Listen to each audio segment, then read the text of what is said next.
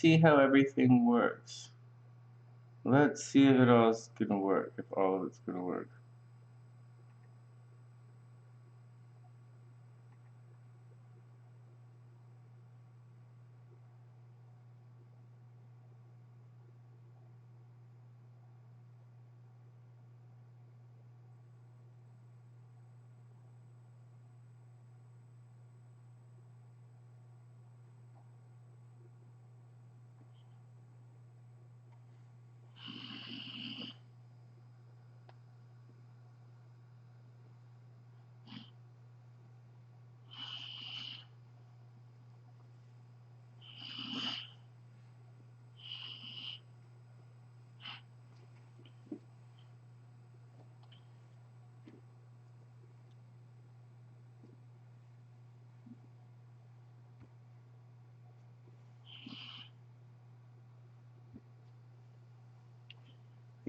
I can't deal with my hair, man.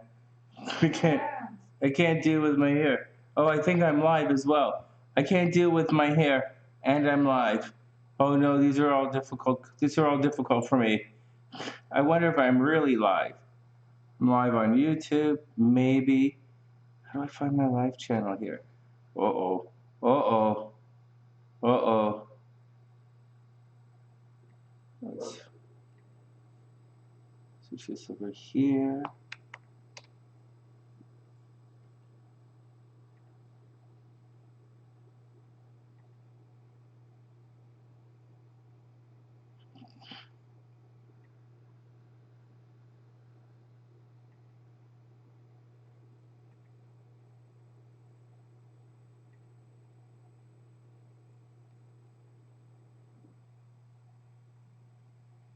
Okay, that's live. All right, well, that's live it is. I guess live it is.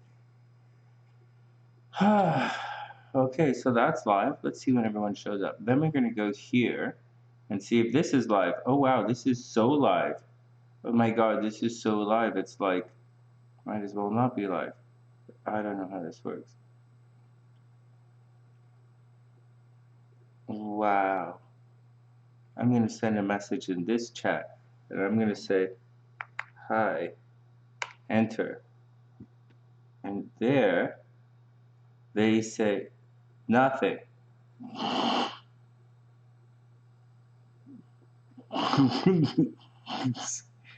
Nothing. Guys don't say anything on Twitch? What's wrong with you? Kind of stream elements. Say hello to someone. Hello. Let's try it again. Let's type in Hell Beast and see what happens. Nothing. Oh shit. Let's go here and see what's going on. No one's here. But if I type in hi right here, then it will say nothing. The fuck? It'll say nothing. Hey, it worked. Okay, let's go back here. Crap. Okay, well then, while we're waiting for people to show up, over here on Twitch, I'm gonna have to post some kind of reading room thing. I'm gonna have to post something, but not yet. Can I pin any of this? No. Whoa. Oh well, figure it out. Okay, so where the hell is this in? Oh, it's right here. Is anyone here? Hey Cherry, what's up? Hey Cherry, what's up? I hope you have an amazing day. I'm gonna put Cherry over here so I can see what's going on.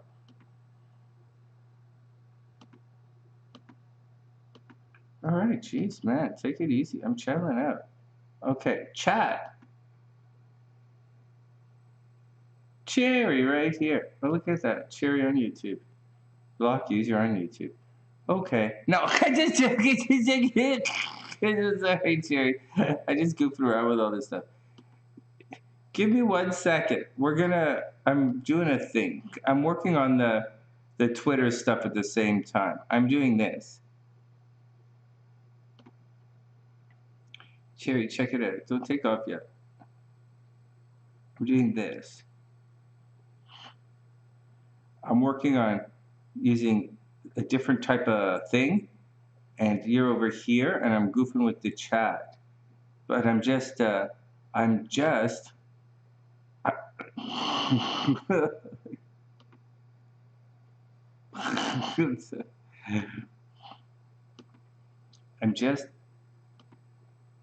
turning on stream elements for Twitch.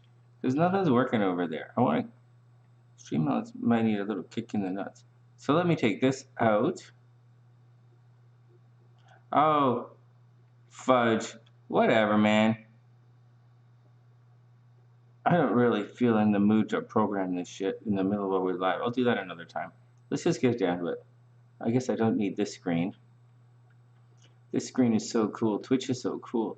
I'm gonna start live streaming chess games. I know, cool, isn't it? Yeah, cool if you like being a nerd. It's cool if you want someone to eat your lunch. Yeah, put sand in your underwear. It's very cool if you're into that scene. Oh, which I kind of am. So we're gonna talk. But tonight we're not doing any of that. Tonight we have to fix my hair. We have to. Oh shucks, I didn't pull up Richelle's chart. We're gonna pull up Richelle's chart. One sec. Richelle M. M. We're gonna pick up Richelle's chart. Okay, that's Tampa. She's not there anymore. She's okay. Coral. I'm gonna put both of these. You guys are gonna. This is pretty interesting, actually. Okay, Richelle's charts. Cherry. Oh my God, Cherry. You'd watch me nerd out. My God, I did a video today. I recorded a video today of like chess lessons, like doing some chess lessons, but it was so long and boring and stupid. I was like, oh my God. So I decided to say, F it. And I'm back. Hey, Tien, what's up? I figure, what the fuck? So tonight, we have to do Richelle's chart. Richelle's right here. I have to fix my hair first. Let me fix my hair, and when I come back, we'll do Richelle's chart when Richelle's here. And we also want to do Marilyn Monroe. Do you think I have Marilyn Monroe's chart over here in the other thing, other celebrity something? Let me just see if I can find it. Fashion and society, infamous, literature, military, miscellaneous. Oh, God. Where's the search? There's no search. How about... Oh, man, it's just easier for me to type it all in. Oh, my God. How about screen and stage? Comedians, filmmaker, magicians. Marilyn Monroe might be right here. LM C D F G H I J L M Marilyn Monroe, right there. Why wouldn't I have her chart in here? Those are all good questions. Like, why wouldn't I? All right, there we go. Oh, is this what you think Marilyn Monroe's chart looks like, Sonny? Let me just check on my phone for what I saw earlier. Hey, Tian. And I'll tell you guys. Oh, what are all these messages here? Oh, Google security alert. Okay, whatever. Let's check.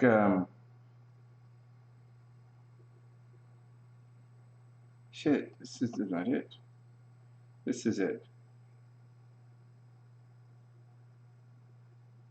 Yeah, I have Marilyn Monroe's chart right here. Neat. All right, I got it. I got it. You guys ready for it? You're watching the Twitch stream? Oh, man, that's so sneaky. Okay. Hey, Cherry, what's up? Question mark.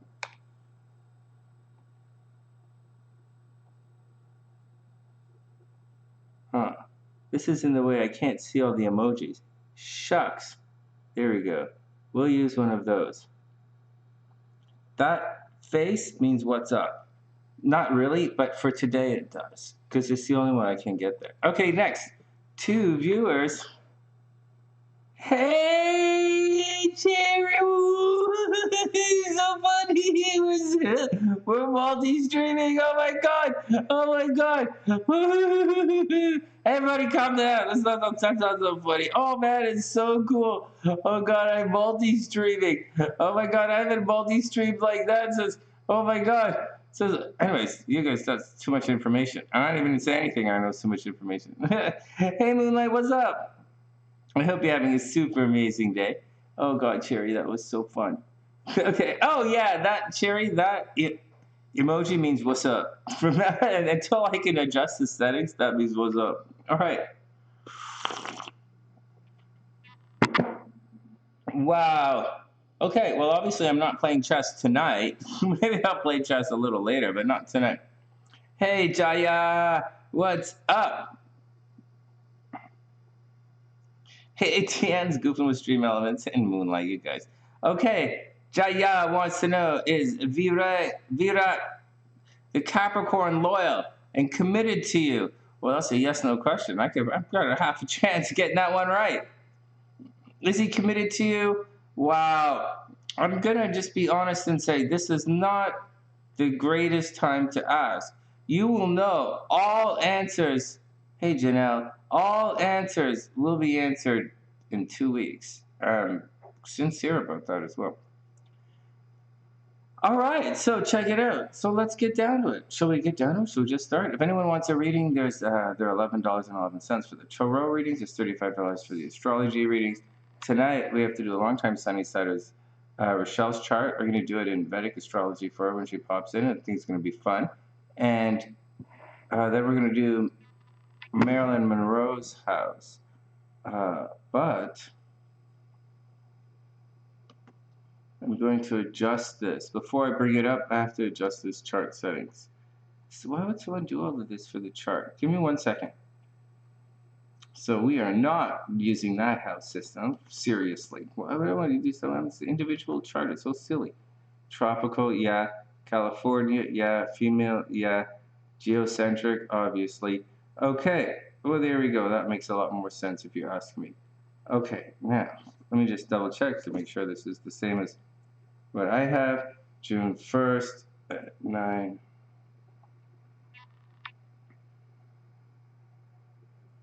One sec. 9:30 a.m. I'm pretty sure they got it from this here on my phone. Okay. 13 degrees, 13 degrees. All right, we're good to go. Hey, Freshie, what's up, playa? I hope everything is super cool. All right, what else is going on? TM loves Vedic astrology. All right, stream elements is awesome. All right, let's get down to it. Oh, you got it, Moonlight. We are there right now. I just wanted to pull those charts up, and we're going to switch this over to this. And we're going to do everyone. And then we're going to do Moonlight. You got it, Moonlight. In this. Here we go. Everyone, and then Moonlight. Oops. Where did we go? Just for 1 sec.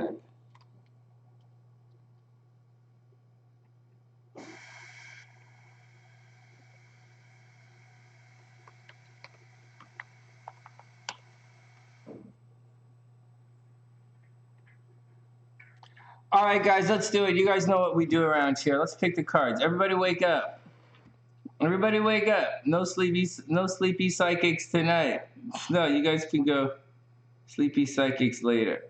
Let's get this done. Stream elements. Can you guys see me? Here we go. Let's just cover the entire screen. Is that good?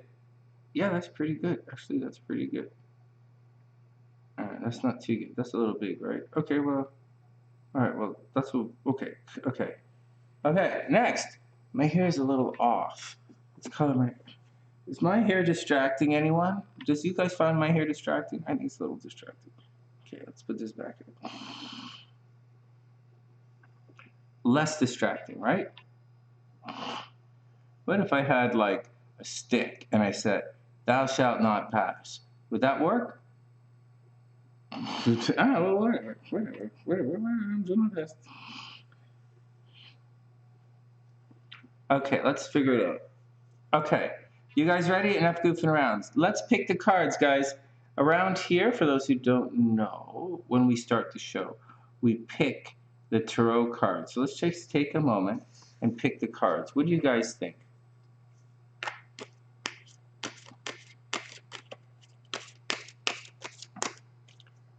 What do you think, SLC? What do you think the cards are?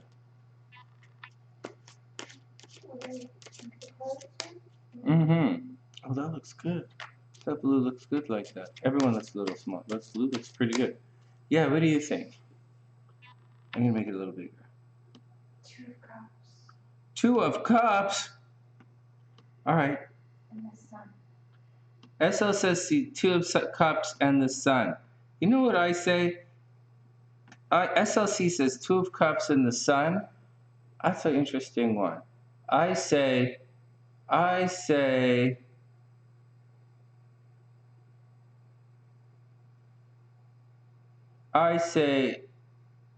the Chariot, the Priestess.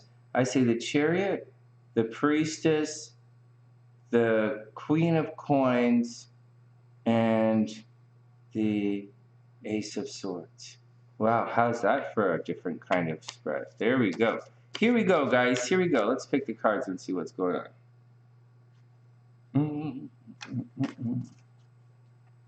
All right, here we go. First up, whoa, King of Cups. All right, well. Didn't you just say that? King of Cups? I said, hey, what did I say? I said one of those cards. Did I say the King of Cups? Probably not. Hey, what did I say? Anybody paying attention? I said the,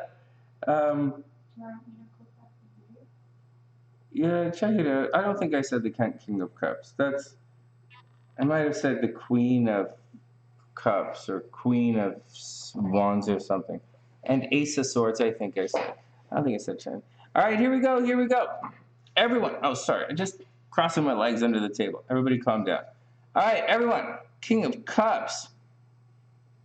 Oh, well, King of Cups are all about responsibility and taking care of. Chariot and Priestess.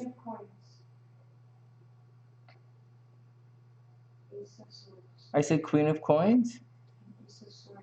Ah, very cool. Okay, here, I'm going to read you guys the King of Cups. Why not? Just chill out. We have time. Nobody's here. I'll just take a moment and read you what the King of Cups says. Hey, Battle Royal. What's up, Flash? Okay, here we go. Let's read if they're not too long in this particular book. King of Cups.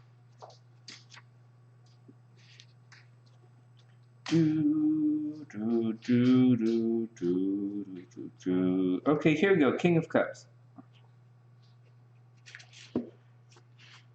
All right, the King of Cups. Unlike the other cup cards, right, the other cup court cards, the king must live both below and above the water's surface. You know how the queen is completely immersed in the water? The queen is the most emotional of the emotional cards, right? The most intuitive. Okay, well, this is the king. The king lives above and below the water. In the picture, he seems to be emerging from the waves, yet we can still see the water surface above him, right? See, oh, you can't. I can't point and show you. Okay, it's his job to take. So here we go. He's above and below the water. That means it's his job to take the feelings and intuitions received from the depths and translate them into actions in the real world. So he's supposed to take emotions and move them into actions. He's supposed to go from the water to the land, like the crab. All right. He acts as a mediator or a counselor in emotional matters. You know, he sits there and he takes care of things. His extraordinary ability to empathize with those who come to him and to place himself in their shoes makes him an invaluable member of society. Unlike the other kings, the King of Cups wears a circlet but no crown because he emotionally identifies with those he seeks to help. Right? So he's, he's into, like, the kings are in touch with those around them. Like the King of Swords, he doesn't have any here, right? He wants his brain to be as close to everything, and the King of Cups wants to be emotionally close to everything as he can. Whereas the Queens kind of stand off back a little bit. All right, here we go. Here we go. He stares intently at a single empty cup. He knows that we can have all of the emotional fantasies we want, but unless we take concrete actions and encourage others to do the same, those fantasies will never emerge into the real world and will never become a significant part of our lives. So that's what's going on with this cup. He's telling us to take action, responsible action. It's a king. To bridge the gap, to go from the emotional, into the concrete. Whatever, it's not really that complicated. It says kings are controlling. The King of Cups suggests that you take charge of your emotional life. I say, be responsible or lend a shoulder for someone. Don't be afraid to communicate your feelings or offer advice to others in need. It's 2/3 Pisces, 1/3 Aquarius. We talked about that before. Okay, well, there you go. Whatever. It's not really that deep. It's not, the kings aren't really that deep. All right, next. You guys ready? Next. So take charge of the situation. I say that all. Take your emotional, whatever's going on emotional, or be there for each other emotionally, but by all means, bring it to reality. So act on your emotions. Then we have the Four of Coins. This is the miser card. Watch your money, guys. The Four of Coins, C-O-I-N, there we go, coins. Four of Coins indicates that you should really take, the Four of Coins indicates that you worked really hard for your money. And just because you worked hard for your money doesn't necessarily mean that you should spend all your money. It kind of means a fool and his money are easily parted. But anyways, right now, it says hold on to your money. So even there are the emotional things. There are things you really want to do emotionally, and you kind of do have to bring it to life. It's King of Cups. Take, things you want to do emotionally, bring them to life. The Four of Coins says try not to spend too much money doing it. Hey, Knight of Cups! What did I say? Queen of Cups? Fuck. Knight of Cups reversed. So there's a lot of running around for love, guys, except it's reversed. So maybe there's a lot of relationship stuff that you guys are trying to get involved in. Maybe you guys want to do some dating. Maybe you guys are ready to get on with some kind of romantic situation. Or you want to travel for love. But right now, it's not happening. See, this is a really good depiction of this particular card. The Cup's emotional, and the Knight is like a teenager. So it's like an emotional teenager running around like a super horny emotional teenager with their head in the cloud, always looking at dreamy sports cars and always looking at dreamy this, chicks with So like that's what this guy's doing, the Knight of Cups, but it's reversed. So it's probably like exaggerating things out of proportion, lost in la land. So be careful, guys. It's just be careful because you don't want to spend too much money, right? The Four of Coins is encouraging you to hold on to your money, but the Knight of Cups is a little bit on the it just wants to go for it. And finally, the Page of Coins reversed. It looks like you guys are going to spend some money on something. The Page of Coins is going to make some mistakes. So, just know in advance. There's a bit of a learning curve here. Pages are always a learning curve. Pages are little kids. Page of Coins, irresponsible with, when it's reversed. I expect you guys to be irresponsible with money. You should be holding on to money. The savings aren't probably there like you expected to be. Going to be a little irresponsible with money. Just your head is in the cloud, total daydreaming. You're supposed to bring your dreams to life, but there's a definitive lack of reality in this particular reading. So good luck, everybody. All right, next. That's funny. Oh my God. All right, enough. Let's do MoonLight right now. All right, MoonLight and Trevor.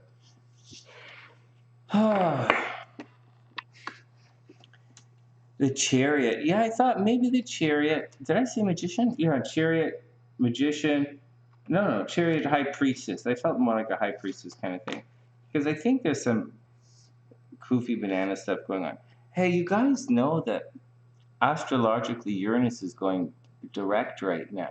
Is anyone else talking about this? I read horoscopes in the morning. I read many people's horoscopes. No, I read about, 7, 8 different horoscopes from people around the world. And I see you based on their horoscopes because there are different types of astrologers. Some are Vedic, some are like mass astrologers, and some are like pop astrology. And some are really detailed. So it's a little different. And they look at astrology. Everybody looks at astrology a little differently. And I look at it to get their take on what's going on in the sky or what they think is important. And I haven't really been hearing a lot of stuff, but I don't watch YouTube astrologers because for the most part, and I definitely don't watch YouTube a lot. Like, that's not true. I used to watch them. If you go on my website, you'll see I used to promote a whole bunch of astrologers about 7, 8 years ago, but I don't really do it anymore. But now, anyways, is anybody seeing anybody say anything interesting? Is anyone saying anything about the big water, the Jupiter in Pisces? Anyone saying anything about big water around the world? Anyone saying anything about Uranus in Taurus going direct, shaking the earth, shaking the stock market, shaking money, shaking foundations? Anybody talking about that kind of stuff right now?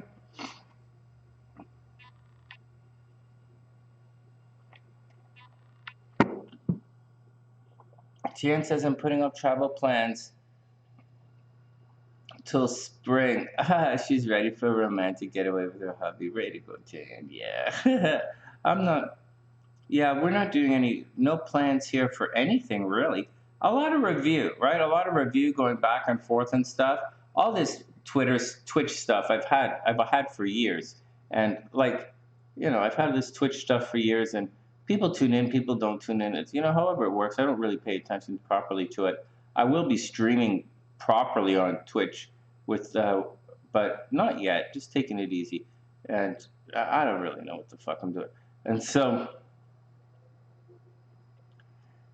yeah, we're just taking it one step at a time, and taking this year one step at a time. Mercury's retrograde, definitely. Venus is definitely retrograde. You guys should be feeling that. You guys should absolutely be feeling the FUMU of the last couple of days. I can't even begin to imagine the FUMU. Yeah, I can't begin to imagine that you guys didn't feel the FUMU. Like, I just can't believe it. I saw FUMU action from everybody. From almost everybody I bumped into, I saw some FUMU action. So I can't imagine you guys didn't have any of that kind of action going on. And I'd be very, very surprised if you didn't see signs of Uranus going direct as well. But you have to not just see it, you have to recognize it. You have to say, hey, that's this, hey, that's this, hey, that's that. Hey, Beast, what's up? I hope you're having an amazing day. Hey, Pamela, what's going on? All right, next, MoonLight's up. All right, MoonLight, here we go.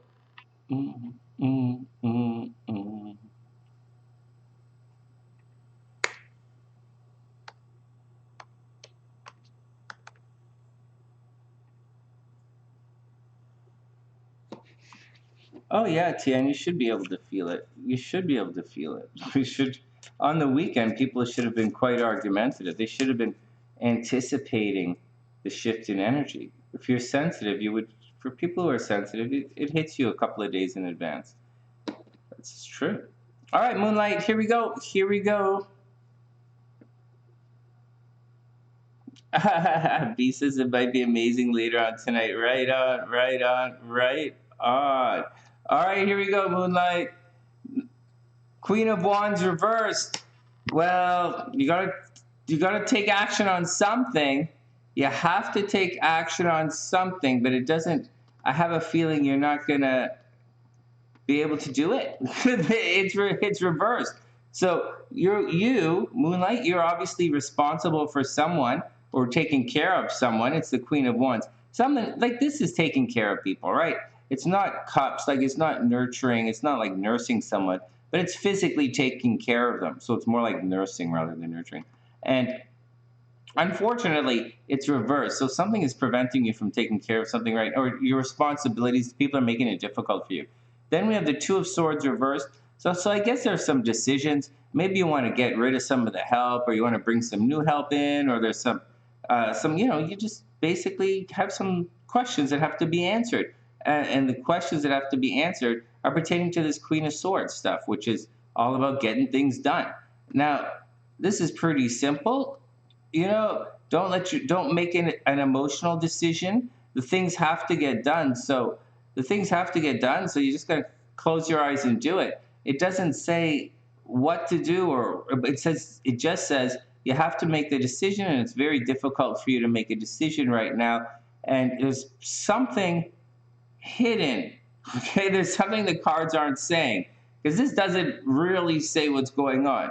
It's like it says doing too much for others, or people aren't doing their thing, and you got to be there for other people, and for some reason you can't be there. And then the Two of Swords is you have to make some decisions. It says, weigh the pros and the cons, right? It's Libra energy, but it doesn't say why you have to do any of this, but it just says that's what's going on. Then it says the Nine of Coins. So maybe there's a situation where money is involved. Maybe you have to do all of this for money, or people want money from you, or it's a result of money or finances or comfort and security why you're forced to make all of these decisions. So it doesn't say that anyone wants your money. There's no Seven of Swords, like someone is screwing around paperwork in the background. There's no Five of Swords, no Ten of Swords. It's nothing like that. It's Nine of Coins, which means money is coming. So it appears that there's some kind of activity going on. You have to make some decisions. Nine of Coins says money's coming. It's just you guys, right? Yeah. Oh my God, you definitely have to keep the workers away. Yeah, definitely. Seriously. B says, it's not that kind of amazing. What? I'm seeing less action than a high school drama club. Oh my God. Oh my God. Don't you know that drama club girls get all the action, man? Oh my God. Oh my God, Beast. What do you mean less action than a high school drama club? Oh my God. The drama team is what gets all the peace, man. Hey, why are we gonna play this kissing part? Yeah. Oh no. Yeah. No. Yeah. I didn't write it. I just doing it. Yeah. Okay. Oh my God, Beast. Oh man. All right. Next. Wait, MoonLight. One more. Ace of Swords. All right, go, Sonny, go. took a while, but I knew we would get here. Ace of Swords, MoonLight. Someone new might come along. Ace of Swords, MoonLight. Keep your eyes open for, new people. You might have to start rotating the guys who come in. You might have to start rotating the nurses. I know it's a little bit weird, and you probably do already. But Ace of Swords says keep your eyes open for something new. The potential for something new. Keep your eyes open, and keep your eyes open. I think you guys are due for some good news soon. Trevor's a Libra, right? So yeah, he's due. You guys are due for some good news soon. Yeah, I think you really are. Yeah, I think you guys are due for some good news soon. All right, next. You guys are going to be okay. Everybody's going to be okay. Hold on. I have to. Where did S.OZ go, dog? Yo, dog, yo. Where'd your bub go? Okay, let's do an astrology reading. Let's do Marilyn Monroe's chart. If Richelle's not here yet, oh man, Richelle can do her. We can do whenever she wants. I'm not gonna. I was tired last time she was here, so I couldn't. I put it on. I pushed it off, but it's all right. Oh, Trevor's in Gemini. Trevor's a Gemini. You're a Libra, right? Trevor's a Gemini. Oh, geez. Geminis are still getting it rough. Geminis still have it rough. It'll sort out. It'll sort out, MoonLight, one step at a time. Helby says it was either that or Lars Ulrich Metron. But not everyone is that. Can you ever imagine a Lars Eldris? A Lars Metron. That's fun. Oh man. All right, everybody, be cool. All right, everybody, calm down, and we'll do Marilyn Monroe's chart. Oh, right, MoonLight's a Cancer. What am I saying? Why am I thinking you guys are Libras? Moonlight's a Cancer and Trevor's a Gemini. I apologize, Moonlight. Oh, the crap's still going through it. Cancer and Gemini. You guys are going to be okay, but not yet. That's what we're going through. I'm a Gemini rising and S.OZ is a Cancer. We're going through, it's not easy days today, these days. All right. Marilyn Monroe's chart is up. Oh, Moonlight. I hope you have a super, super amazing day. Hey, IG. No, the only person on the list is Richelle and Marilyn Monroe. It's echoing here. Okay, give me 1 sec. I'm going to, just give me 1 sec. I'm going to put this thing in my nasal spray because I'm having difficulty breathing. I'll be back.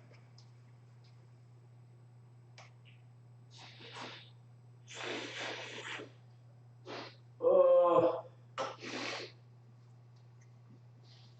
I feel so much better. I feel so much better. Oh, no, I suppose I should blow my nose, right? Oh, my God. Or you can pick your nose on camera, Sonny. Green up those black nails, nice. All right, everybody leave it alone. Cherry says that her and this guy, she and this guy she's been seeing are both Libra moons. Hey, right on. He's a Gemini and she's a Pisces, and you both have Libra moons. Oh, that's so cute. Oh, that's so cute. All right, here we go. Let's look at Marilyn Monroe's chart. What the hell? Oh, let's leave it like, what the hell? I can't do it like that. Okay, what the hell? What the hell? I'm saying what the hell a lot, but I'm looking at my thing and I'm seeing what the hell. Oh my God.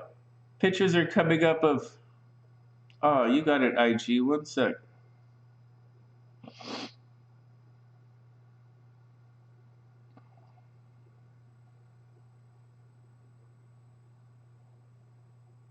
Oh, we've got pictures of me being all buff on the screen. I can't believe it. Well, I hope no one too dirty has been looking at my computer. Here we go. Old pictures of Sonny. Beast will be totally fucked up. Beast. Okay, so here's Marilyn Monroe's chart. Let me pop it up so that I don't lose it. This weekend, Beast. Okay, just give me a second, guys, because this is not lined up. It's not lined up properly, and I'd like to line it up before we get going. Oh God, this lag is so slow. Oh geez. Hey, there we go. Hey, there we go. I did it. All right, there we go. I did it. Maybe a little bigger so I can see it. 1 sec. Everybody calm down. Beast. Always believe, always trust the oracles. Always, always, always trust the oracles. Okay. Well, that's so slow. Fuck that. Okay, Marilyn Monroe's up. Let me get up IG's chart. Oh, my nose is so running. Let me just check how we're doing over here on Twitch. Oh my God, we look pretty good on Twitch. I didn't pull up this my thing first though.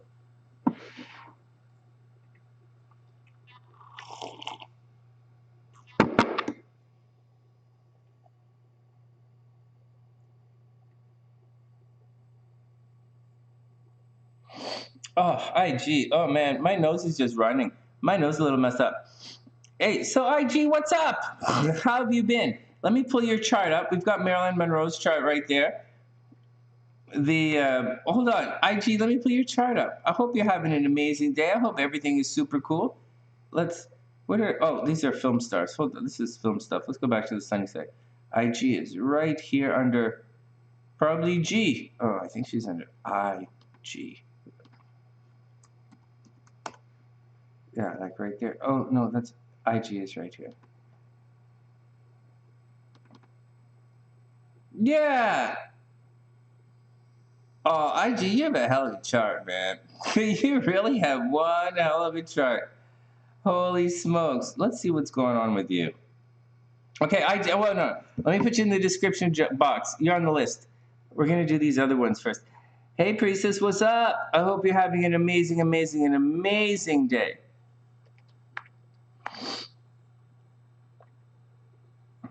All right, let's check it out. Hey, Boogie, what's up, playa? You have Aquarius in the 1st and 12th house. With Saturn in the 12th house, right? Okay. With Aquarius, obviously. And Capricorn in the 12th house, no planets. Right. And your Taurus moon in the 3rd house. Aquarius, Pisces, Aries thing. Oh, very cute. All right, Boogie. Great to see you. great to see you. Very, very, very cool. It's great to see you.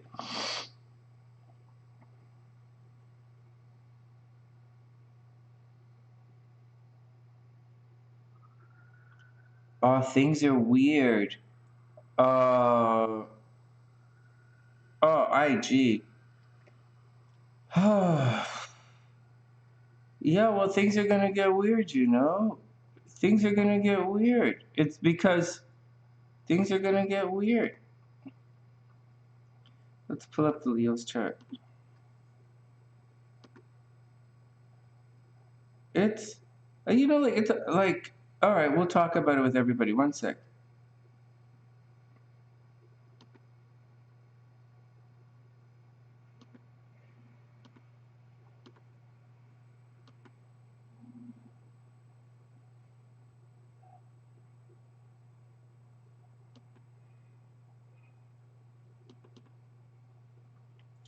So things are a little weird with the Leo, right? Oh, well, the Leo's gonna be going through a trip. All right, well, we'll look at your chart. Okay, Marilyn Monroe's up first. Let me put this. What is this? This is Marilyn Monroe's chart. Okay, let's do it. You feel like his energy all over the place. Black Boogie, that's so cute, man. Personal readings are $35. Not a big deal. The mini astrology readings are $35. I would love to look at your chart. S.OZ is in the house. Where is she? Hey, Sue, what's up? Oh, Sue. Well, I'm happy to see you, like really happy to see you, but like I'm, not so happy about all of the other stuff that's going on in life. But it's great to see you. I've been coming on later in the evening now. I hope everything is cool. I hope. So what happened? It's like, I guess, did your mom pass away, Sue? I mean, you're not gonna believe this. My ex-wife's mom passed away. She's a Pisces. She's pretty old. She passed away. That was out of the blue. She passed away on Christmas Eve. Ay, ay, ay. And then, who else passed away? The Sunnysiders are okay for the most part. I don't think any Sunnysiders passed away over Christmas. A bunch passed away at the end of November, I think. But it's great to see. I hope everything is cool. It's great to see, one step at a time. We're not out of nonsense, That we're going to be, it is going to be different. Like right now, this week, let me just tell you guys. And I know, another jury duty. Is this like a joke? Like, is this like what the heck, right? Like, it's kind of like, is this a joke? Like, it's like, is your town made up of like 14 people? And you just keep getting called? Like, well, it's so silly. Oh my goodness. I guess you gotta laugh it off, but it's really weird, Susan. What's happening is you can't go see your mom. So that doesn't really fall into that shows up in the 3rd house, but you can't, it doesn't really show up. Like, it's supposed to show up in the 3rd house, but you have to really look for it. And then all of this jury duty stuff has got to be the 3rd house, restricting your movement, judging others. Maybe it's a Saturn in the 7th, judging others, but like, it's really weird. I know it's unrelated. It's unrelated, except it's kind of, astrologically, it's kind of related. It's a little weird. All right, let's get back to the things. So I know, Susan, really, it's so silly. Okay, but it happens. All right, and IG says the last couple of days have been draining. Yeah, Wow. You know, guys, this Uranus changing direction is a big deal. It was a big deal last time it changed direction. It's a big deal this time. Jupiter changing signs is a big thing. It was a big thing last time. It's a big thing this time. These are all, these are all things. Plus, Mercury's retrograde, Venus is retrograde. This is not the worst time. It's not like in the summer when everything is retrograde. It's just, just be careful, be cautious, be careful. Don't spend too much money. Watch out for the lovers returning. Do your paperwork. Every single day is probably more nonsense. You just got to roll with it. We just had a fumu, which is causing, shining a lot of light on things that you have to take care of. It's tricky, and and roll with it. It's not easy, but you gotta not succumb right now. Just keep the feet moving. Shortly, we're going to have a nice little stretch of time where everything is direct. So we'll be able to move forward with honesty and clarity very shortly. But like everything I'm going through is all nonsense. I just had some conversations today with people that, we're supposed to be doing some work, and they're supposed to be doing. I'm just checking in to see if they're doing the work and see what's going on. So it's one of those. It's one of those. It's one of those kind of things. I think we're all going through it. Hey, Pamela, what's up? Let me pop you on the list as well. I don't even see Pamela here. Ooh, but Pamela S is around somewhere. What? What? All right, we'll find her in a sec. You think something is wrong with your subconscious? That's funny. Okay, Pamela S, let's pop her on.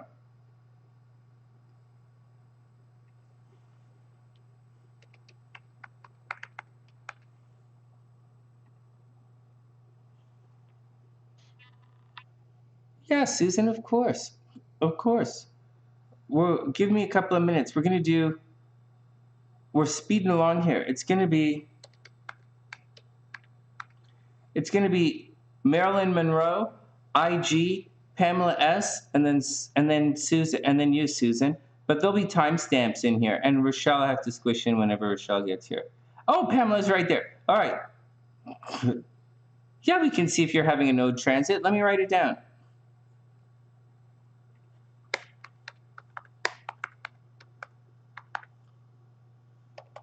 Of course. Yeah, node transits are pretty brutal, man. Okay, so one sec. Let me refresh this, and we'll get down to it. And you guys are gonna be okay. Oh, I don't know if everybody's gonna be okay, but like, okay. Let me pull up Pam's chart, guys.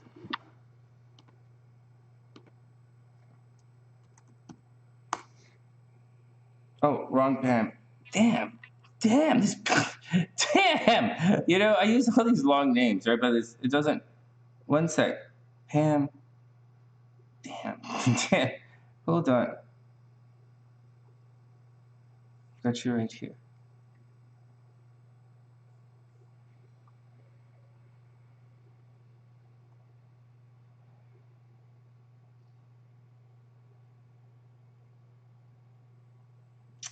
Poop. Hold on, I pushed the button. QR. Here we go. Here you go, Pam. And let me pull up S.OZ while I'm here. She's under a different screen. Oh no, she's right here. All right, we're good to go. All right, let's get down to it. First up, we're gonna do Marilyn Monroe. Okay, I know it seems silly, and I might take my hat off because I'm getting hot. Okay, Marilyn Monroe is up.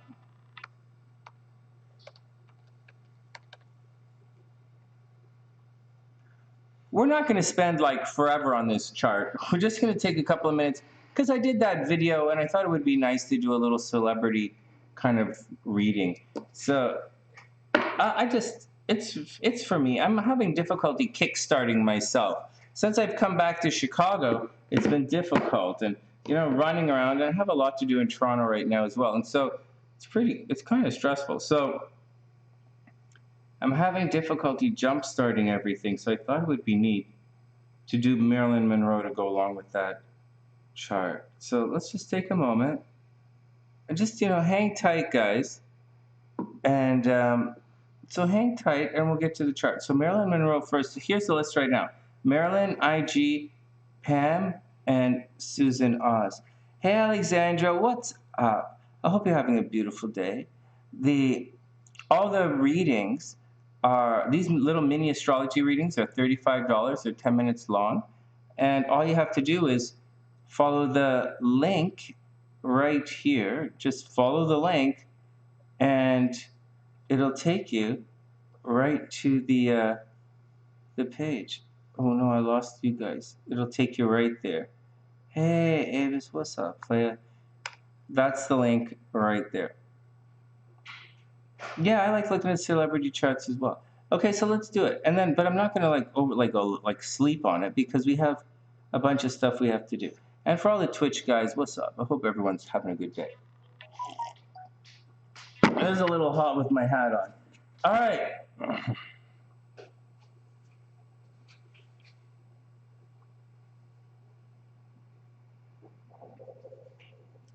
Do. Oh, I've got to clean this up. 1 second, just cleaning this up. Let's get on with it, and then we'll get down to it. Just have to turn my stopwatch on. The zombies were a lot of fun, but there's no room on my screen for them. Okay, Marilyn Monroe is up, guys. Let's do Marilyn Monroe's chart. And so let's put this down again. Oh, thanks, Susan. I've got you. Yeah, we'll add you right here. Oh, you're up on the list. Okay. This doesn't look right. So, so hot. Oh, that's going to come off.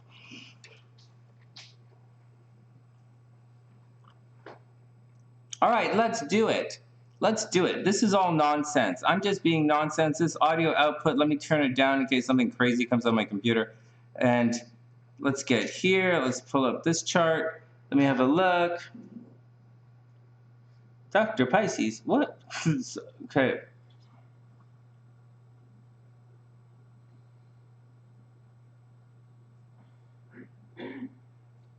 All right. Yeah, Alexandra, whenever you want, just hit the link and we'll add you to the list. And the list is pretty short, and it's in the description box, and I put timestamps in there for everyone. But first, we're going to do Marilyn Monroe's chart. Just got to make sure that I can see it here, and I can. So, oh, there we go. Oh, there we go. Okay, there we go. All right, fair enough. Well, that worked. What else do I need before I would do this? Okay, you guys can see that it's Marilyn Monroe. All right. Oh, excuse me. Timestamp. Oh, my goodness.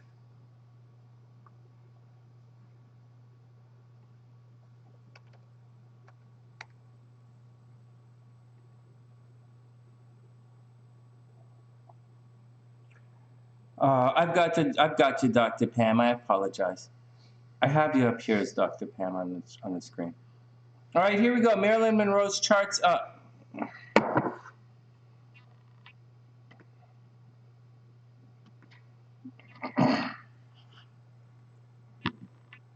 Hey everyone, let's try it.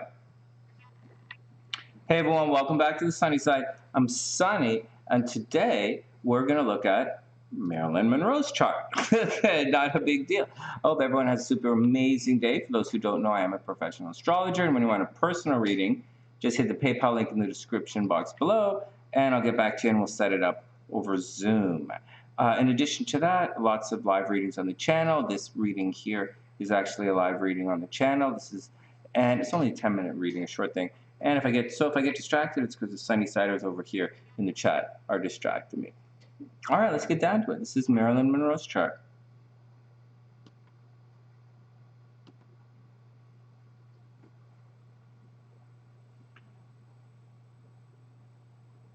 All right, guys, here we go. So Marilyn Monroe, any questions, guys? Here we go. So Marilyn Monroe, I guess we go to her birthday first. June 1st, 1926, 9:30 a.m. in Los Angeles, California. As far as I know, this is Marilyn Monroe's chart. If there are any questions, comments, or discrepancies, just let me know in the comments section.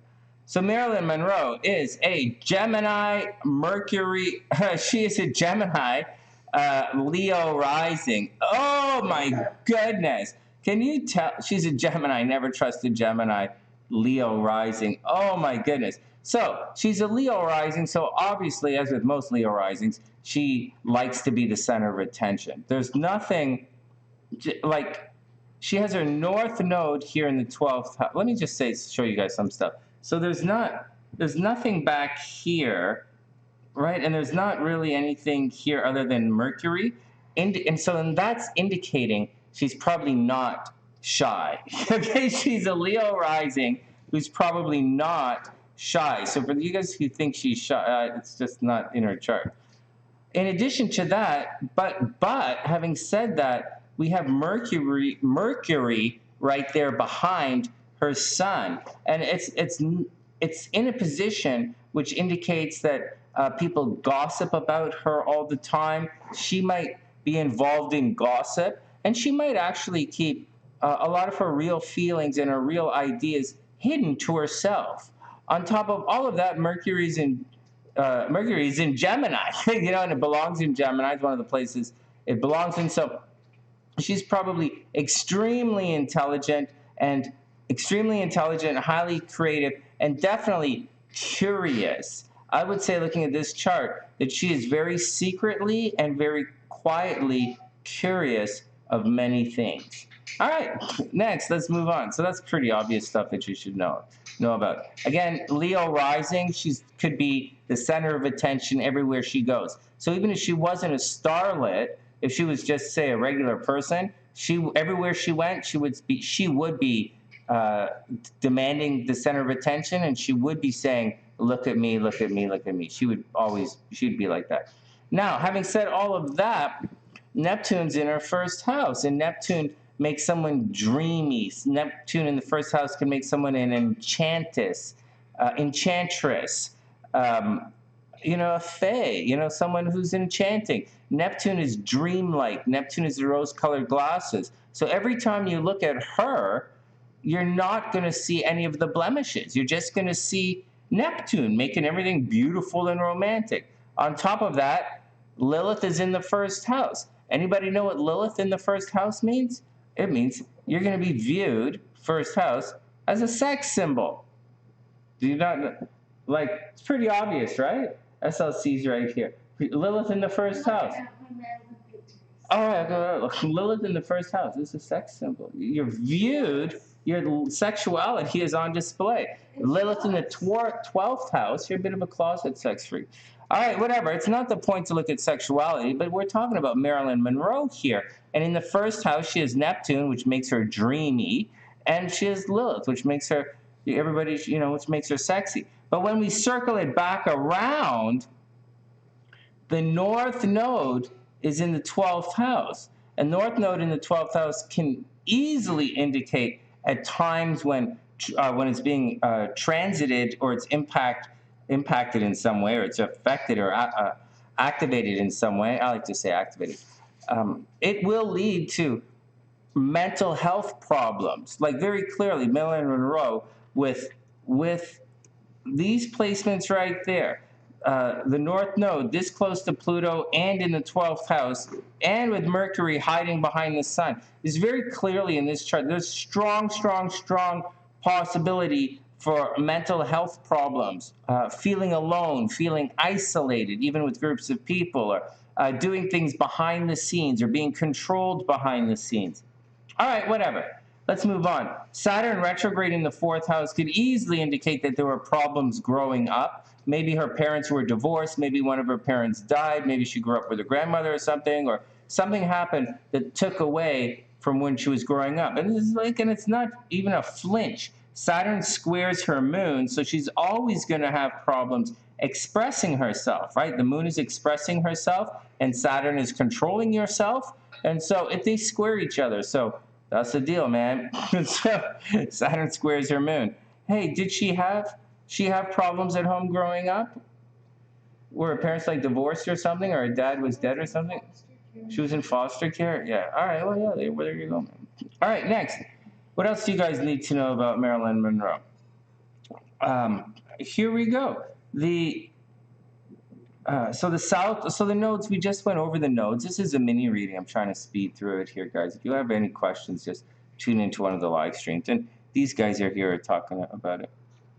All right, what are you guys talking about? Okay.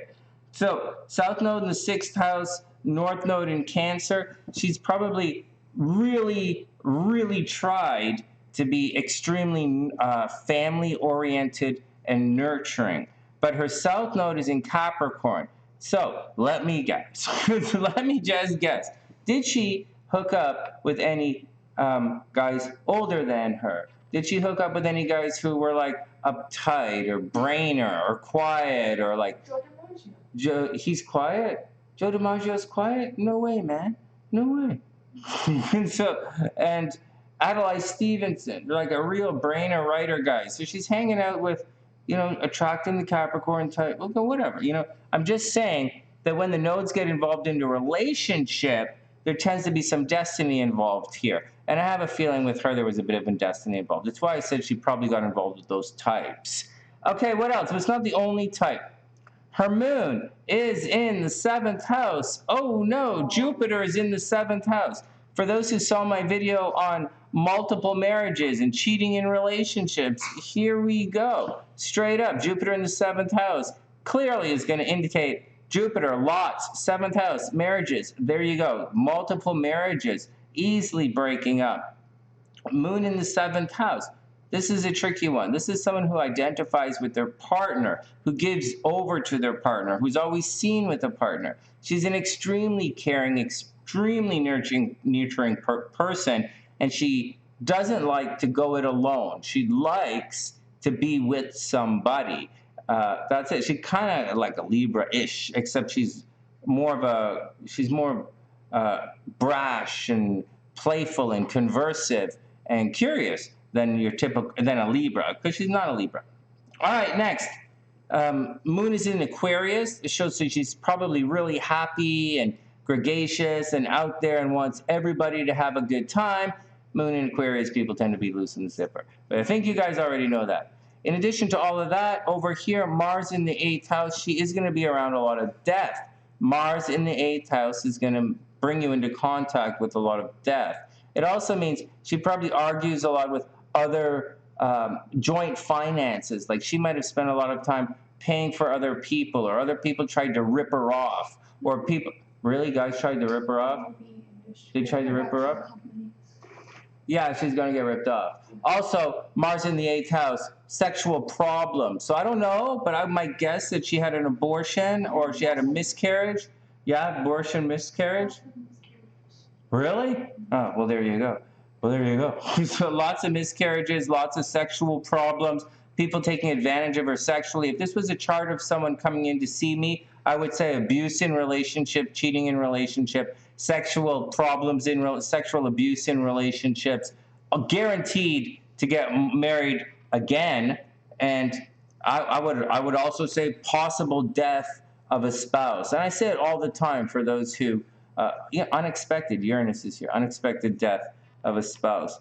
And that's just the way it is. That's Marilyn Monroe or not. Those are things that we'd say. Venus over here in the 9th house in Aries, and Chiron is there. Maybe she'd travel a lot. She would attract a lot of tension overseas.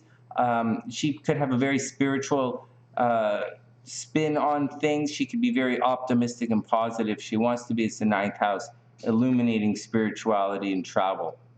And that's the deal. A little bit more, Sun in the 10th house, yeah, she's supposed to be popular. Everybody knows who she is. She'd get the contract. Pluto in the 11th house, dramatic changes with her groups of friends. And depending on the time period, with the North Node over here in the 12th house or the 11th house, you'll see that at times she's going to be ridiculously popular, and at other times she's going to feel alone, isolated, and have bouts of massive, massive, massive depression.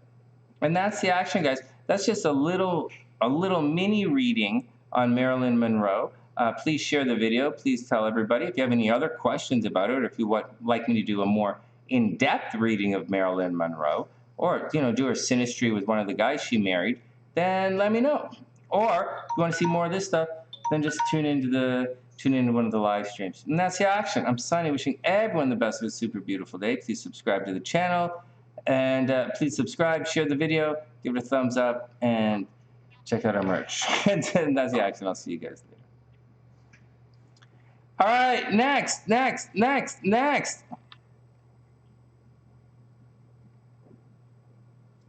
What are you guys talking about? About my Valentine's mugs? Yeah, it's going up in the stream. I'll do it again right now. Let me just do this thing right here. Let me just check this thing to see that Alexandra says she squished in. Let me just double check. Yeah, they are cute. I'm waiting for Mercury to go direct so we can get ours. So that I can get mine. Because I like them. Yeah, all our security mugs.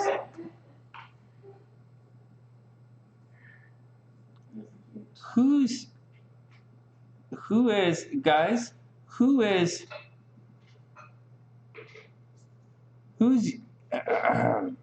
yeah, it's pretty fun. Who's Yoram, guys? Alexandra, is that you? Who's Yoram? Guys? Oh, we're lagging a bit, right? Who is Yoram? Someone just sent me a, to get added to the list here. And it's their name is Yoram. I'm not sure who they are. And so can you guys let me know? Or if it's Alexandra, can you type in your birth information, please? And then we'll get on with it. Let me just type it in right here.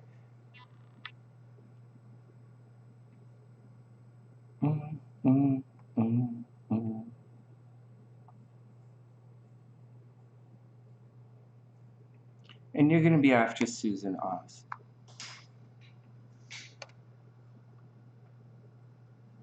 All right, IG is up.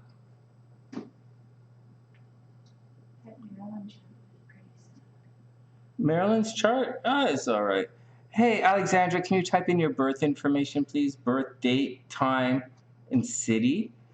Marilyn's charts, she has a lot of success. Oh, she has abuse in her chart, though. She has Mars in the 8th house. That's no joke. Like, she really does. Like, Saturn in the 4th house. It doesn't have to be all that problematic. She just ended up in problematic situations. Says she really wanted children. I don't really see it in her chart, though. Honestly, honestly, I don't actually see it in her chart. But her birth time might not be the real birth time.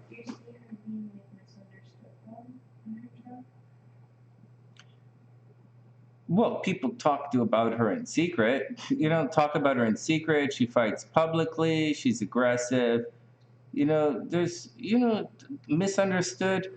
I don't know that she misunderstood. I think she's completely understood. I think she's a girl who likes to have fun. She's a Gemini Aquarius moon. That is a loose girl. So Leo rising. That's a girl who likes to have fun. She just doesn't like. It's just Marilyn Monroe didn't like to be, but no, just because she likes to have fun doesn't mean she wants to be labeled a harlot or something, right? Or slutty. She doesn't mean she needs to be labeled her entire life because she just likes to get a little piece from some, because she's got, some gazungas and she likes to use them. So like, so that's all I'm saying. But I don't think she's misunderstood at all. I think she's got gazungas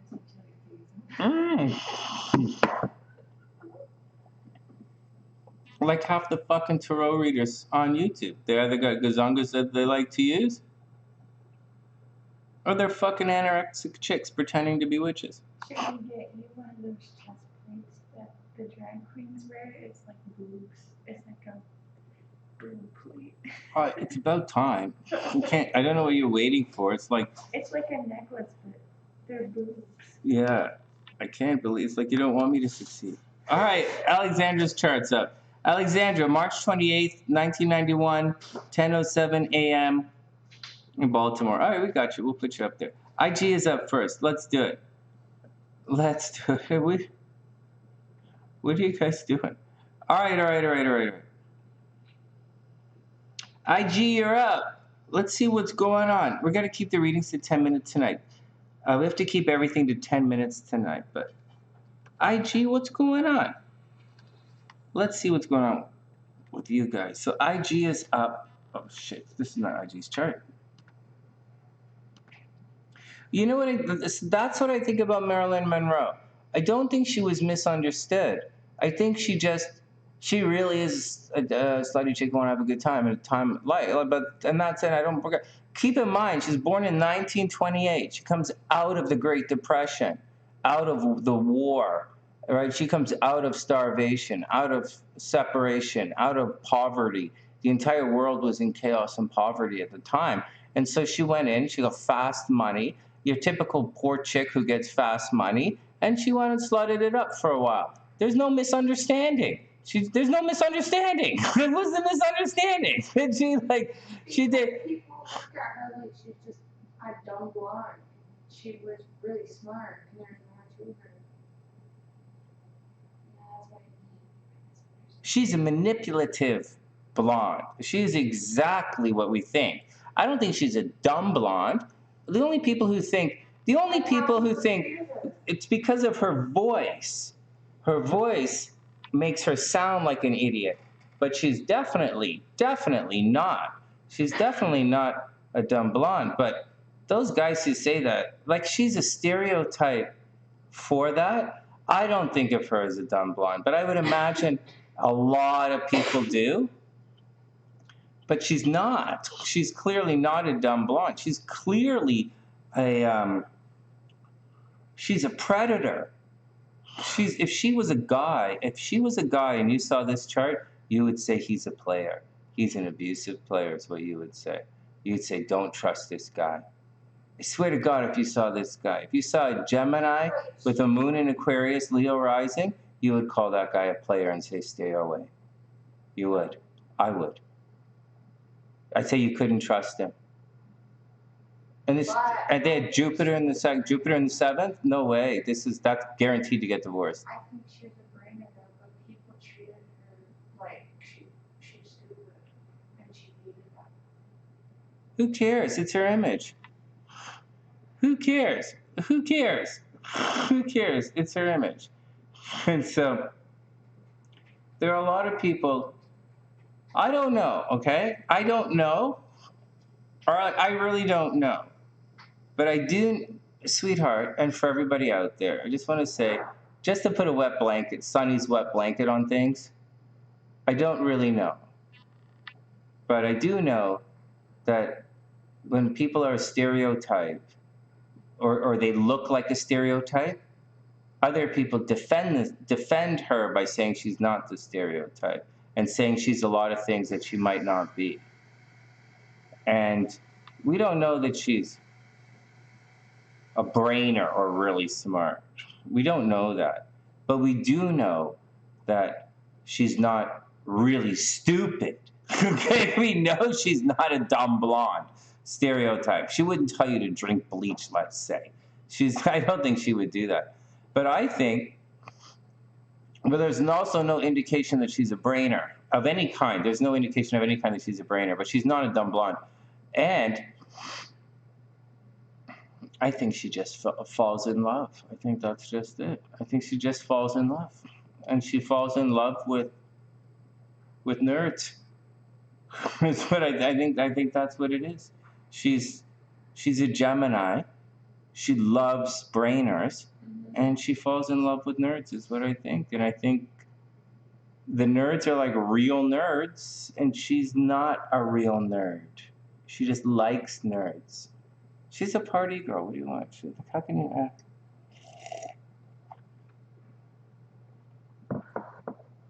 So it's, yeah, there are a lot of, yeah, so maybe she's, she could be a lot of things. But that's my speculation. And, anyways, let's move on. That's what I think. That's what I think. That's what I think. It was a crazy time in history, but I do think that she could have been, if she was a guy, you'd say she was a player. All right, next. Yeah, what are you guys talking about? Neptune in the first, dreamy. All right, next. Nerds is my favorite candy too, Erica. Okay, let's do it. All right, IG is up. IG, what's up? So IG, what's going on? Let me see that I made the timestamp here. Well, she seems to like nerds. I didn't know Joe DiMaggio was a quiet guy. SLC said he was nerdy. You know, I don't like, but you know, I don't know. Cause I don't really follow these guys. You guys follow these guys. All right, IG is up. So IG, what's up? The what's so IG, what's up? What's going on? LJ. Okay, here we go. Let's look at IG's chart and we're going to look at the transits to see what's going on. She says she's a little upset, and she said that the rapport between her and her Leo isn't very good right now. But before we do any of that, let's just look at her chart and see how she's doing. There's some oh my god, there's this picture of me sitting here in my thing on my screen. Hold on, I gotta get this shit off my screen. It's what the fuck, guys? Give me a second here. I think someone's been fucking around with my computer again. Here we go. The fuck are you doing on my computer? All right, let's try it again.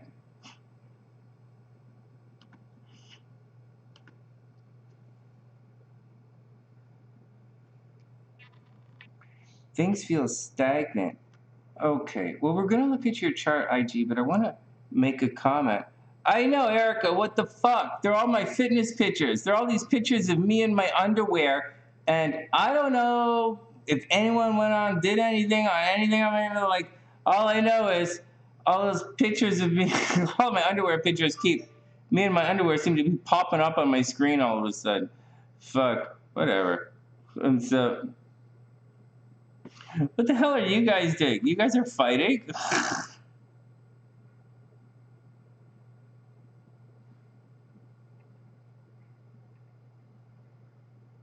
Allison, are you having some kind of mental trip?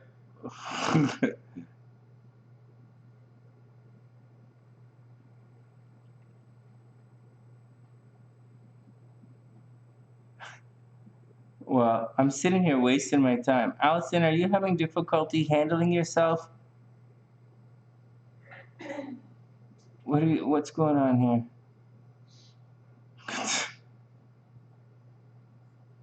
All right, let's do.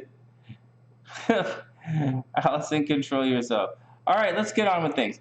All right, I don't care who's right or who's wrong. Just stop it. All right, IG is up. I don't want to keep doing more timestamps. All right, so IG, here we go. So IG's bummed out. Let's help her out. Let's see if there's any emotional bummage going on in the sky. Because we have other stuff, like Susan's really got some stress. Susan has like stress going on. And who else are we going to get to in a couple? Susan has some stress. Richelle has some stress, a lot of stress. I don't know if Dr. Pamela or Alexandra's going to have the stress, but we'll figure it all out. So here we go and see what's going on with everyone. So let me just highlight the transits in the chart a little bit to show you before we see if it all hooks up. And we'll just speculate a little bit. So Chiron can cause a little bit of problems, but it's not really what's been happening. Uranus here is moving direct. This is going to shake things up a little bit. Oh, wow, it's in your first house, IG. Oh, okay, well, that's not going to affect you. It might. Okay, let's see what else is going on. So Venus is retrograde over here. It's in the wrong direction. What am I doing? I'm pointing my arrows in the wrong direction. Uranus is going this way, and then we have. So what the hell is wrong with me? Uranus is going this way. Uranus is going that way. Venus is going this way. Mercury is going this way. These are a little bit of problems. The Sun went past Pluto. That's going to cause a little bit of a problem. Okay, so and maybe a little bit of Mars, but probably not. Okay, so that's the big energy, and so this, guys. Hey, Rachel, what's up? Was Marilyn? Let me pause this. Was Marilyn Monroe a player? I just get the feeling that she's a player. You know, like I don't really know, and I think she's nice, and I don't think she's stupid, and I think just she's just a regular person. But like, well, she's not a right, she had a neat chart, but if I saw that chart and it was a guy, I would say the guy's a player. I definitely would. So, you know, so there you go. But, you know, time and situation and life, and, you know, she was actively getting what she wants out of life. Huh? So, all right, let's get back down to it. Thanks, Pamela. Thanks, Dr. P. Okay. All right. Let's get back to it. Let's get back to it. Let's get back to it. Okay, so this stuff that I have, and maybe the nodes, right? Like maybe a Saturn, but it's not going to be Saturn or the nodes, because Saturn and the nodes are long, slow transits. So she wouldn't suddenly be getting upset in the last couple of days because of Saturn or the nodes. That would be something that's going to, you know, creep up on you over a period of time. So, and then suddenly it's going to get to a critical mass, a critical point. So I don't think it's Saturn or the nodes. It's one of the faster changing events happening in the sky. In addition to that, maybe it was the Fumu right here. Oh, geez, look at this. It's the right here. Capricorn. What's the opposite of Capricorn? Anybody know? Ding, ding, ding, ding, ding, ding, ding. Opposite of Capricorn is you with the ball of yarn and the two sticks. Cancers. That's right. Whoa, whoa, whoa, whoa. Can we get up? That's right. A crowd applause. Here we go. Here we go. So IG, check it out. Did this screen catch up yet? Hey, Pooh Bear, what's up, playa? Hey, are you guys seeing this? IG, are you seeing this? So let me clean it all up. Oh, I don't want to clean it up too much. I just want to get rid of this one. So the Fumu right here. Okay, let's put a little box around this. The Fumu in the last since Saturday, and look at where it transited. Let's pull it way back. Now we're going to pull the moon way back to here, and it seems like, oh my God, that takes forever. But no, the moon way back here. This was Saturday. This was Friday night. I think this was Friday night, or this was like Saturday afternoon, and then I think Sunday the moon crept into here. So although it seems like a lot of space on the screen here, it's not. It's really doing a thing.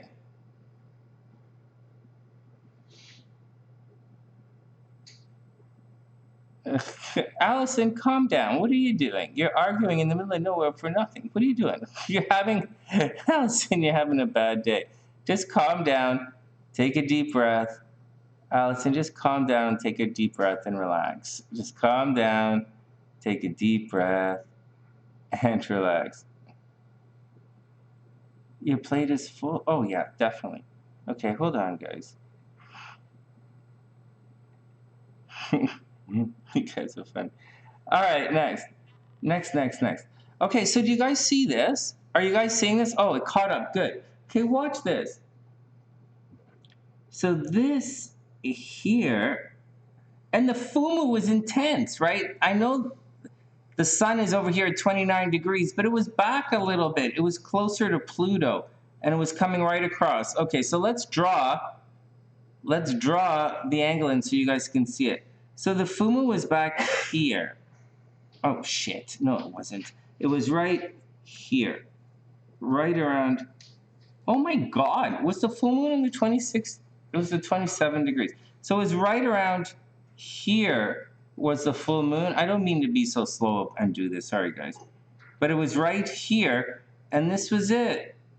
This was it. And this particular full moon was highlighting, of all things, her south node, which is always a pain in the ass, right? It's home. Her full moon was highlighting the home. And then it went and blasted her Chiron, which is always going to cause wounds. And then Jupiter, Venus, and the moon, and then Mars. Now, you remember when I talked about the full moon? You're sitting here. Imagine you're the sun. And the sun The transiting sun is here, and it's shining across, and it's feeling good. The sun is always feeling good, and the sun is shining out, right? The sun is shining out, and it's seeing all of this stuff. It's seeing Chiron, and it's like, and Chiron is like, oh man, I'm upset. And the sun is like, it's gonna be okay. And Chiron is like, yeah, it's gonna be okay. And then the sun gets to Jupiter, and it's like, hey, you can see full on Jupiter, hey, what's up? And Jupiter's like, hey, it's okay. And then Venus is good, Mars is good. It's all okay, except right as we're telling this story of the sun reaching out and shining right on everything, the moon is arcing in and about to, so the moon is cruising right through in between this love fest, this opposition love fest that's going on here. And even if Pluto was here causing problems, the moon cruises in,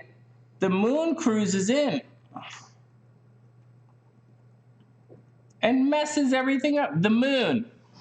Hey, I'm making you a sweater. I know you love sweaters. Oh, here's some cookie dough. I know you like cookie dough. And the moon is gonna, and then you're like, what the hell, man? So it makes sense. Now, hold on. So the moon, Allison, stop complaining. Stop complaining. So the moon, the moon by itself, the moon by itself is not really enough to cause goofiness or looniness, right? Goofiness or loony, like not by itself, because sometimes the moon is shy, sometimes the moon is bold, sometimes the moon acts out, sometimes the moon doesn't. Sometimes the moon is very Capricorn, let's get some work done, or sometimes it's very Virgo, let's count things, or it's very Scorpio, let's be quiet and stew, or like it's very Pisces or romantic, martyr moon, or it's a Cancer moon, hey, let's go, make cookies for everybody, and so like it's a different type of moon. But this particular moon that IG is going through is this particular moon. Okay, so guys, it's for that particular moon. All right, for this particular moon, it's a full moon. Hey, baby, let me pause this. Oh, I'm paused. Oh, this reading is taking way too long. Sorry, guys.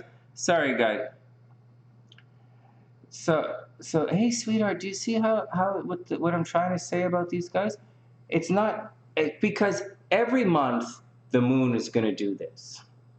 So you can't say, oh my God, the moon hit there. That's why you're sad.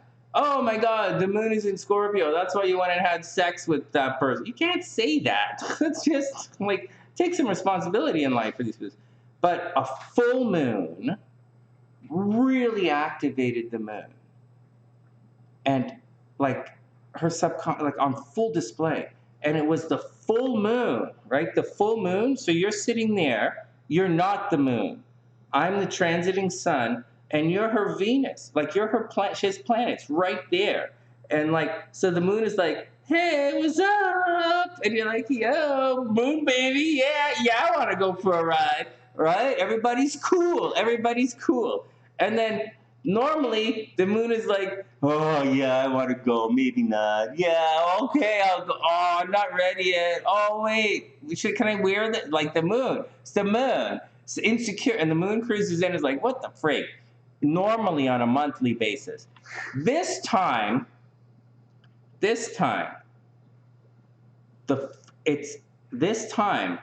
sun is like, yo, and the moon is a full moon, and that's too much. It's just too much. And so it breaks everything down. The moon is like, oh, I didn't mean to wet myself in your car. Oh God, this guy is so cool. I can't believe he's taking us with him. And like, it's one of those kind of moons. So IG, I think you're going through one of those kind of moons. Anyways, I'm trying to explain why this, because there are I constantly hear from astrologers or like, whatever. I constantly hear people say things like, oh, blah, blah, blah, blah, blah, blah. And the transit happens every 6 fucking weeks. And I'm like, that's a lot of times to get sick. Every 6 weeks you're going to get sick. Or 6 weeks is a lot, it's a very, high frequency amount of times to like get a kick in the balls. Like, anyways, I'm just saying that's the deal. But IG's particular moon, this is a rare occurrence. This is a rare occurrence where she's going to have a full moon on her Chiron. It's like, it's a big deal. And so then it's swept through right now. And so you should be able to see it. All right, let's move on. Oh, excuse me. Well, Erica, I'm just saying, there's a difference between a monthly transit and one that doesn't really happen. Yeah, Erica is right. People freaking out about normal stuff, like seriously. Oh my God.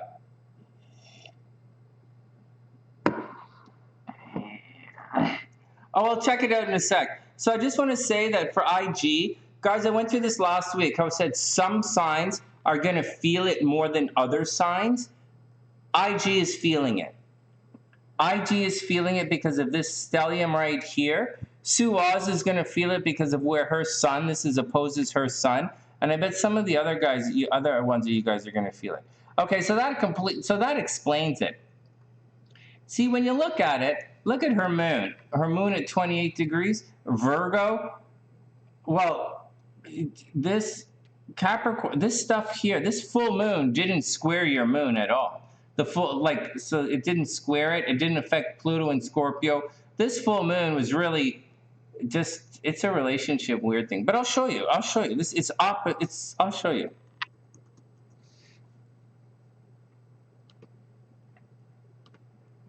So if we look at your Leo's chart, and then we got to move on to the next reading. If we look at your Leo's chart,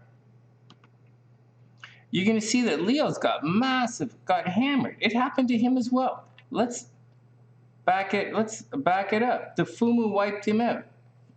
Actually, I think the worst thing for this guy was January 2020 was the worst thing for this guy.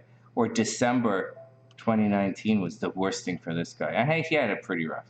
Okay, for IG's BFF, he has, so the Fumu is up here, 9 degrees right there, and it's going to be over here, Capricorn to Cancer, right around here. He's going to have financial problems. On the weekend, he would have had financial problems. The stress of money would have really been bothering him a lot. He would have been affected by the stress of money.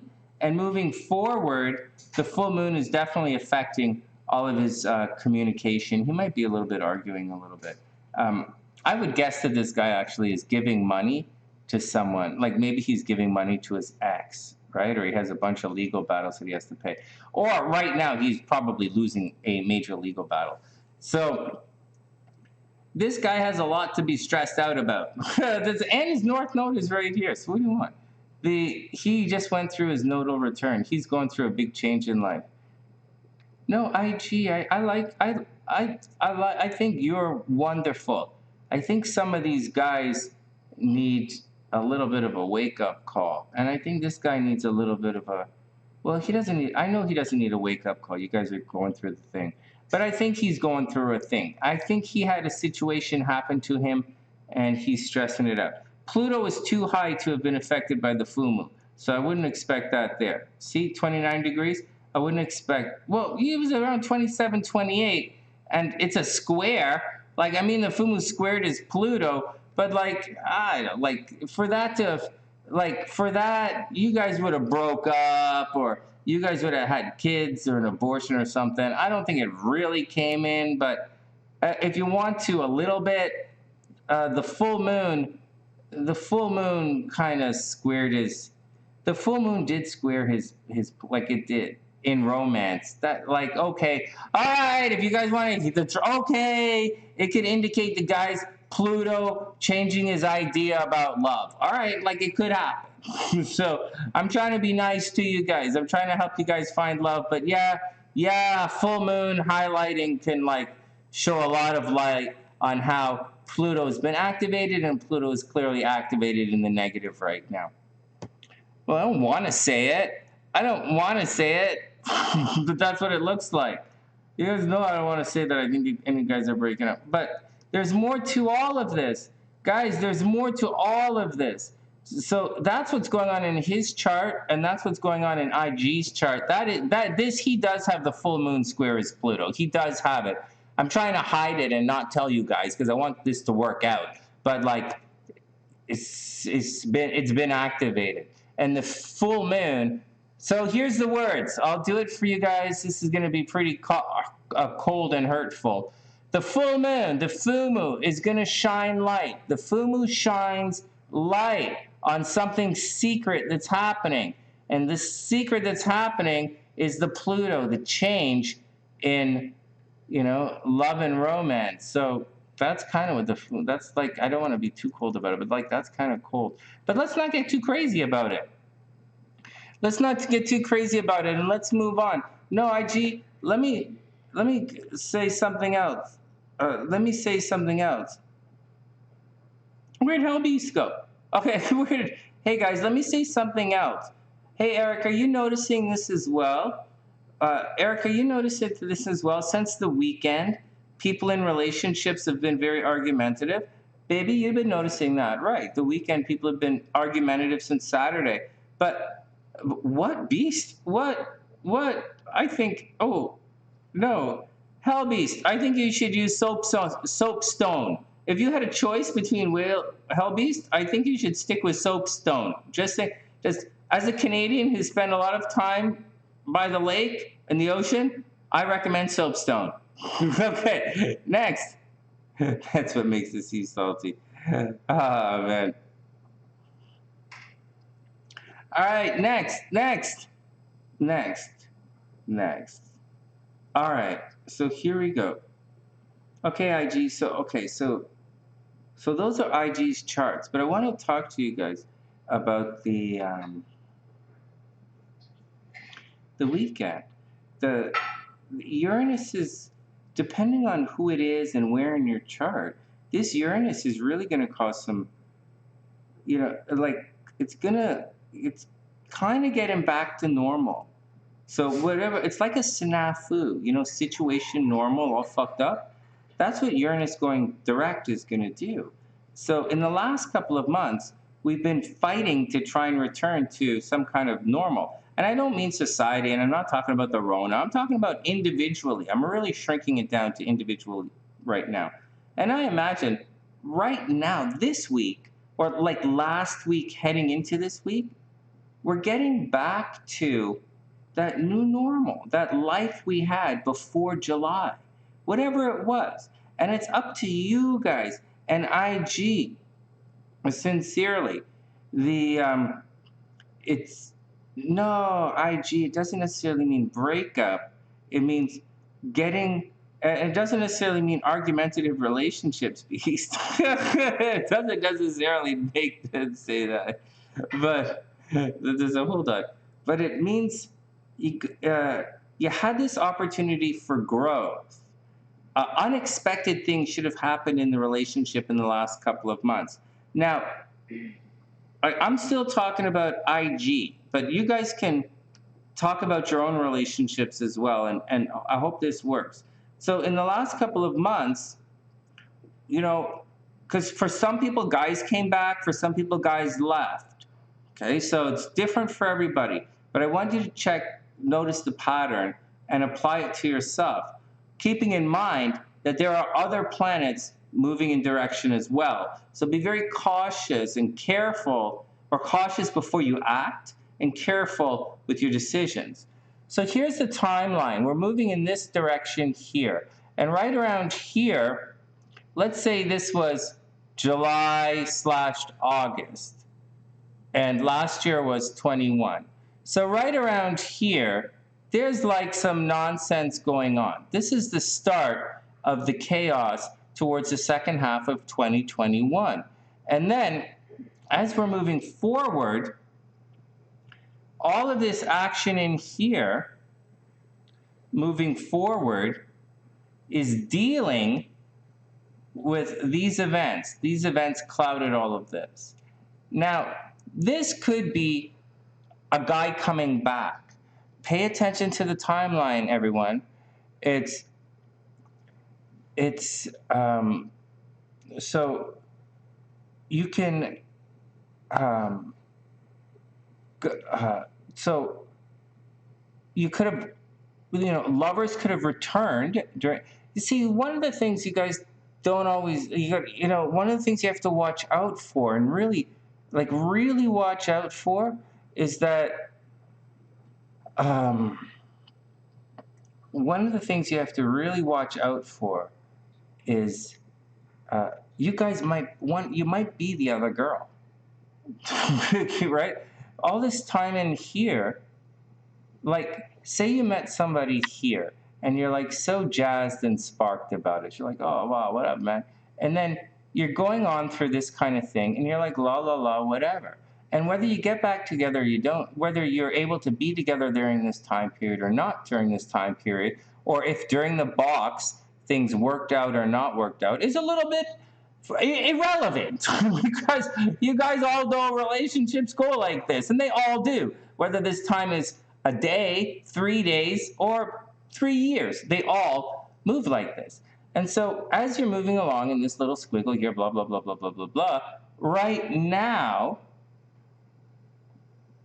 this brings us to January, whenever the hell. And January, we're talking about Uranus and Uranus's movement. And we're on the 18th, 19th right here. Let's say 18th. So this is where we are right now. And once again, this little action right here is returning. So without using too many names, but I'll use a couple of names. So like, and I don't really know what's going on in your lives, but like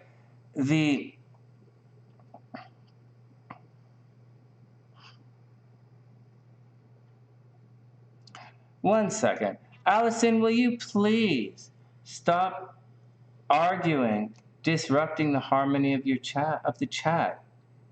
Like, I don't know what, maybe you clearly crossed some line, but the number one rule on the sunny side is don't upset SLC is the number one rule. But aside of that, you try not to go on and on and on and on and on at length, disrupting everything, and I'm using a lot nicer words than I normally would use.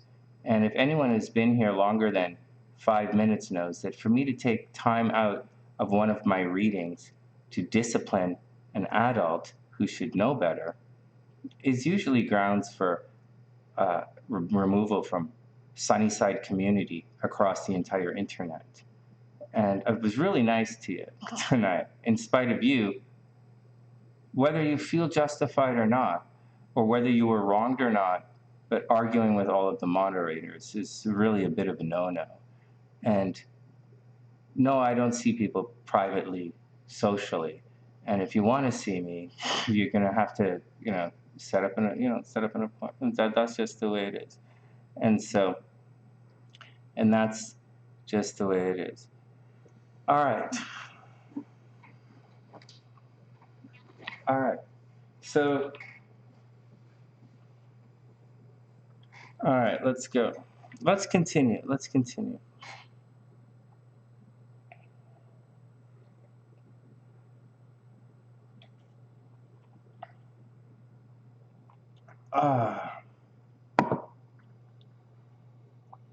Well,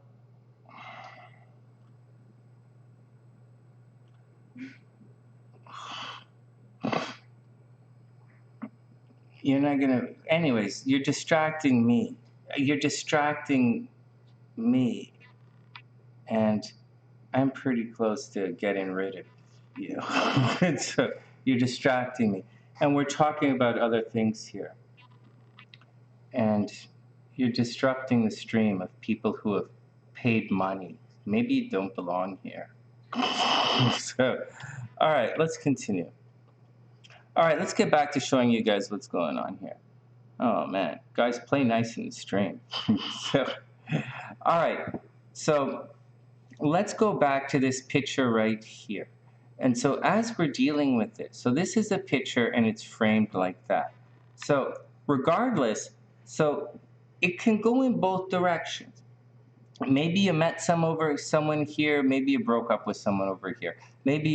But it's not meeting someone, like it doesn't have to be that intense or dramatic. It can be something else. And what I mean is, I'm actually thinking along the lines of, like priestess and pleasure, on the cycle of them getting together and splitting, getting together and breaking up. They have a cycle. They have they have a love cycle. I know it seems a little weird from the inside, but from the outside, I think they're really romantic.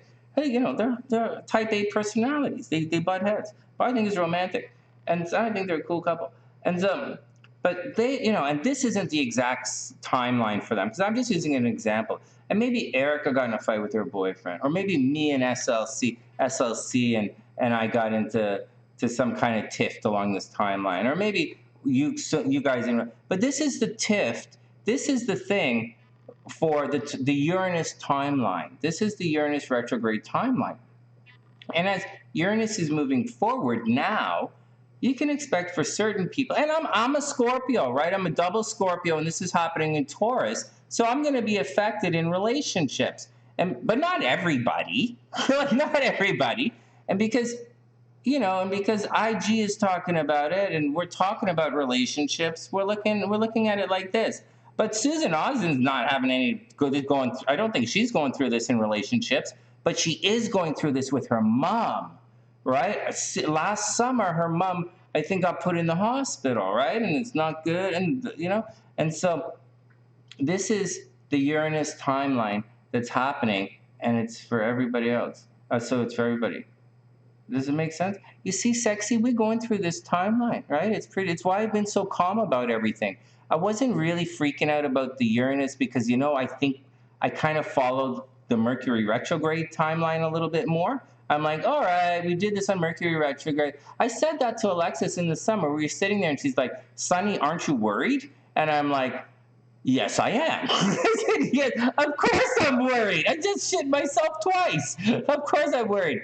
But I know what's going to happen. And so instead of me freaking out every time Mercury goes retrograde, I anticipate it. I'm like, so a couple of weeks ago, you know how you're like, oh, when did the papers get in here? It's supposed to be here by now. He's supposed to call it. And I'm like, relax. It's coming under Mercury retrograde. And sure enough, Mercury retrograde happened. And what did we find out? What happened? And when Mercury went retrograde, we made a phone call and found out that, yes, indeed, it has not been finished yet. But I knew that when Mercury went retrograde, you would get on my ass and make sure that I phoned. So I did. So that's exactly what I knew it was going to happen. I was cool with it. I was pretty cool. All right. Are you guys cool? Okay, let me go back. So let me get back to it. Okay, so IG. So let's get back to IG here. So you guys can see this right here. This is the astrological Uranus timeline. Now, IG just asked, makes sense. What happens when's the next one? Don't worry about it. The next one's not for a while, and I don't think, so here's another thing. I don't think, great question. So I don't think Uranus doesn't change, like it does change often enough for it to cause a problem, like to always happen under Uranus retrograde, but I don't think that's really the case. I use Mercury like that. I use Venus like that. I don't really use Mars like that because I haven't noticed it like that. It might be, but I haven't noticed it. And I don't really use Uranus for that, but you can expect that when Uranus gets into the game and gets a little funky sideways, this is the kind of stuff that you can do, you know? So for IG, there's love. Things are getting a little weird between the two of them for a couple of reasons. Okay, now everybody calm down. Everybody calm down. Everybody calm down. Everybody calm down. So what's happening? Hey Leroy, what's up? Late cats around. It's okay. And so, well, Scorpios and Aquarius could fight a lot. So as I'm saying, there's a lot of emotion going on right now. The full moon is really highlighting stress points. The full moon was really highlighting stress points. And moving forward, it's you know, we got to do what we got to do. All right, next.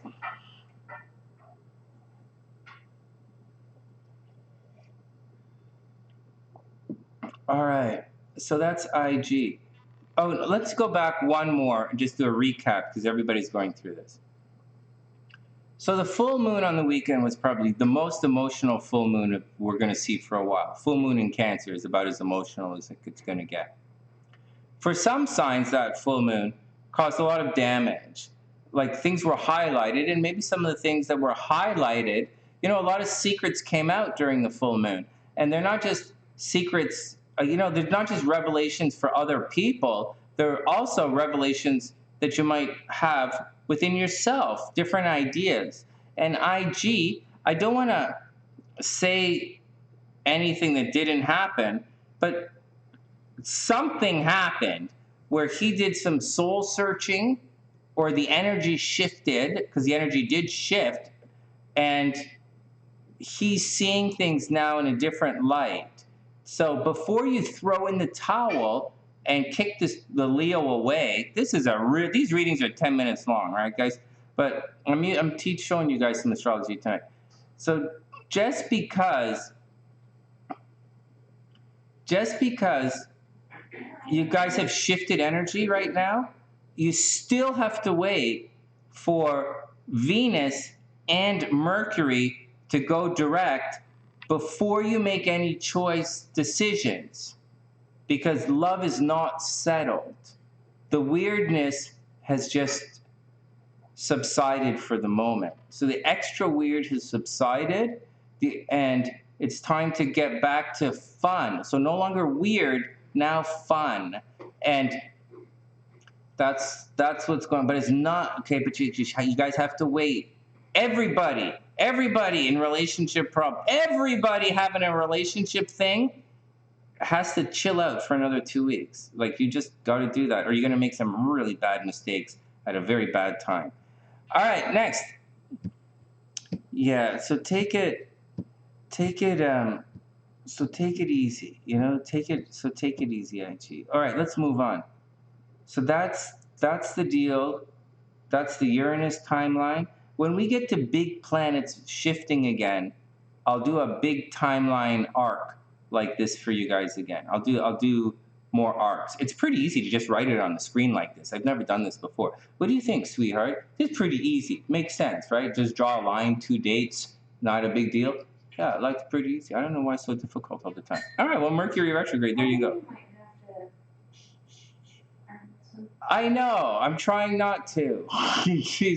she's just a little out of control right now. All right, here we go. All right, IG, next. So there you go. So IG, just gonna let you know, the full moon really meant, the full moon gave you an extra, the full moon was pretty rough on you, right? This right here, that, right on your Chiron. Ouch. Oh, man. Imagine this, baby. The full moon highlights things. It highlighted her Chiron. How painful is that, right? Yeah. Hey, IG, before we go on, everybody, before we go on, hey, so IG, Oh my goodness, the full moon just rocked your Chiron, man. This is not a good time to make decisions. This is like classic knee-jerk reaction time. Don't do this. This is not a good time to make decisions. Let's just chill. Let's just chill 2 weeks. Right? 2 weeks? You know, 2 weeks, everything is gonna be here. Maybe you'll be up here in 2 weeks. Like just chill. Seriously. Oh my God. No wonder you're emotional. No, yeah, you're emotional. It hits your, yeah, you had, yeah, it hits. All right, next. All right, next. All right, next. All right, next. Yeah, in February it'll settle. In about 2 weeks. In about 2 weeks, IG. Oh my God. Well, I'm just laughing because we shake it all off. You know, a couple of other ones, SunnySiders just missed it. All right, next. What are you laughing at, sweetheart? What do you see? Leroy says he's being good. Allison says she's telling randos to back up, saying she's got rights. You don't have any rights here. You don't have any. What makes you think you have rights? This is my chat. I run the chat. The chat's run by my moderators. All right, next. All right, here we go. Here we go. And IG's emotional. Erica says the Bill of Rights is to talk shit on YouTube. It's okay. All right, Dr. Pam is up. All right, all right, all right, all right.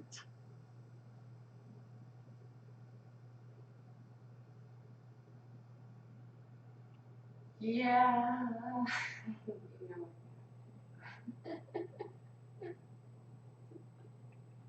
Let's look at Pam's chart. Let's look at Dr. Pam's chart. Guys, timestamps in the description box. That was a long reading, but it's okay. Oh, and we have to get to Alexandra's chart. Holy Jesus. All right, we got to, okay, let's keep going. Dr. Pam is up.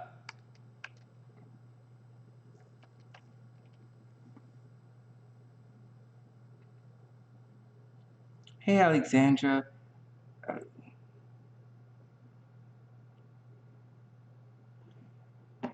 Oh, Alexandra, we'll get you your chart in a couple of minutes.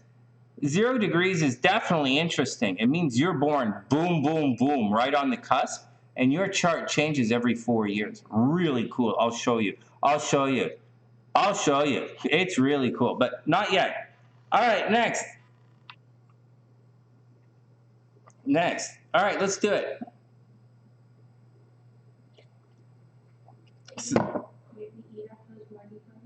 Yeah, go ahead and eat the Muddy Buddies. Can I have some water in this, please? Heat it up. All right, next. All right, Dr. Pam, Dr. P. You want to have a bag? No, the bag is fine. Let's see.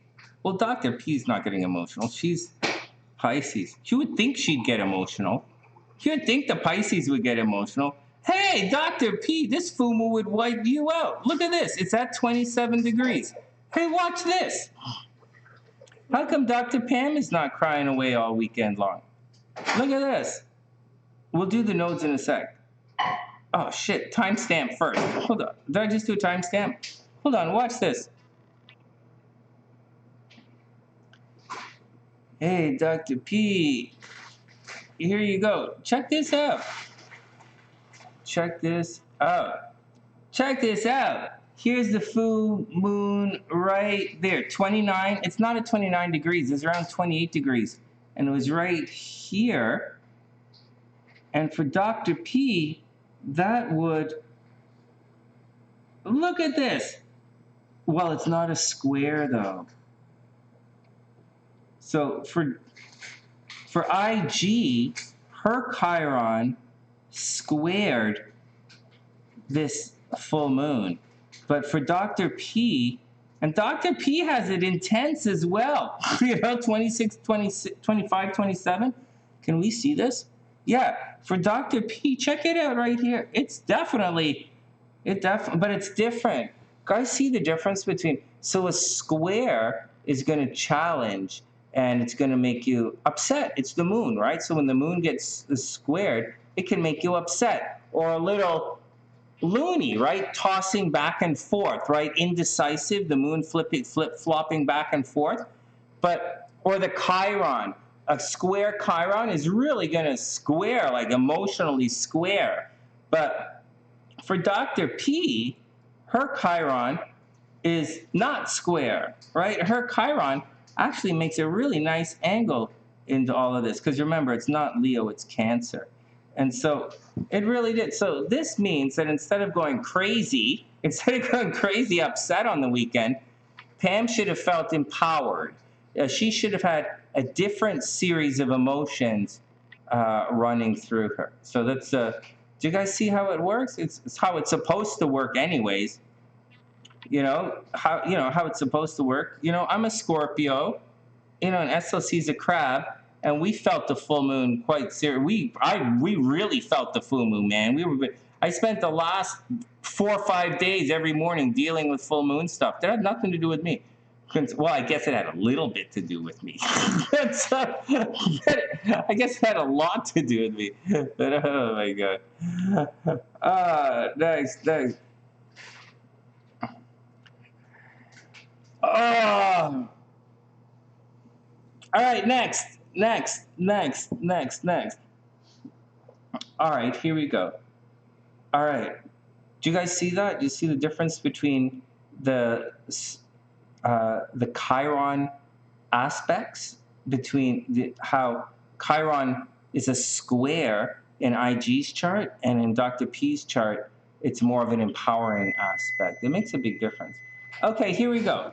So let's see what's going on with Dr. P. Dr. P wants to know about her nodes. Okay, so here we go. So here's the nodes.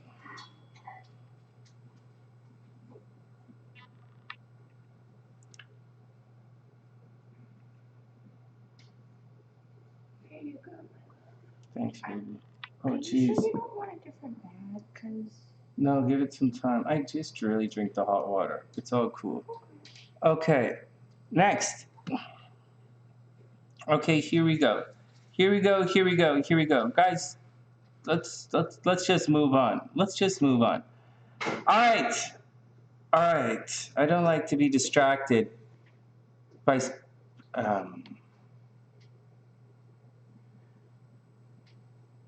Are you guys trying to fucking test me tonight or something? Is this like some kind of test? Baby, are they testing me? Do they want like a major freak out band thing here? Like, do they want me to start like charging them to watch me do this or what? I did. I timed her. She can't. She's out of control right now.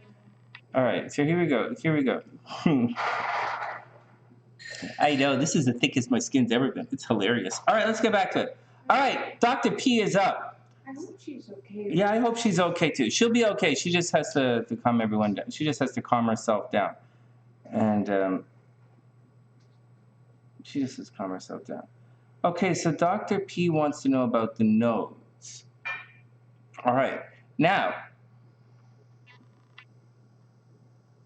so Dr. P, what did she say? So Dr. P said she had like a really simple question. I'm just going to, but it's more than like, hey, tell me about my nodes. Yo, Dr. P, are you still around there? Oh, if it's a good retro. It sounds dirty. Tell me what the nodes. I know. That does sound dirty. She's not dirty.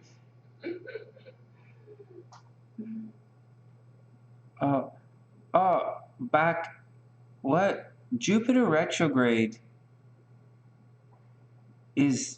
Jupiter is in Pisces right now. Jupiter is currently in Pisces. Right? Jupiter's in Pisces. And honestly, I haven't looked to see how far it backs up when it does go retrograde. I'm not sure if it's going to back into Aquarius or not. It did it last time. We'll look again.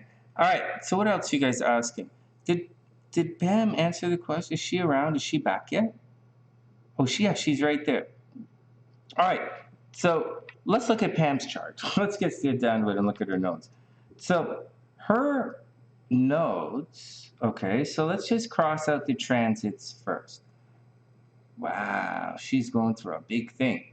Okay, let's not cross out the transits because this is exactly what she's going through. So the nodes, these are the transiting nodes on the outside. They take about 18 months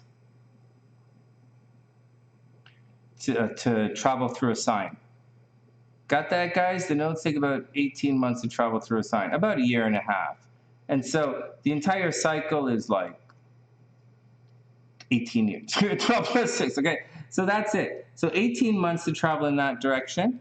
And likewise, this little guy up here is going to travel in this direction. And soon, okay, and soon, but not too soon, these nodes in the boxes are going to cross these nodes down here. And that is called your node return. The nodes return to the spot where they were when you were born. The nodes return. I'll say the sentence. The nodes return to the spot they were when you were born. That's the node return. And that's where they're coming. Okay, everybody cool with that? It's not an 18-month thing. It's like an 18-year thing. But 18 months is how long it stays in one sign. And it just entered into Taurus. So that's the deal. Now, because it's always in retrograde motion, or the nodes move in retrograde motion, it's why you're going to see these guys are red, and why you're going, and also why you're going to see, it's why the number is red, and it's also why you're going to see the nodes entering into Scorpio and starting way up here at 29 degrees instead of entering at 1 degree, because 1 degree is way down here. All right, everybody cool with that? All right, is everybody cool? Next, what do you need to know? Energy in the chart should move from the south node to the north node. Energy pools in the south node. Now, in Dr. P's south node, in Pam's south node, she just happens to also have Mars. Yeah! Mars. That's pretty intense. And so, fortunately, the south node actually likes Mars. The north node over here likes Saturn. The south node likes Mars. Because the north node, this guy up here, imagine this. The north node is like a head floating in the sky. You guys see this tarot card right here. Come back. Okay. So you see this tarot card right here.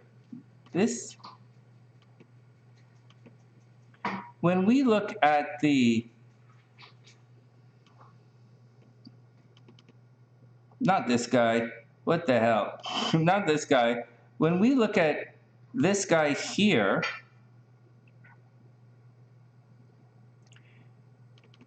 you'll notice that this guy is like daydreaming, right? Like his head's in the clouds, right? Am I in node transit? In a node transit?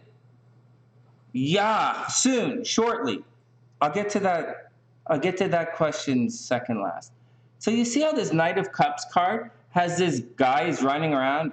He's a horse. He's running around. The horse is a loving horse. He's riding on his horse. You know, maybe he's going to Superman his horse a little bit, or he's going to Batman his like cart or something. I don't know. But over here, the guy has his head in the clouds. Knight of Cups, rushing around for love, adolescent. Fire's burning. He wants his cup of love and all that stuff. All right, now let's get down to back to the charts here.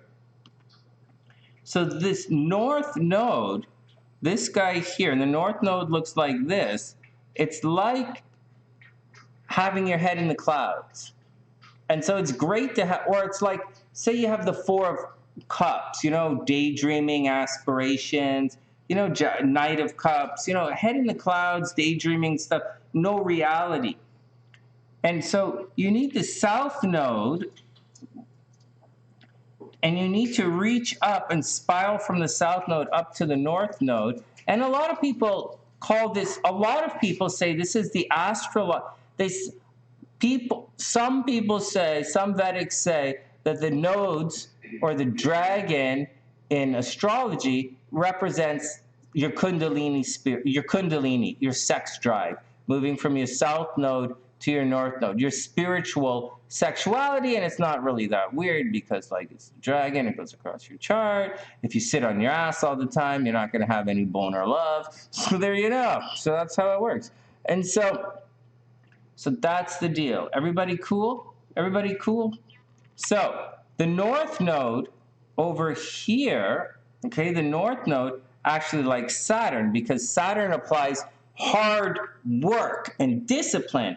And so instead of the north node being la la la in the sky, Saturn puts hard work and discipline and it grounds the north node. Remember, wherever Saturn is in your chart, it's going to ground it and it's going to take away the superfluous. So if Saturn's in your 7th house, it's going to take away pretenders in relationships. If Saturn's in the 10th house, it's going to take away pretenders wherever it is. If Saturn's in your 3rd house, it's going to take away your freedom and your movement. So watch out.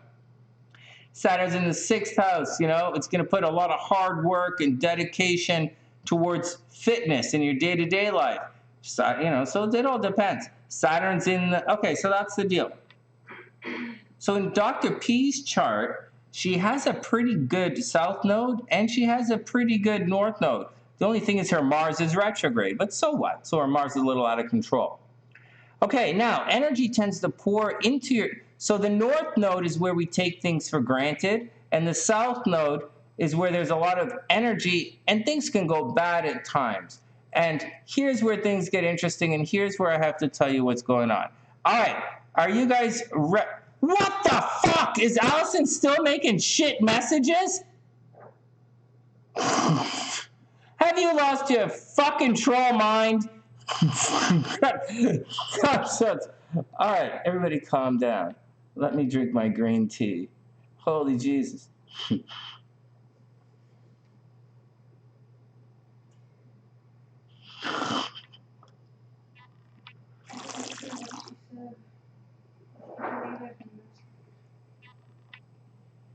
She said, I'm not here for you people doing this to me. I'm not saying you're doing anything wrong, and it's not legit and abusing your power. Leave me alone. I'm not here for that. The answer is,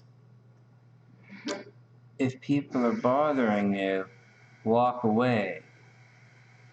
The answer is, try your best to fit in. The answer is not, I can say whatever I want and it's protected under the First Amendment, because a significant part of the fucking SunnySide is not protected by the First Amendment, you xenophobic fuck. You provincial cunt. What is wrong with you? S.OZ lives in fucking, she's from Turkey, living in fucking Australia. There's no fucking First Amendment there. I'm Canadian. How fucking stupid are you? There's no fucking amendment. We got our fucking Constitution right the first time. Fuck.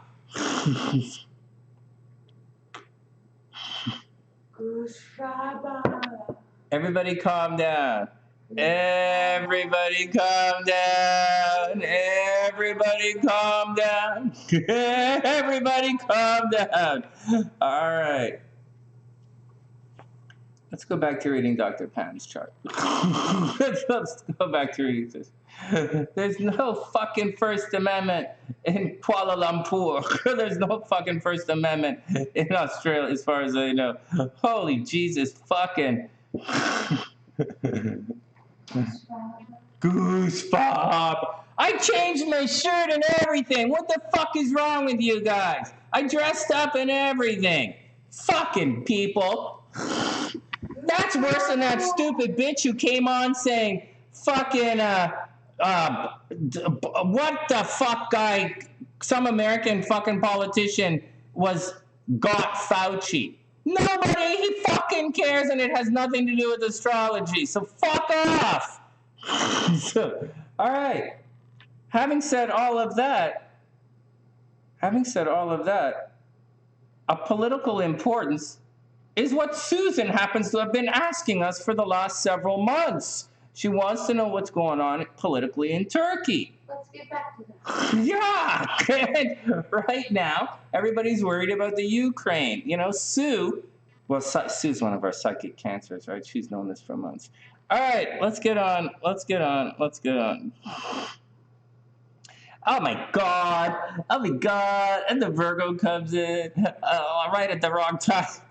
Oh my God. Yeah, go suck up to Gabrielle. Suck up to Gabrielle. All right, let's get back to Dr. P. Gabrielle's gonna roll her eyes. I don't have time for shit. I'm at the gym. Okay, so here we go. All right, let's get back to the astrology here. Okay, so let's get back to it. I'm explaining to everybody all right, everybody leave her alone. Everybody leave Allison alone. It's getting to the point where we're picking on her now, but she's really disrupting the chat. It's important. I don't know why you're disrupting the chat, why you'd want to disrupt me, but you're very disrespectful to me. Let's move on. Okay, so, all right. All right, I just want you guys to understand something because many of you might not understand it. Right or wrong is this. You're being disrespectful to your host. So you're wrong. Whatever you did is wrong. Whether you offered someone a flower in friendship or whether you walked up and pissed in someone's soup. Whatever you did, you disrupted the show and you disrupted your peers here and you pissed me off.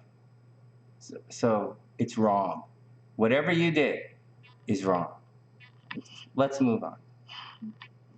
And only a moron would sit there and say, I didn't do anything wrong, I didn't do anything wrong, I didn't do anything wrong. And then go shut the fuck up and go sit in the back and wait your turn like every fucking one else in the goddamn universe here.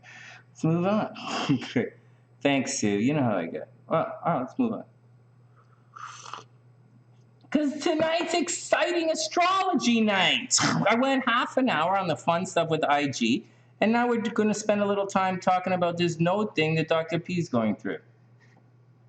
And when Richelle comes in, we're going to do her chart in Vedic. It's so cool, man. Huh.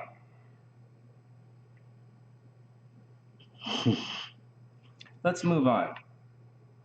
All right, Dr. P, so check this out. So the long-term question, the big question we're trying to answer is she going through her node return? Is she going through this particular transit? Because so there are some technicalities, technically this, technically that, orb direction. Is it going to go retrograde? And we'll go back and we'll use an example like from Gabrielle's chart. Gabrielle went through Saturn retrograde for like a year. It was like a year she went through it. It was horrible. But at the time, Saturn was like, just as an example, let's just say this is Saturn in the chart. And transiting Saturn, you know, she had her Saturn return. It went this way, la, la, la, la, la, la. And then Saturn went retrograde, came back, and it's like, oh my God, again? And then Saturn, transiting Saturn, finally went forward and left everything. And that, excuse me, is how Gabrielle experienced her Saturn return. It was absolutely brutal. SLC had a similar thing like that. I can't remember what it was, but it was extremely intense. Some people like WingOne and S.OZ are going through a similar thing, but I think they're going through it with Pluto, which is even more painful. And so these are some things that happen, right, guys? But I'm going to explain the length of the transit when you're starting to feel it and what's going to happen. Okay, so stay on top, guys, and just the dog needs astrological assistance. All right, it was horrible. What was horrible, Gabrielle? Oh, when you went through it. Oh my God, when you went through it. Oh my God, it lasted forever. And so back and forth, right? Slow and painful.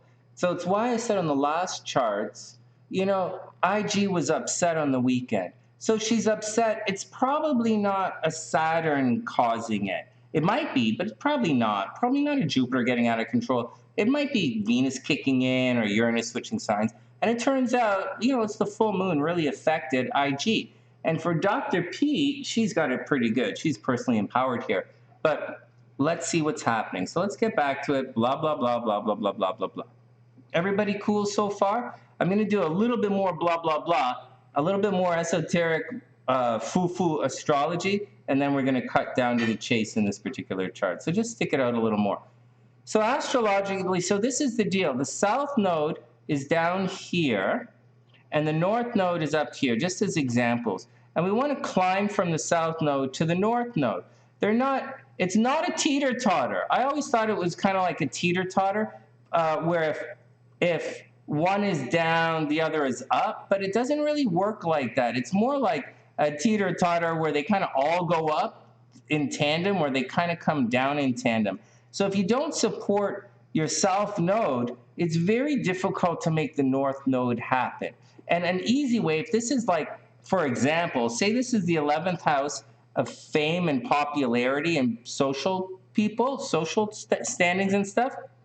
Down here is the 5th house of creativity. And if you didn't do anything creative, right, the 5th house, if you don't have any work to show, let's say in the 5th house, then the 11th house, when people come around, they're going to look downwards and they're not going to see anything. And so that's an example of the entitlement that the north node gives to you. It's like, oh shit, I don't have to do anything. I'm freaking awesome. I don't have to put in the work. I don't have to do anything, like whatever. Or like, my node is in the 9th house. I think I'm brilliant. I don't have to study for anything, and as a result, I fuck it all up. There you go. It's a good example. Or like your north node, say, so let's look at Pam's chart. Okay, everybody cool? So everybody cool what's going on with the north node? Should I give you another example? If it could be, let's look at it from a health perspective. Let's say the 6th house is physical health, and the north node is then in the 12th house. Well, if you don't take care of yourself physically, you're going to have mental problems. And how are you going to feel good mentally in the 12th house if it doesn't connect down here? You can't feel good if your body doesn't feel good. So it's kind of this here that I'm doing on the side is kind of how the cycle works. Oh, thanks, Gabrielle. I'm just trying to show it. Now we're going to shift it, okay? Now we're going to apply it to Dr. P's chart. Okay, so, and now we're going to apply it to Dr. P's chart, and we're looking here. This is the highlighted section. We're looking here, and we're looking here. And now some people's nodes are just stacked. And like Alexis's north node is stacked. She has Jupiter conjunct her north node. That's pretty stacked. And so, or like Dr. P's nodes are pretty good. Mars by the south node is pretty good. Venus by the north node is pretty good. So the north node is going to take away the north node. So she has this in her chart. She has this, and she has, Dr. P has this. And this is 2, let's say the 2nd house, and this is 8. And let's slowly move into it. So the north node is going to behave a lot like Venus and start to attract things. And Venus is going to get a little cold in her life. Everybody cool? Mars is very impulsive and takes chances, but then the south node likes that. I don't know why, but the south node likes taking chances and is impulsive. I guess it's because it's naturally good at it. Now here's the deal with Dr. P's nodes. So the south node is over here in the 8th house. It's other people's money. It's shared resources. And a lot of this is really hot in her chart. Mars is there. So Dr. P puts a lot of energy into shared resources, either paying for other people, having other people pay for her. It's now, hey, Pam, it's more than shared resources, right? We're going to get to a little, I'll tell you a little bit more. I'm just using it as an example. So, so it's just, we're just using money out, because the opposite is the 2nd house is pretty easy to say. And so here we go. So the 8th house with Mars, impulsive, investments. It can be investments. So let's make a quick list of this south node in the 8th house. This can deal with investments, joint finances, money you make with other people, right? Paying for other people, other people paying for you, alimony, child support, someone else, you know, tenants paying your rent. That's kind of a Venus thing down here. But let's say shared resources, tenants paying your mortgage, or it could be, okay, so let's continue. You know, it's a video, so I can't remember it. Let's just keep listing them. Death, right? You put a lot of energy into attracting death, a lot of energy into uncovering secrets, a lot of energy into probing things, a lot of energy into learning things, and you do it together with other people, a lot of energy into sharing knowledge, right? Scorpio, that kind of stuff. Okay, so uncovering secrets, sharing knowledge. So it's all in play. But let's just say money. Sure. It's also sexuality, right? And here's why I keep coming back to the sexuality thing, because you're going to go through the transit, and when you go through the transit, all of this is going to change. And so, do all transits indicate a change for everybody? No. Do all transits indicate a situation of oscillation and movement, which means change for everybody? No. Do all transits mean things are going to break down and reborn? No. Do all transits mean you're going to break up and meet somebody? No. No. No. Not even a little bit. Do all returns mean that? No. In this situation, though, it means a big change is coming. It's an 18.5-year transit. To me, I consider that slow. Okay, here we go. So, moving in. So when we look at it in terms of money, although it doesn't have to be money, we'll just use this as an example because it's the 8th house. Your shared resources moves all the way down here. And so this is it. Your shared resources is supporting your personal resources, me. This is me. And so imagine that there's a disconnect here. Even if Venus is here, right? There's a disconnect here. There's taking things for granted. So this will take for granted. The North Node, even conjunct Venus, is going to take for granted like a mentality in the 2nd house that like, I'm going to always get paid. I'm going to get paid. I'm going to always get paid. I'll get paid. I'll get whatever, you know. Yeah, I'll always have comfort, whatever. And for the most part, you might take it for granted. It just might be easy for you, and you might take it for granted. And it is in Taurus, so you have the most possessive North Node that you could possibly have. So that's the thing.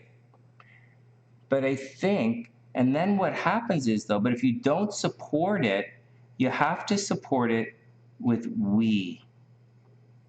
So if you don't take the chance, right? And Mars is here. Mars is here, so she gets fucked over. Remember, Mars is going to fuck you over. So Mars in the 8th house is going to fuck her over in investments.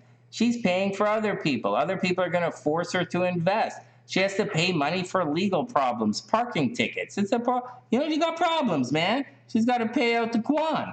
You know, maybe she accidentally gets someone else pregnant and she has to pay. That's really weird, but like it could happen. And so that's what's going on. So she has to support the me with the we for the greatest success, or that's what's going to happen. So you're going to have to team up. The good thing is you're really good at it, and the good thing is your South Node's in Scorpio, which is a very much a we kind of thing. It's taking care of other people. See up here in 8th house, taking care of other people's money, taking care of other people's sexuality. Mars is there fighting around, and if you do that, then you're going to be successful down here. And that's how the nodes work in general, what to watch out for with regards to the North Node and the South Node, and how long it takes to get there. And that's what it means in this situation. Now I'm going to cruise around, and I'm going to show you guys when it's going to happen. You guys cool? Everybody cool with everything so far? All right, next. Erica used to be a cougar by accident. What? Neptune takes a long time. All right, are you guys getting the gist of what's going on with Dr. P? This is a great question. All right, let's lose this because it's messing things up here. So let's go to your chart. And I'll show you. So Dr. P. Hey, that Marilyn Monroe chart was pretty neat, sweetheart. Mm-hmm. You know, it was I don't think she was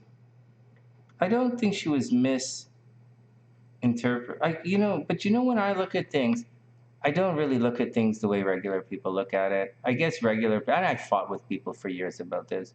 I bet people do think of her as a dumb blonde in a ditz, don't they? They do. They do, don't they? I don't think of her like that, but like, I come from the world of sexy brainers. Everybody I come from is a brainer and looks good. The people where I come from, people scare the shit out of you with how smart they are. So, like, regardless of how they look. So,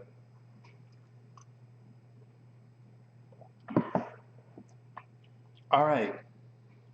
So, this is the clock now, guys. So, if we look up here, the node is at 28 degrees. We're going to use this one in the corner to time everything because I'm sitting in front of the other one because I'm sitting in front of the other node. Okay, so let me move this over a little bit. So that's the wheel. Why do you time things with the south node, Sonny? Because I'm sitting in front of the north node. All right, whatever. Okay, so minutes aren't going to cut it days. Let's move it ahead weeks. So at 28 degrees, so the transiting node is at 28 degrees, and her natal node is at 9 degrees. So, are you going through the transit? If you're in Vedic astrology, they might say yes. Depends on how they line it up. But I wouldn't say you're quote unquote going through it yet, because you may be feeling the change coming. And so what does a node return means? It means a change, like a very legitimate change, like a change of whatever, a change of job, change of marriage. Node return, right? Return, guys, this is a very different than a node square, right? The 88s were going through the node square. Dr. P is a 67. She's got it good. A lot of Sunnysiders are 67s as well. Right? I'm a pig, right? So I'm going to attract 67s. I think Dr. Pam is a sheep, right? So like, I'm going to obviously attract Pam. And so here we go. So over here, okay, so what's going on? So over here, we have, okay, so although it's in Taurus, I'm sitting in front of it. Although it's in Scorpio, it's not in her 8th house yet. It's still in the 9th house. So it's still causing problems so her north node is still causing problems at a distance. And maybe problems at school, higher learning, philosophy, those kind of things. It's always a problem. I think, and it's way away. It's 20 degrees away. 20 degrees is like, see 28 degrees? And your natal node is 9 degrees, like say that's like 20 degrees. Like it's too far away to be considered your node return yet. But I think once the node crosses 23 degrees and formally enters into your 8th house, even though by that time it's still about 14 degrees away, I would consider you beginning to enter into, like, not casually, like you're going to go through it. So this is what we're looking for here. The north node to get to about 22 degrees and enter into the 8th house, and then you're going to be going through it. So there we go. Does that make sense, guys? Hey, you guys, does that make sense? See, it's in Scorpio. It's right there. It's a little far away. And it's also not in the house yet. So we could say the orb, oh, wow, wait till it's 7 degrees, 5 degrees, 3 degrees. But like, you're going to know, because this is a really slow transit. Just like, and just like the guys who went through the square. For the Sunnysiders who went through the squares, Man, they were like Nadia, because some of these guys had like Gloria had her hand like problems. She had to go to the hospital for her hands. Just went on and on. Like some of these guys who went through node squares went through it. Real sickness for a while. Some of them ended up in hospitals. Some of them got the Rona in some really messed up way. And some of this, so watch out for the square. But this is not a square. This is a leave something. So it means something different. All right, everybody cool? So I started off saying it's going to take a while. It's not a square. It's a conjunction. It's a little different. And a conjunction means nodes bring darkness. So you have to leave something in darkness. It's not Saturn. It doesn't just take away what's not supposed to be there. It's like, it's just darkness. It's time to move on. And so for Pam, Dr. P, it's going to take a while, right? It's going to take a while, and boom, right there. So right here, right around April 20th, and I'm doing this weekly. So April 20th, I would say you're going to begin to go through. You're going to start to enter it around April. That's when the South Node enters into the 8th house, and investments are going to be really difficult. So let's listen up. So investments, shared resources, maybe a legal battle, maybe you have to pay a bill, maybe you suddenly have to pay for somebody, maybe you have to renegotiate your mortgage, or an ex wants to take some money from you, or something is going to happen, or some sex thing, something is going to happen, right? And it's going to, might be sudden and unexpected because Uranus is still down here. But that's what's going to happen around the 20th of April. Then, so right around this time, oh my God, the first one you had a baby, the second you bought property. Yeah, I'm telling you guys, it's really neat. Hey, Annalyn, what's up? It's really neat. I can't wait to do the other charts. Okay. All right. I don't know what the hell, guys. I'm spending way too long on these charts. So it's supposed to be 10 minutes long, but it's kind of fun to dig in a little bit. Let's get back. Anyways, almost done. So I'd say right around the 20th of April is the time to start. You're going to start doing, really digging into the change, and then it's going to intensify. But it's not really gonna really wipe you out until the end of the year. See, next January 2023, this is when it's really gonna get intense. So I'll tell you. So at the end of January, so next January 11th, that the first week of January is when you're actually going to go through. Is when you're formally going to go through your node return. But leading to that, it's going to intensify as the year progresses. I say this is a year, but on the plus side, where's that other thing that I was writing on? On the plus side, I know I'm sitting in front of it, but it's not going to sweep through until it crosses the 9. You guys see that? Let me get out of the way. It's not going to sweep through until it crosses that 9. So you have the entire year, Pamela, to work through it. It's not like it's going to blast you out. So something is going to happen this year. Like in a couple of weeks, it's going to shift over, or a month's going to shift over. But you're going to spend most of the second half, everything after April, focused on money. And you're going to have a big shift at the end of this year. Meaning, in next January or somewhere along the line this year, you're going to get a job offer. Somewhere along the line this year, you might meet a new guy, like very sincerely, meet a new guy, romance it's the nodes, right? Your destiny is going to change this year. So absolutely keep your eyes open and move forward with confidence, even though, there are going to be times when money's going to get really dry this year. Someone is going to try and take money from you. It's going to get a little crazy. Keep a heads up. And you're going to have an awesome year. I think you're going to have an awesome year. All right, Erica. Oh, I mean, Mr. Pooh's head nod. Hey, Mr. Pooh, sweet dreams. So that's the deal, guys. So that's what I think. Sweet dreams, Hellbeast. Have a good night. All right. Next. So Dr. P, I know that's a long, I just took an hour to answer Pamela's question, but Dr. P, you're formally going to go through your node return next January. Formally. It's first week of January. Second week of January. Formally. So, but at the April 20th, say the end of April, you're going to begin to feel all of this energy affect you. And it's something that's you're going through a change in your life. All right, next. Hey,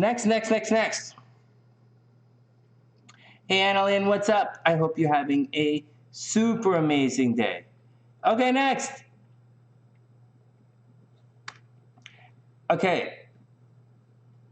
You have an 8-mile goal? Hold on. 8 mile to run? Whoa. Gabrielle, that was like an hour and a half run. 8 miles? 8 miles. 90 minutes? That's an hour and a half. 75 minutes, Gabrielle? Is that your goal? 70 minutes. 75 minutes for 8 miles. That's a goal. Gabrielle, go get him. You're small. You're lighter and faster than me. 7 miles. Oh, 8 miles. 8 miles is not fucking around. 7 miles. 1 hour, 15 minutes at the latest. 8 miles. 4 miles an hour. 4. Yeah, we'll see. Gabrielle, just remember, you got to wear your compression gear. Oh, I'm not wearing any. I was going to show you guys. Yeah, it's a push, right? It's a push. Hey, before I go on to do Sue's chart. Oh, you want to know about your Saturn return? Yes, I'll tell you about your Saturn return. You're not... Pamela, you're not going through your Saturn return for years. Saturn is in Aquarius, and your Saturn is in Aries. Hey, Dr. P, you're not going through your Saturn return for a while. Saturn has to travel all the way through Aquarius, then all the way through Pisces before it hooks up. You're not going through your Saturn return for 2 years. So I wouldn't worry about that. I'll show you right here. And then we'll do the thing. So your Saturn is here at 24 degrees. You're not going through your Saturn return for a long time. Long time. Hey, Gabrielle, make sure you get... I know it's hot out there, right? I don't really know. Like, Southern California is not the same as Vancouver is not the same as Southern California, right? It's still chilly. But make sure, if you're starting to stretch out your miles. Oh, wow. I swear by compression gear, Gabrielle. I don't know that, like I swear by it. But, just one run and you'll change your mind. So, but anyways, here we go. All right, Dr. P, hold on. I'm trying to get to your Saturn return. So your Saturn return is right here, is formally... Dr. P, your Saturn return, do you see this up in the right? Your Saturn return is in June of 2025. Pam, your Saturn return is June 2025. It's a long ways off. Yeah, you're going through your node returns right now. All right, next. You guys get that? Yeah, it's right there, okay? All right, good. Yeah, okay, no kidding. How long is it? Well, your Saturn return, you begin to feel it depends, it's different for everybody. It depends on what you're going through. You're going to feel it. I'll show you. You will feel your Saturn return. You probably feel Saturn transits. You probably feel all transits more intensely than everyone else because you have a massive conjunction here of Pisces and then Aries. And then the Saturn is going to cut through Mercury and then the South Node. Mercury and then Chiron and then the Sun. And then it's going to go to Saturn. It's going to be a while. You're going to feel it. Anyways, your Saturn return doesn't look like anything that special. Like Saturn doesn't appear to go retro. Oh, shit, it does. It goes retrograde right on top. Good. So, All right, well, your Saturn return is going to last from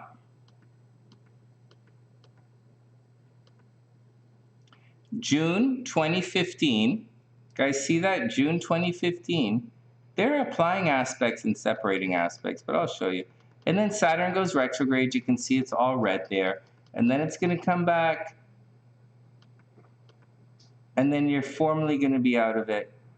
And then formally, you're going to be out of your Saturn return in the end of February 2026. So what did I say? March? You're gonna go through it for a long time, almost an entire year. So, but that's it because of the retrograde. So February 2026. So it begins. So once again, your Saturn return begins July 2025, right? You go back a little further. I would say June. I'd say June. Yeah, June 2025, all the way up to January or February 2026. It's going to be it's going to be a long Saturn return for you. And it's going to come across your sun. It's a change. You might get married. Dr. P. Pam, you might get married. You might decide during your Saturn. So node return, you're probably not going to get married. You might, but it's probably a job thing. But the Saturn return, you might get married or something. Something's going to come up. It's pretty neat. But you have a long ways to go. You have 2025. You have 4 years to go. Oh no, we're in 2022. 3 years to go. Hey Annie, what's up? I hope you're having an amazing day. Yeah, Pam, don't worry about it. Hang out. We'll talk about it. We'll talk more about it, and you'll realize it's not such a big deal. Actually, your node is a big deal. All right, Susan's up. But before we do Susan's chart, I want to type in. Can you guys just give me a second? It's been one of those nights. I'm going on and on. Instead of 10 minutes a chart, it's like an hour a chart. We're going to type in Alexandra's chart. But Alexandra's not called Alexandra. Alexandra is called... Guys, what's Alexandra's name here? Alexandra is a different name. And she was in so much earlier. Is it Annalyn? No, Annalyn is regular Annalyn. I mean, like Annalyn, our SunnySide or Anna. And then, anyways, hey Anna, what's up? They had a different name. And oh my God, I gotta go scroll back through all this crazy shit. Not Pam, it was, oh my goodness, where did she go?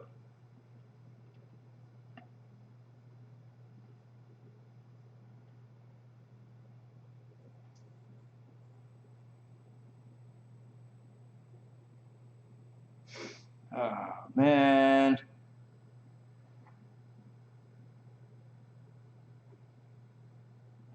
All right, bummer. So we're going to have to use your real name.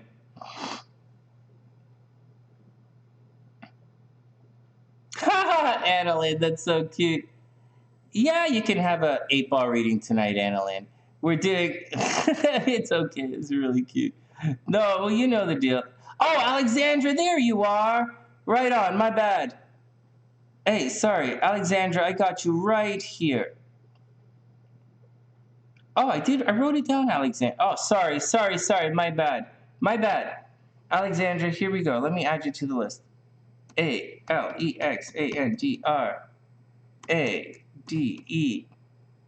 Adelafe. Alexandra, March 28th. Woo! That is a birthday. Nice. 1991. Yeah. There we go. Nice. That's a good birthday. 10:07 a.m. Well, I don't know about the time about that. Okay. And you are from Baltimore. Turkey? No. Maryland. M.A. Maryland is M.A.? Oh, shit. Let's try that again. Baltimore. Maryland. Done. All right, Alexandra. Let me just save your chart so I don't mess it up. Save the file. All right, we got it. Somehow.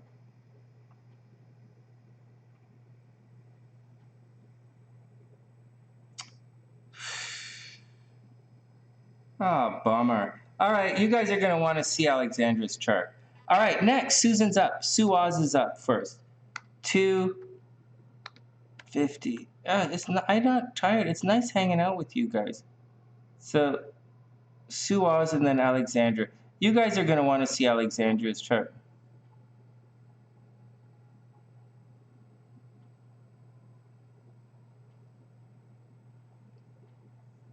What is that? What is that? Do I go through it with boyfriend one who also has a Saturn Aries? Oh my God. No, no, no, no, no, no, no, no. No, no, no, no, no. Dr. P, you're going to look at Susan's chart, by the way. You guys, you thought Dr. P had an intense chart with that stellium off to the side? I'm sitting in front of it, right? I'm sitting in front of it. Or Marilyn Monroe had an intense chart. Actually, Marilyn Monroe's chart looks more intense on other software, not on mine. Susan, look at Susan's chart. It's like about as intense as you get. Anyways, I gotta talk to Susan about her stuff. She's going through a thing. But the no, Pam, it's not. It's not. It's not. Um, you see, not to say anything mean to anybody or to sow anything. You're in Sydney, Australia. Yeah. Hold on. Oh, fucking hell. Hold on, Sue. Hold on, Sue. Yeah, this is not the right chart. But instead of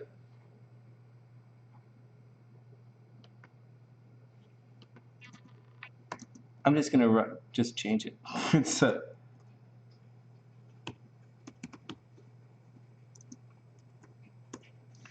Hold on a sec. Hold on.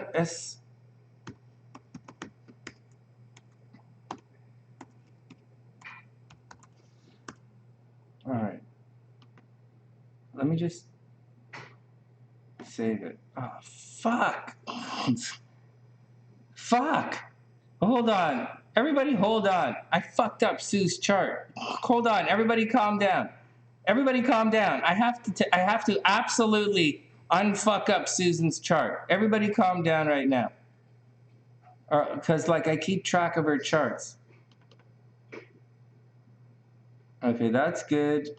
This we're gonna save now. This we're gonna save. And this we're gonna resave. Yeah, we'll do another copy. And we'll put the copy just randomly anywhere so that I have it. Not in music and dance. Okay, here we go. All right, we've got the charts. Okay. Oh, Dr. Sue's up right now. But I wanted to say something about Pamela and the nodes. Oh, what did Sue do? Did she type capital letters? Ankara, Turkey. Oh, no, Sue. No, I know. I got it. Oh, Pam, why did you retreat your... What did you do? I can't see what you said. Should I change your name to say Dr. P.S. MD? Or were they saying... Okay, let me continue. So, hey, Annie, everything is okay. We're just getting through everything. Mercury retrograde, you know. I hope everything is okay. You know, just making step by step. Okay, so first, Dr. P. So, Dr. P, first, for everybody, but not everybody's going through a node return. But for everybody going through a node return, it's a different kind of change. It's not the worst kind of thing. But it can be really bad. It doesn't really coincide with the Saturn thing. They're different cycles. Saturn is a 7-year cycle. The nodes, every year and a half, they change signs. So the nodes kind of 7 years, not really. Like to go through, it's a little different. No, the node cycle is 18 and a half, 19 years long. I like to keep in my head, maybe 18 and a half. And so, but the deal is, the nodes, it's not like, so a Saturn thing is not always negative. People get married during their Saturn return. They get jobs during their Saturn return.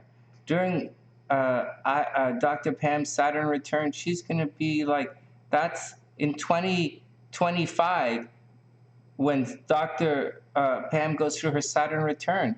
Like, Pam, think about it. Oh, shit, Annie, you're right. It's not AZ, it's AU. Let me change it. But as we're talking about, but so like when you go through your Saturn return, you're going to, it's, thanks, Annie. It's going to be like it's like you might get, like, you should be thinking right now at your age, because you plan things for the future, you should be thinking that in 2025 there should already be something in your life that you're heading towards that's probably going to happen in 2025. So, like, what could happen in 2025? Like, maybe you get married, like, maybe you move, maybe you get a massive job offer, or maybe you start a new career altogether. So or maybe you retire in 2025. So something big is going to happen, and it's going to shift. And that's your Saturn return. And it's difficult because it's going to take some things away. It might take a boyfriend away, and then you decide to go work somewhere else. You know, it's that kind of thing. It might take a home away or give you a job. Like, anything could happen with the Saturn. But the nodes, it's a little different. The nodes, you know, what happened at 18 years old? You know, 18 and a half. You left childhood. You left it. You left you can't go back to being pubescent. You can't go back. So you move on. And that's, you know, your first node return. And then the second node return happens around, say, 37, 38 years old, right? Like every 18 and a half, 19 years. And so, like, what happened then in your lives? Like, there's stuff that happens that you can't go back. Like, you could if you wanted to. You could go back to high school if you want. But, like, you can't really do it. So that's the difference. That's the difference between the situation. So that's the stuff. All right, let's move on.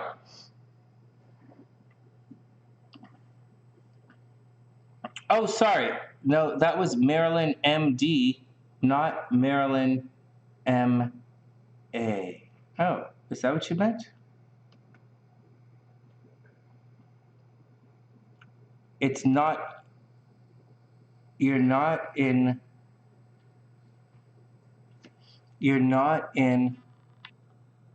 Boston, Massachusetts? You're not in Maryland?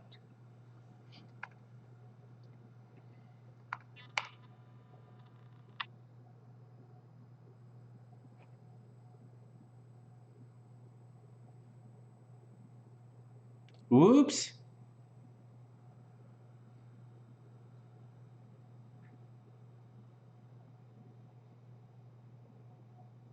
All right, let's switch it over. So you're in,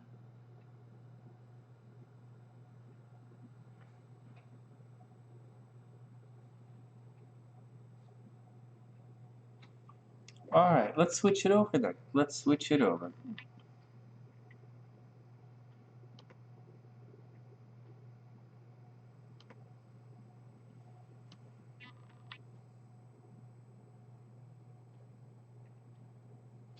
And here we go. Oh, fuck. All right. Maryland MC. Well,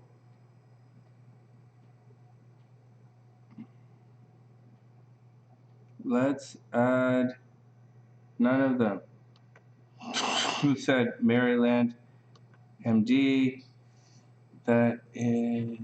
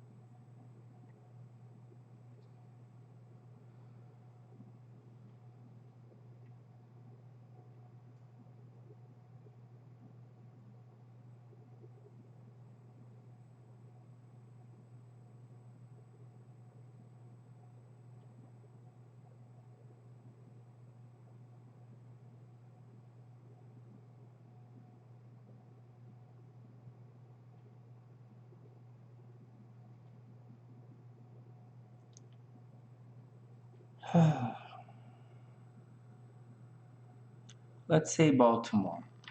Maryland is a state, apparently. Washington, Maryland. Maryland is a mid-Atlantic state that's defined by its abundant waterways and coastlines of the Chesapeake Bay and Atlantic Ocean. Its largest city is Baltimore. Let's say let's just leave it the way it is. Baltimore? Thanks, Annie.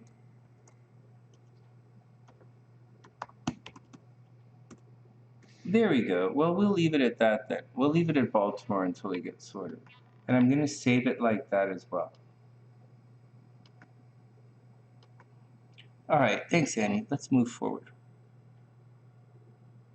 What the hell is Pooh Bear talking about? And hey, Lady Ally, what's going on? What's going on? What's going on? All right, next. Yeah, I suppose I could. Okay, let's go check S.OZ. S.OZ is having a nice day. Let us continue.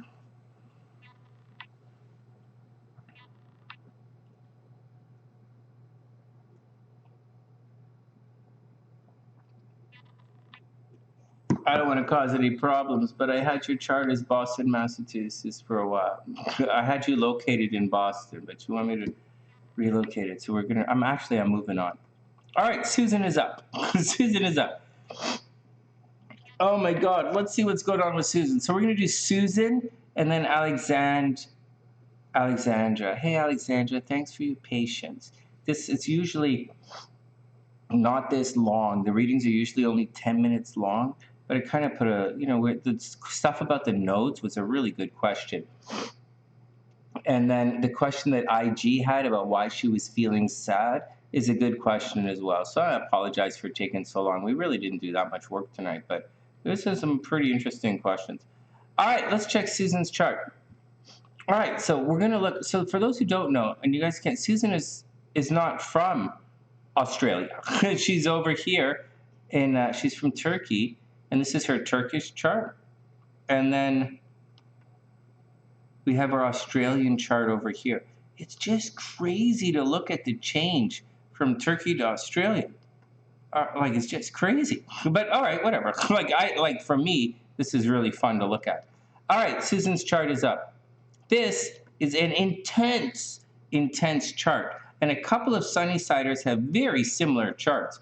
Even though they're born at completely different times, they have similar charts. Like, hey, sexy, some Sunnysider, they have, you see this chart of Susan here? I know there's a transits on the outside, so it doesn't really look like it.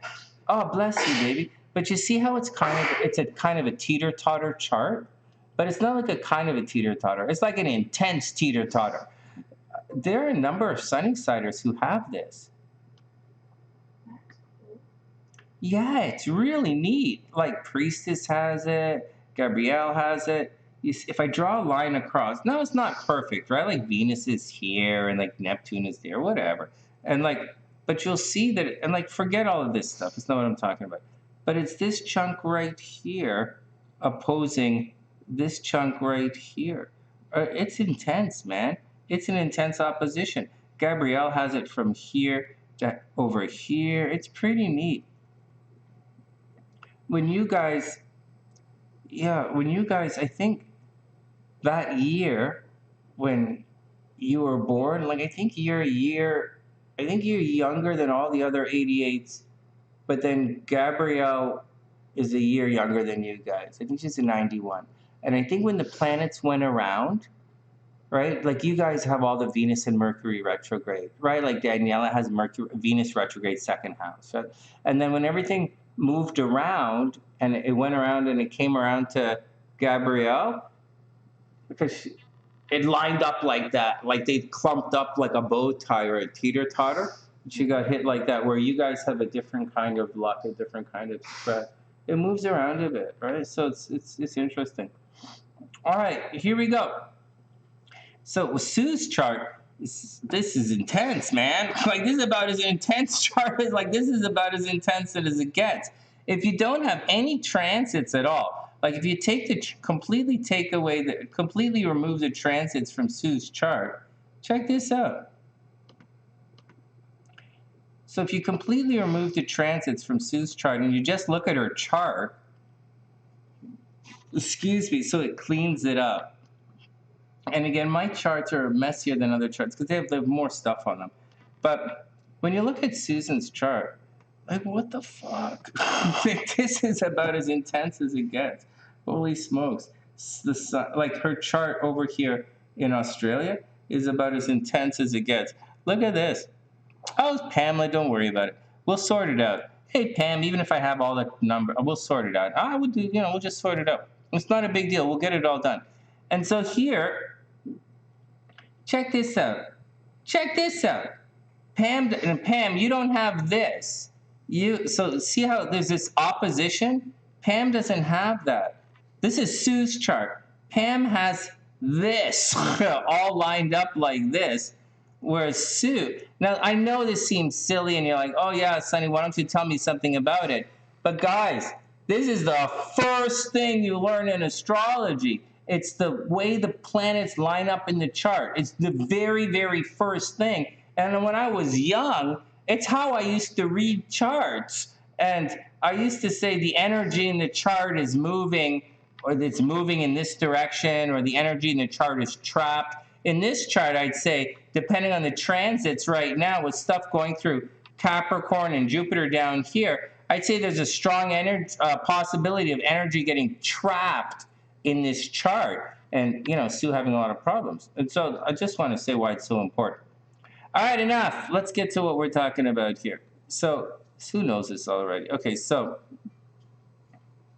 here we go. So this is what's happening with Sue. So, no, it's not easy. No, it's not easy, right? It's not easy. So this is her mom here. Okay, this is Sue's mom right here. And it's empty right now.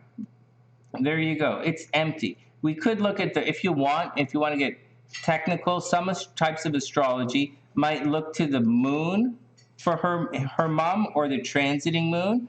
They might look to the ruler of the fourth house, Aries, which is Mars, transiting, and station, and in the natal chart. Those are some things that someone might look at to see what's affecting her mom, like what's affecting Sue's mom. Like that's one of the things that you might want to look at. But really, when you look at it, her moon at 11 degrees, is anything stressing out the moon at 11 degrees Leo? A little bit. Hey, Sue, a little bit. This Saturn is opposite your moon. Oh, well, you know this already. So Saturn is going through. All right, Saturn is opposite right now. Saturn is causing a lot of pain. It's, Sue, you're almost out of this. You're almost, all right. Well, the scariest thing I can tell you guys, the scariest thing for me to say in astrology is saying you're almost out of it. Because almost out of it, that could mean your mom passed. Like, it could mean a lot of negative things when you're almost out of it. So let's think positively.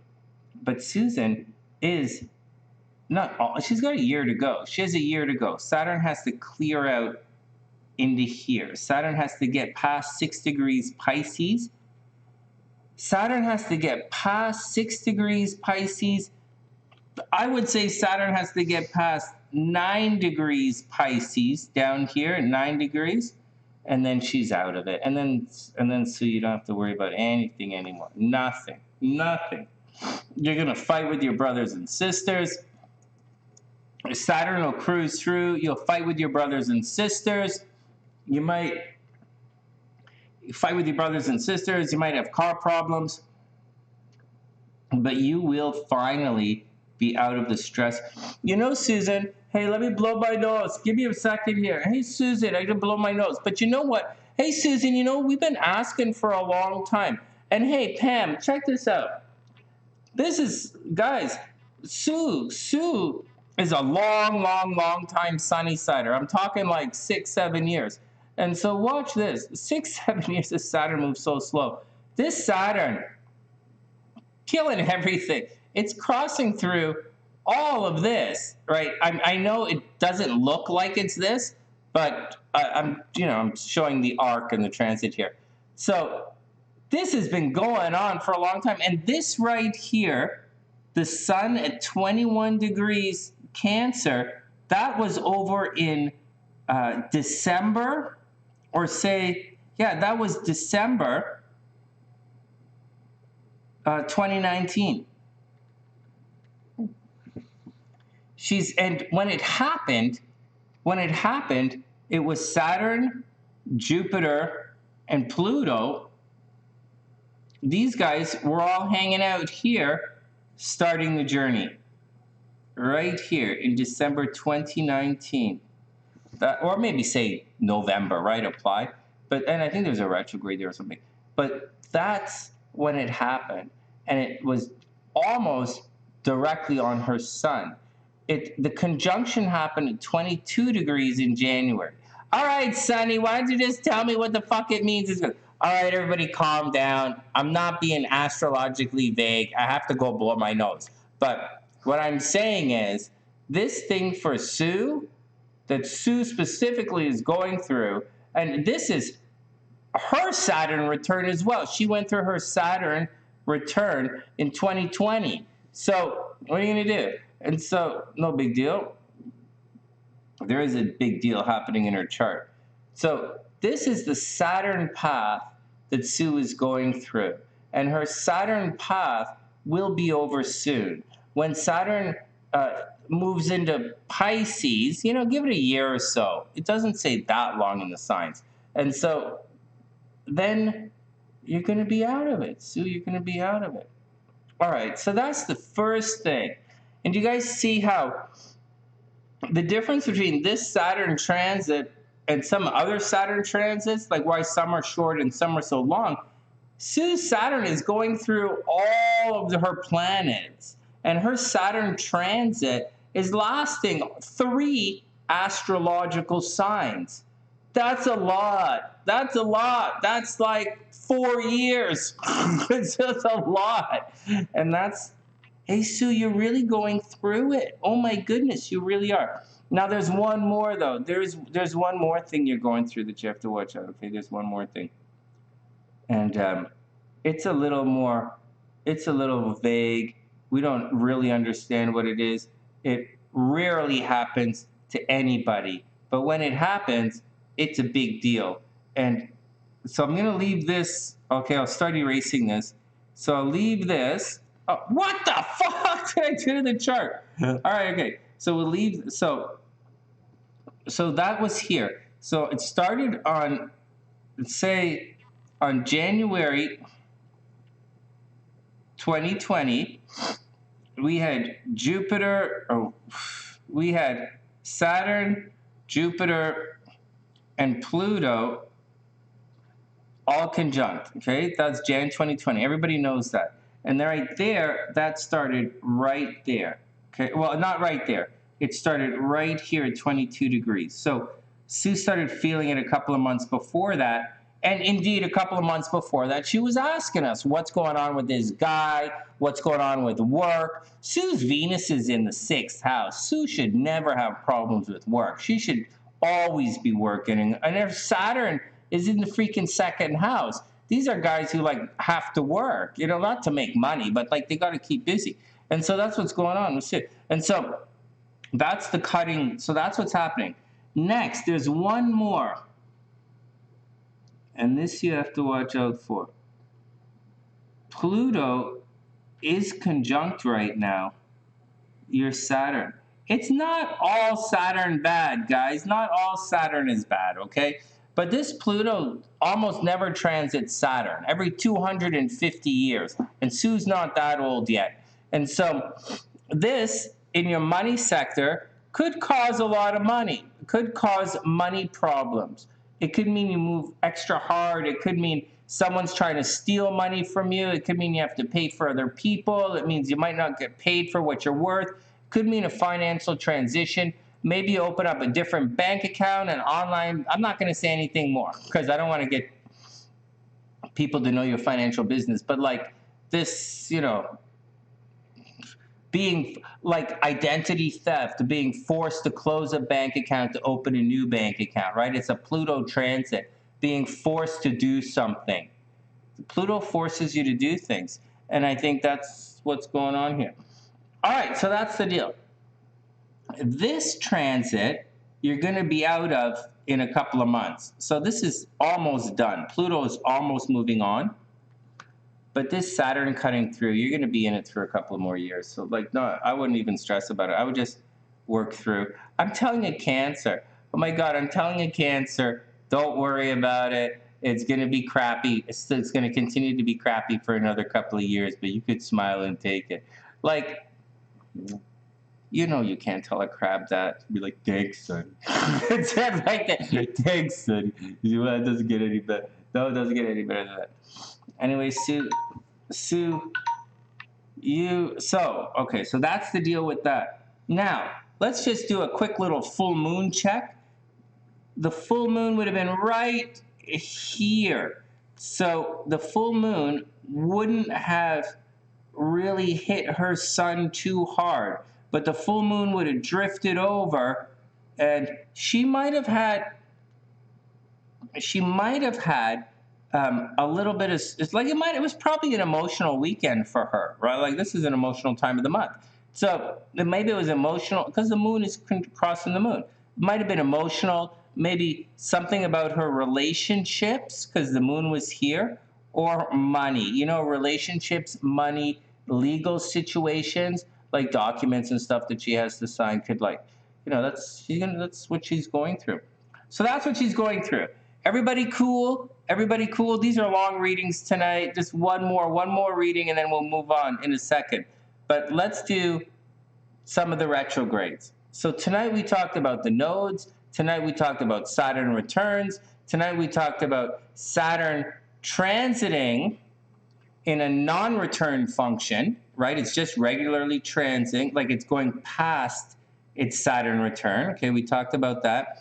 We talked about, and right quickly before we move on, we'll talk about this big conjunction and how it's spreading forward in life.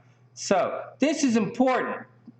Guys, I talk to you guys constantly, and not only do I talk to you guys constantly, shit, I didn't put a timestamp for Susan. Sonny! And I'm talking randomly. Oh no, there's a timestamp. Okay, good. I'm just going on and on and on and on with blah, blah. I need timestamps. All right, so for Susan, so everybody hold on. This is important. I need to blow my nose, but there's something. Guys, you guys must hear me all the time speak. I say constantly, I'm trying to see how the astrology is playing out in the basketball game because I'm watching a lot of basketball. Or I'm in the United States here now. I'm watching a lot of American football on Sunday because it's the playoffs. And so these are two, I'm checking out that and I'm seeing how the astrology is playing out in these two events. And right now I'm looking at Venus retrograde and players who are suddenly really good, or Venus retrograde and players who used to be really good and suddenly playing really crappy, or Uranus moving direct where unexpected things are going to happen. And I'm applying it like that. But, hey, Pamela, you got it. One sec. I'll talk to you in 1 sec. And so here we go. So that's regular life stuff. Now, in January 2020, we had the onset of the Rona. But the Rona really started before that. You guys, you're right, like the Rona started before that. It was January 2020 when the astrological planets came together, and that's when we're marking it. But very clearly, it was around before that because it's a fucking lab. So, like, they didn't just burn, the virus wasn't just shit into existence on January 6, 2020. Okay, so it's been around before that. And so, I'm just guessing. I'm not a doctor, but I'm just guessing. Annie's a doctor here, and I'm pretty sure Annie's would agree with you. Hold on, Pam. Let me write this down. I'll send you an email. And Pam, I'll send you an email tomorrow, and tomorrow's horoscope day. And if you have time on Thursday or Friday, we'll have your personal reading on Thursday or Friday. Let me just put it down here in the description box so I don't forget it. And if there's a problem, I should have your, well, first I have your chart, right? I have your chart. But I should have your email in PayPal. And if I don't, I'll get it for you right now. Everybody, just one sec. Let me just calm down for one sec. You know, I got thrown off a little bit tonight, and we're cruising through. It's nice to see everyone. And I know this isn't the greatest for individual readings for you guys, but I'm doing a little teaching stuff as we go along as well. All right, Pamela. Let's see. Pamela, I've got you. I have your address right here, Pamela. And I didn't add Annalyn to the chart. Annalyn, let me add you. There are a couple of people I didn't add to the chart. Oh, no. Okay, that's the next one. Annalyn.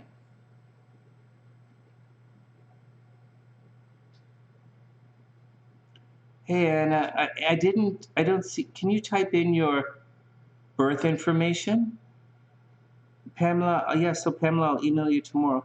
Annalyn, I didn't even know you snuck, I know you've been talking about it, but I didn't know you snuck in for a reading. You'll be after Alexandra. L-Y-N. I don't spell your name right. So, Annalyn is in. Sorry, Anna. Oh, you're right there. Yeah, I got you right there. Can you type in your birth information? Oh, Alexandra, it's okay. It's all cool. We'll see it in a sec. Let me finish with Sue's chart, and then we'll get to yours.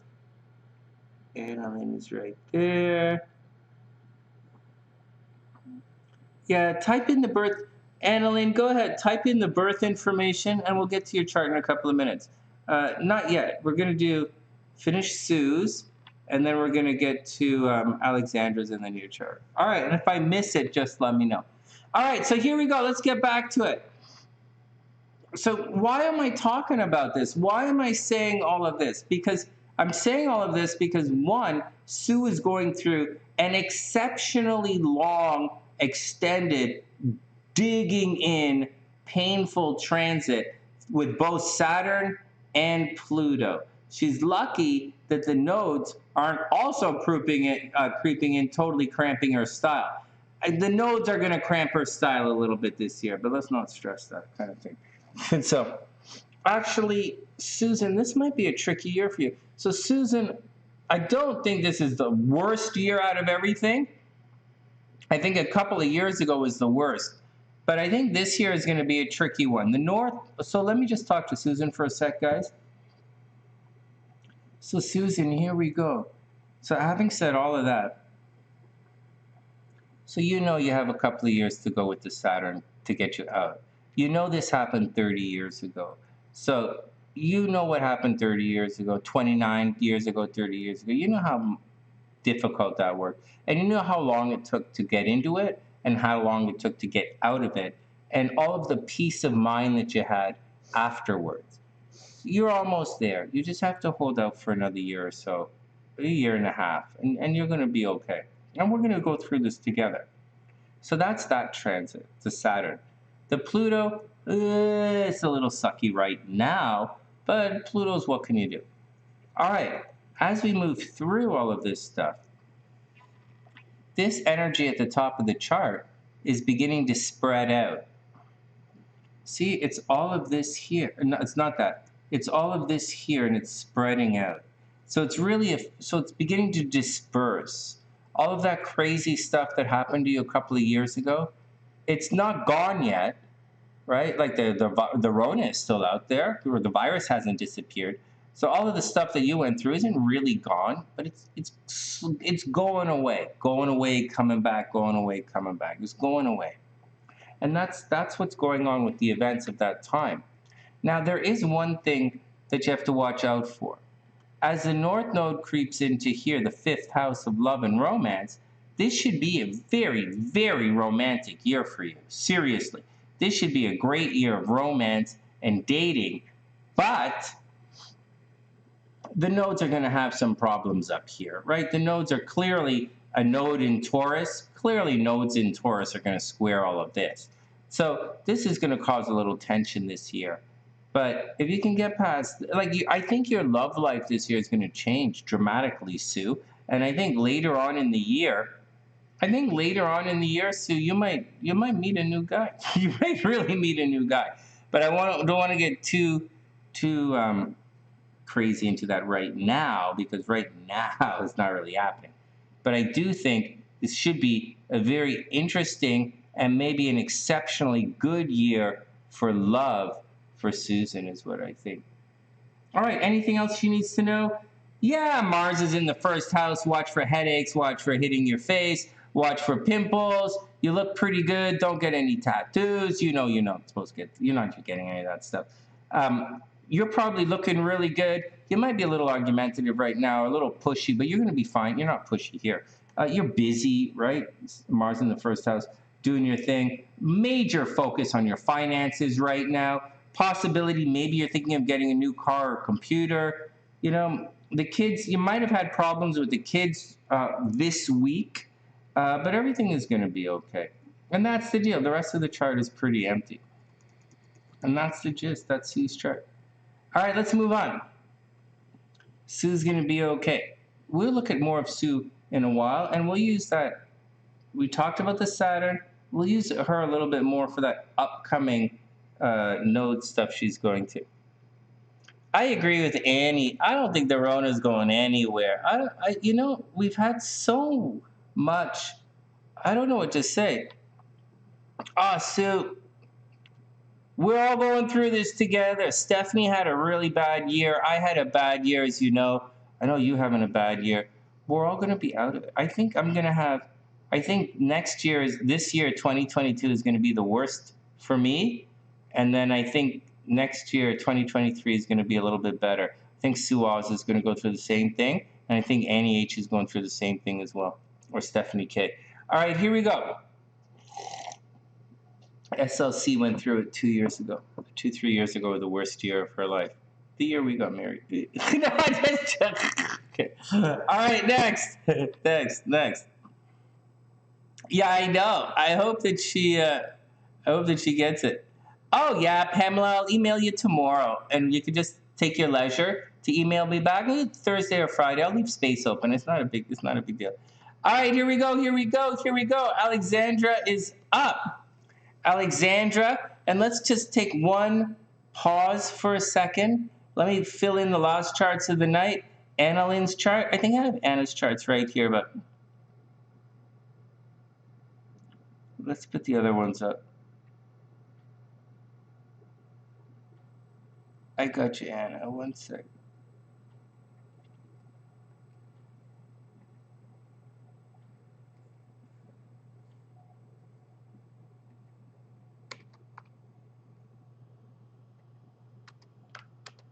All right, we'll do it in a sec. Because we're cruising along here. All right, oh my God, 3:27. We're almost done, guys. We're almost done. This is too long to be online. We're almost done. Oh no. Oh, thanks, Sue. That's really sweet. You don't have to do that. I super appreciate it. Okay. Hey, thanks for taking care of me. Thanks to you guys. Thanks, Sue. Thanks to you. Thanks for Stephanie K, Annie H. Thanks for taking care of me when I needed help this summer. So, all right, let's move on. All right. I got it, Anna. I think I got it. Anna, I put you in the description box. Russia, 2:05 a.m. I got it. 1996. I got it. March 5th. Oh my God, March 5th. Oh man, you guys know how to pick birthdays. What the crap, Ola. All right, Alexandra's up. Alexandra is up. So what do you want to know? Well, I'm going to do you a general mini reading first, and then we'll look at it. A YouTube channel? Oh shit, in 2 weeks. What do you need to know on how to give and receive love? Ooh, that's a tricky question. Well, I know, but to explain it is tricky. How do I improve issues financially? Oh, Annie, yeah, 2021 was absolutely brutal. It was brutal. It was just brutal. Yeah, it happened to you. It started with your mom burning herself in the bathtub. What the fuck? Like, what a crazy year. Holy smokes. And it ended with your brother, like, Susan, you're welcome. We'll see you soon. Have a wonderful, wonderful, wonderful day. Okay, here we go, here we go, here we go. Alexandra, let's do it. Now, here we go. Now, for an Aries, you have been extremely patient. Alexandra, thank you for your patience. Thanks for hanging out. This is how we do things on the sunny side here. So let me just make sure that I have your birthday correct. Can you see this? March 28th, 1991. Does that sound correct? I thought you were going to be a Pisces, but you're an early Aries. March 28th, 10:07 a.m. in Baltimore. We cool? Everybody's cool? Can we get down to the action and check your chart out? And I'll tell you what I think and where you're going to end up and stuff. Yeah, your father passed away as well. Yeah, and your father passed away. I don't like to say those things out loud. You know, I just don't want, Annie,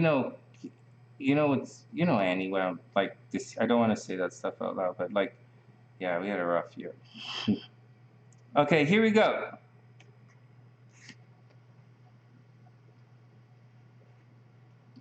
Pooh Bear, so there we go. All right, here we go, guys. Let's cruise through this. Okay, so Alexandra, I'm going to do a general reading of your chart for these are 10-minute readings, but I'll go like 5 minutes, and I'll just tell you what I see.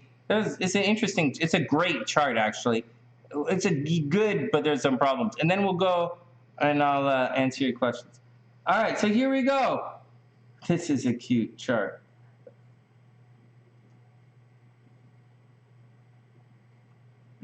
Okay, so here we go. So Alexandra, guys, is a Aries. She's an Aries right here. Okay, just to show you guys first, this is the top of her chart over here. Her chart leans. Right?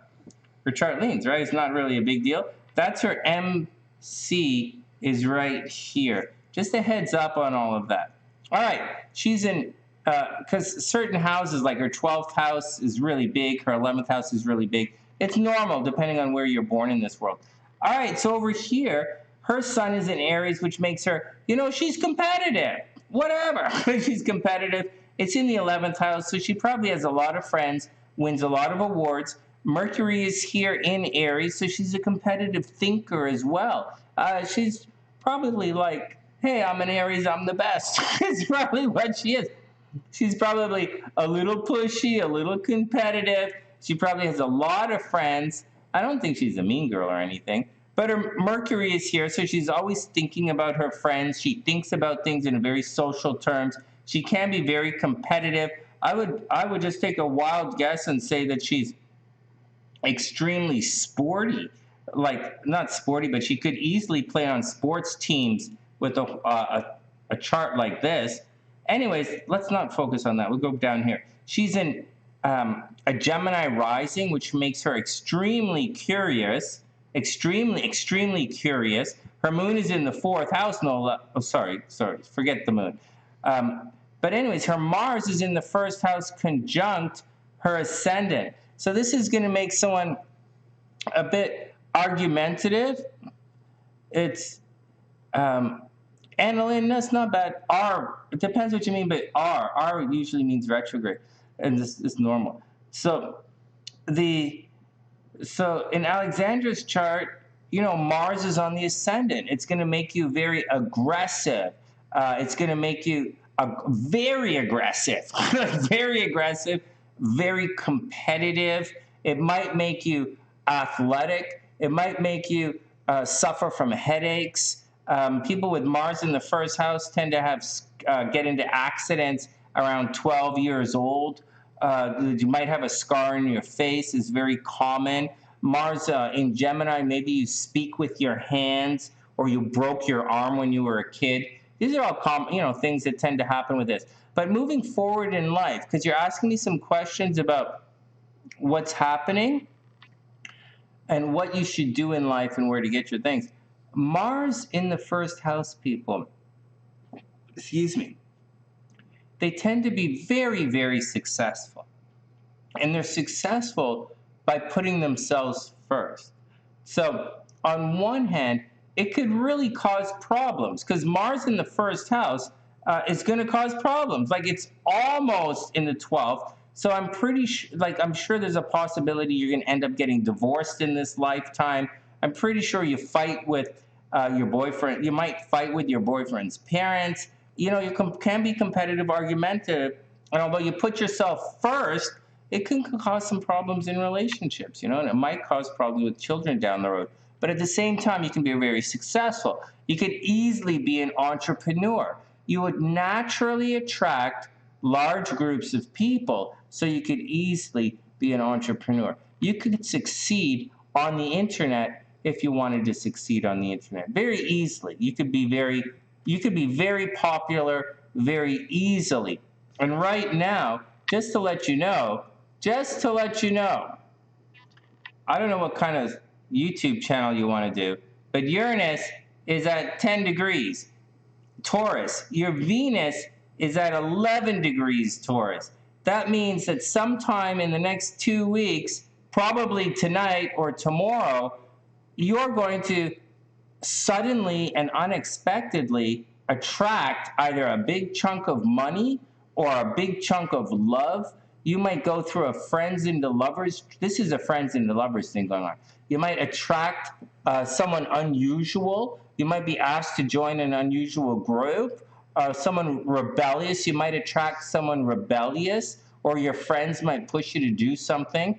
But you should be extremely lucky unexpectedly in the next 2 weeks, and it should come from your social network. Straight up, no anything. And if you want to start a YouTube channel, then the best time for you to do it is I would wait until Mercury and Venus go direct, like in 2 weeks, and then I wouldn't even flinch. I really wouldn't even flinch. I would just go ahead and do it. All right, let's continue. Let us continue with your reading. And so as we move along, you can be pushy competitive. Over here, so Jupiter is retrograde in your second house. So Jupiter in your second house, in Leo no less, would generally indicate a lot of money. A lot of money. A lot of money should come to you. Unfortunately, it's retrograde, so that money coming to you might be a problem. And with Chiron here, there's always some wound regarding money. Maybe you inherited a lot of money and it's embarrassing, or maybe there are times in your life when you just don't have any money and it's embarrassing. But with the South Node here, or maybe you were supposed, did I say you were supposed to inherit money or have family money or something? Whatever it is, it's going to cause problems. And your South Node is stacked. You're always going to have problems getting paid. Guys don't want to pay you, and it really hurts. They want to hire you. All your friends want to hire you. Everyone wants to have sex with you. Your Venus is in Taurus, so obviously everyone wants to grab your ass or feel your goodies, because it's Taurus, right? It's the bull. Everybody grabs the bull. And so that's what's going on. But nobody wants to pay you for your work, and that's a problem. On top of that, this stellium, or this little collection of, okay, so that's the deal. Moving on. Mars is over here. Mercury is at 25 degrees Aries, and that 100% squares your Chiron in the second house. So maybe your friends are going to try and talk you out of your money, or your friends are going to be expensive, or your friends are going to want to invest in you, or something with the social network is going to get expensive for you. So watch out. Money's supposed to enter your chart through your friends, not leave your chart through your friends. But there's a possibility you might be paying for your friends instead of having your friends pay for you. And these are some things to watch out for. All right, next. All right, Sue, have a super, super amazing night. A day. Have a wonderful day. All right, Alexandra, moving along.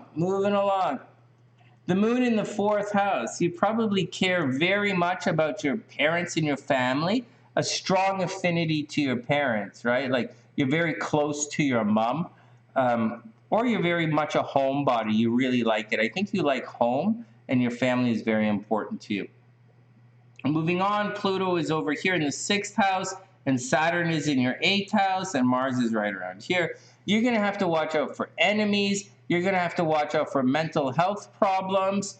You're going to have to watch out for people being sneaky behind your back. Not the most, but a little bit. And Pluto in the 6th house, your day-to-day lives are going to go through a flux, but that's not the biggest thing. It means you're going to have to watch your health, right? Saturn in the 8th house, North Node in the 8th house.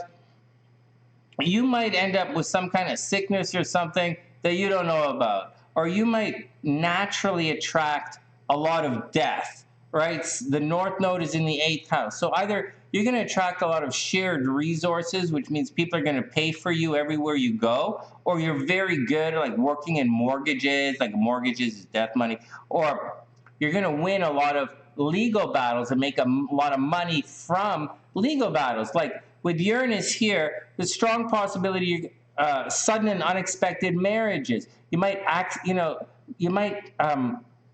and Venus is here. So you maybe you attract rebellious guys, or maybe you're going to get you're going to elope, an unexpected marriage, or you're going to be in an unusual type of relationship situation. Like maybe you end up not getting married, but you end up living with 2 guys or in a house and dating a couple of guys at the same time, or you're going to get into an unconventional kind of family setting between you and your partner. You're going to have non-traditional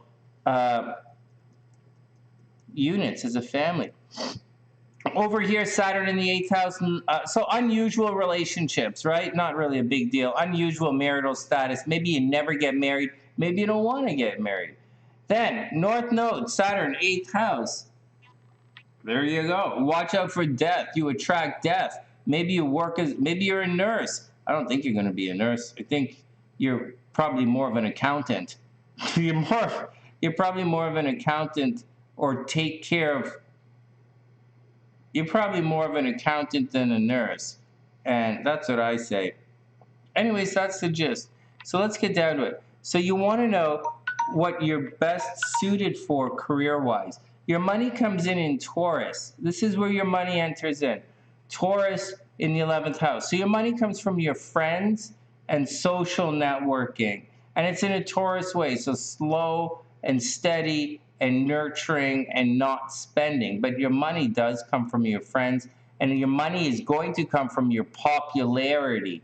That's the deal. It's coming from Taurus through your popularity. Down here, Moon in Virgo in the 1st house, in the 4th house, that's a neurotic moon. That's a moon that is always nervous. It's a very self-critical moon. You might be very critical about your family, or you're very critical about your mother. Nevertheless, and you're probably critical about yourself and your home life. But having said all of that, you probably like staying at home, or you like taking care of the home, or you like home finances. And those are things that you should take care of, right? Those are some kind of things that you should deal with. All right, whatever. Okay, so that's the deal. Anyways, these are just mini readings, guys. They're only 10 minutes long. To get really in depth, you're going to need a private reading for me to answer all those questions. But that's what's going on. That's where your money is coming from. Your love, your love life is coming from. You need someone stable. I know you're in Aries and you're very competitive, but you should have someone more stable in your life. Sorry, I still have to blow my nose. And that's what's going on. Watch out for air signs, even though you're a Gemini and your Mars is in Gemini. Certain air signs are going to be a problem. Watch out, someone might try and steal your inheritance or your legal money. And that's the deal, Alexandra. Let's look at your transits. I know you wanted me to answer those questions, but let's look at your transits and see what's going on. Oops.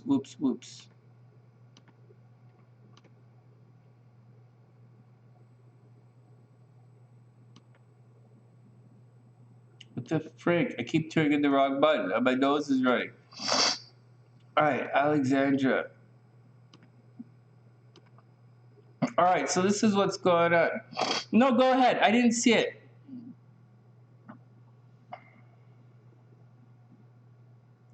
Well, okay, so Alexandra's asking, why has it been difficult with equal giving and take with your closest friend who helps you financially? Oh my God, you have that in your chart. Let me blow my nose, and I'll be back in a sec. No, it's Friday. So, you have that. Alexandra, you have that in your chart.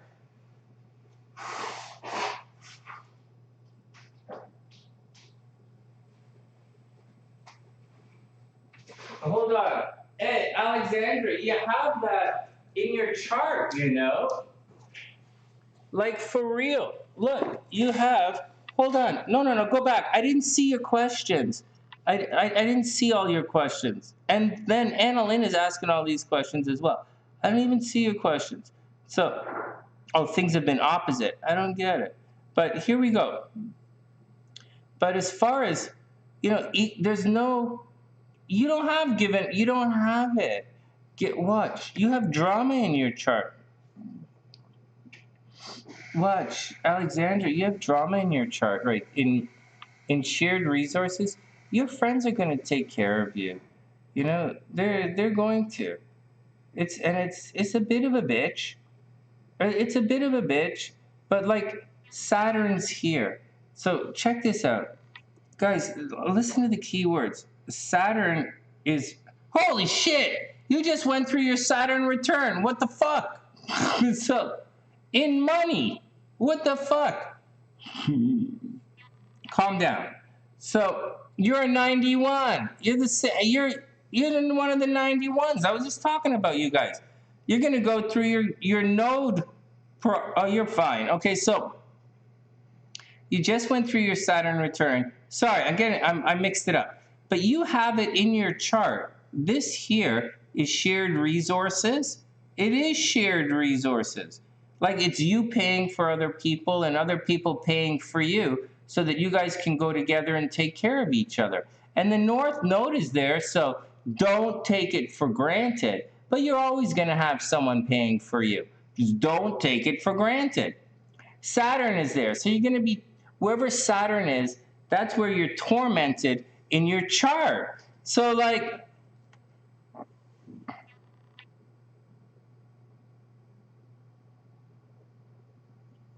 well, that's okay, Alexandra. Okay, well, okay.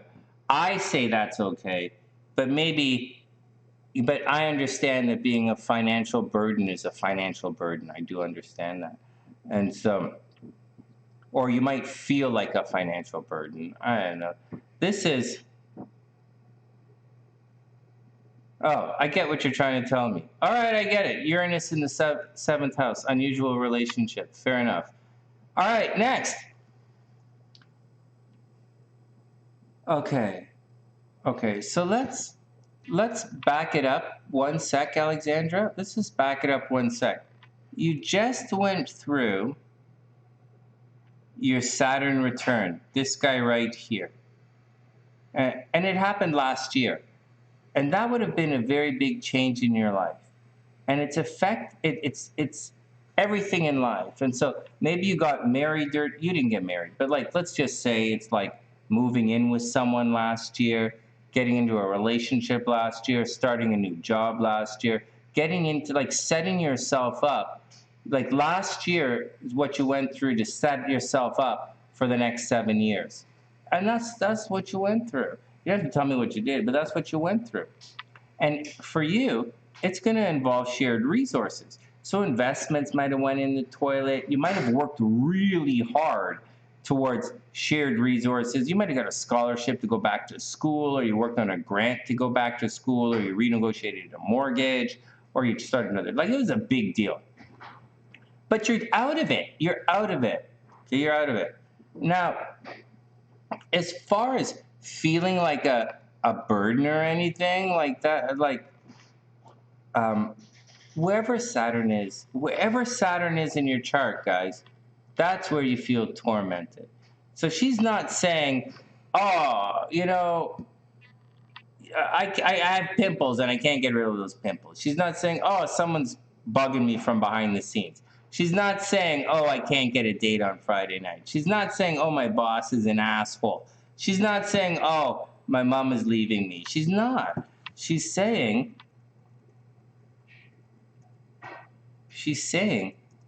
joint finances right now are an absolute bitch. That's what she's saying. She's having troubles in this part of the chart. And this part is activated right now. It's highlighted. It's what's going on. It's what the action is.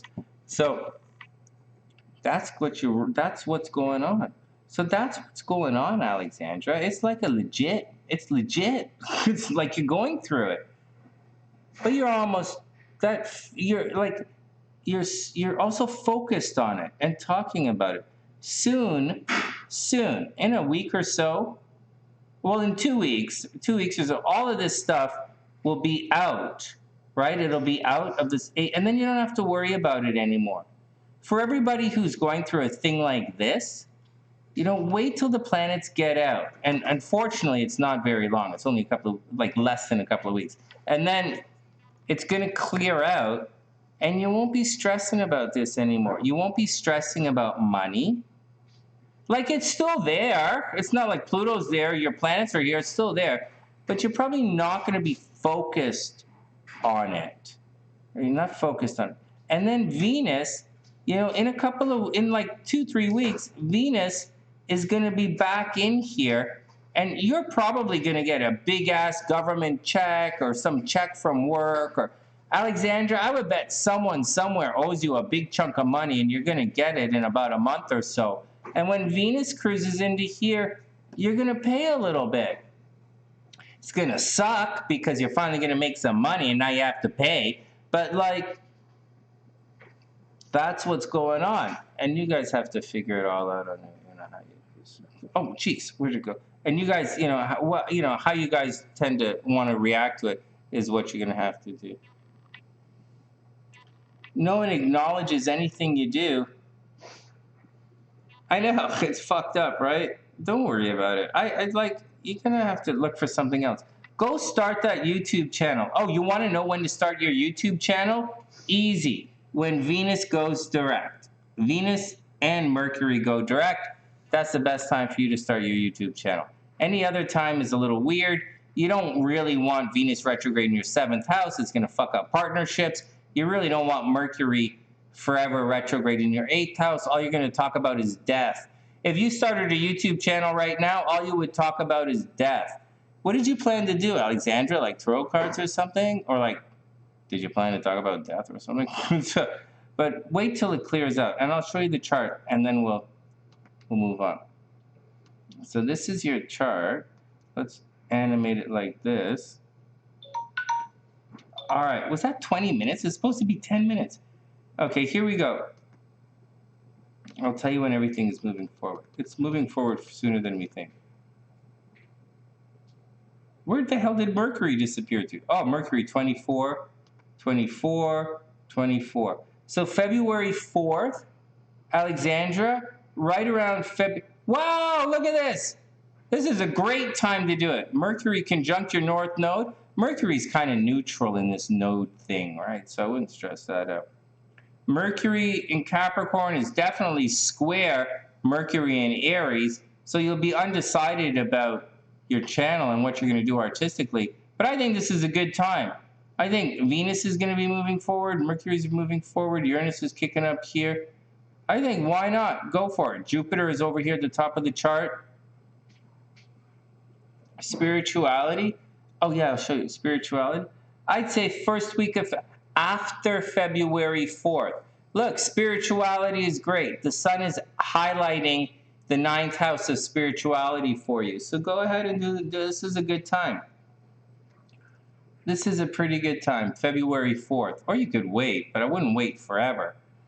Right now, as far as your transits are concerned, you might be having mental health problems, Alexandra. Mental health problems. You might be feeling alone, feeling isolated, depressed. People might be working behind the scenes to mess you up. But aside of that, you're pretty good. Problems in love. Watch your health right now. You might be, have to watch your health. You'll be fighting in relationships soon, but don't worry about it. Just take it all easy. Just take it all easy and you'll be fine. First week of February after the 4th, that's the time to start your YouTube channel. All right, next. Let's pull some charts up. And Alexandra, let me know. It's going to be fun. Oh, Pam. Pam, you still here? Yeah, we wish you the best, man. It's going to be fun. I like following your YouTube channels. Okay, next. Annalyn. Okay, so I have Annalyn's chart. I might have both of these charts, although I don't remember Vlad's chart, but I'm pretty sure I have Annalyn because I don't know how to spell it. A-N-N-A-L-Y-N. A-N-N-A-L-Y-N.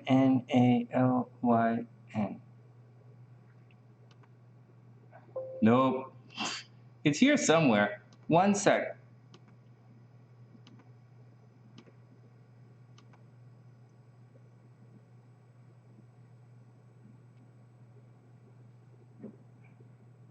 September 17th, 94.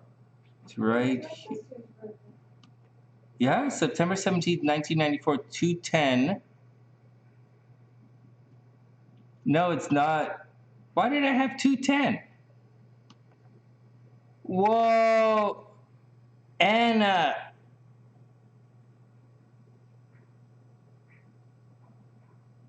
Oh, that is 2:10. All right, I got it. I got it. 4:10 is 2:10. All right, I got it. Sorry, everybody come down.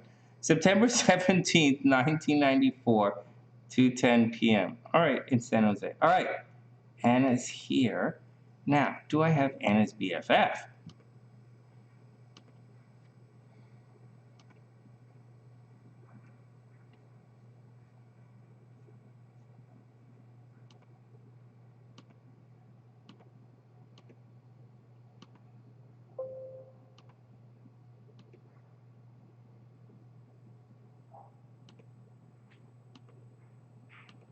Anna, go ahead and ask all the questions now, one step at a time. I'm going to type your boyfriend's thing in here. I'll just type it in.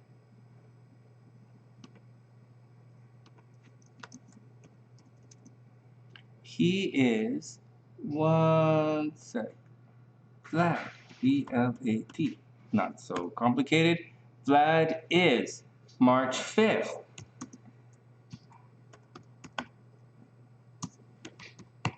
Ooh, she got a baby. She's robbing the cradle. No, I'm just joking. Everybody cool. 1996. And he's 2:05 a.m.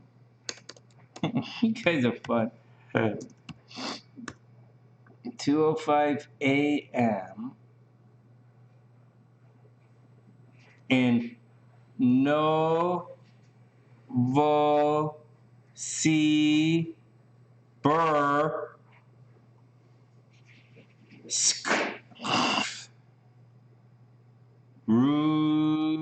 Russia. I had to blow my nose again. Hold on. Oh, the 90s. These are neat charts, guys. Let me blow my nose again. See, Anna has like you guys have some intense charts tonight, guys. All right, I'm going to blow my nose and then come back for Anna.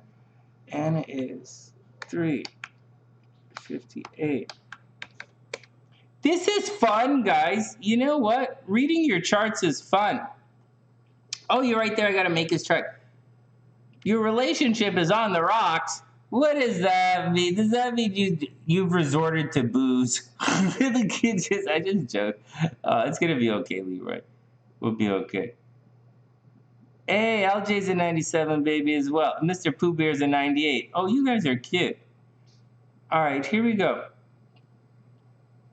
Okay, so Alexandra, nobody notices you? What the? Oh, no, sorry. Let me get back. Alexandra is good. Spirituality. Oh, before we leave Alexandra's chart. Alexandra. Okay, listen to my words, but don't go crazy. Okay, one last thing about Alexandra. I don't know if she's still here or not, but little thing, don't go crazy. You're supposed to be famous. I don't go fucking crazy. I just said don't go crazy. Okay? You're not supposed to be super fucking famous like me, But I'm just joking. Everybody calm down. Everybody calm down.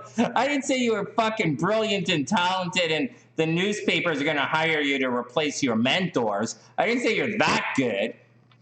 I just said, you know, guys are going to like to stare at you. All right, everybody calm down. Let me blow my nose and let's get it. Alexandra, you're supposed to be popular and make money through your fame. You're supposed to be popular. Okay, everybody calm down. Anna, these are mini readings. These are mini 10-minute astrology readings. But I'm going to ask your questions and see what I can do. Hey, Elizabeth, what's up? Hope you're having an amazing day. Long-time Sunny-Sider. 1 second, and I'm going to blow my nose, and then we're going to come back.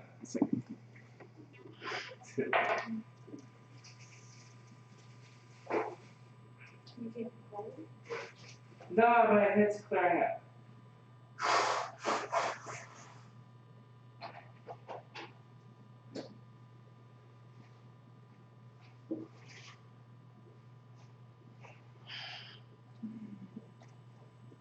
Okay, here we go. It's too bad we had to ban that girl earlier, man, but she absolutely checked her brains out. Yeah. I think it's the weather as well, Elizabeth. I think it's the weather. All right, here we go. Anna, let's do it. So Anna, your compatibility is not going to take too long. Let me go and I'll answer your questions. Go back. About our chart, major things to look out for. Yeah, no problem. What else? What did you want to know?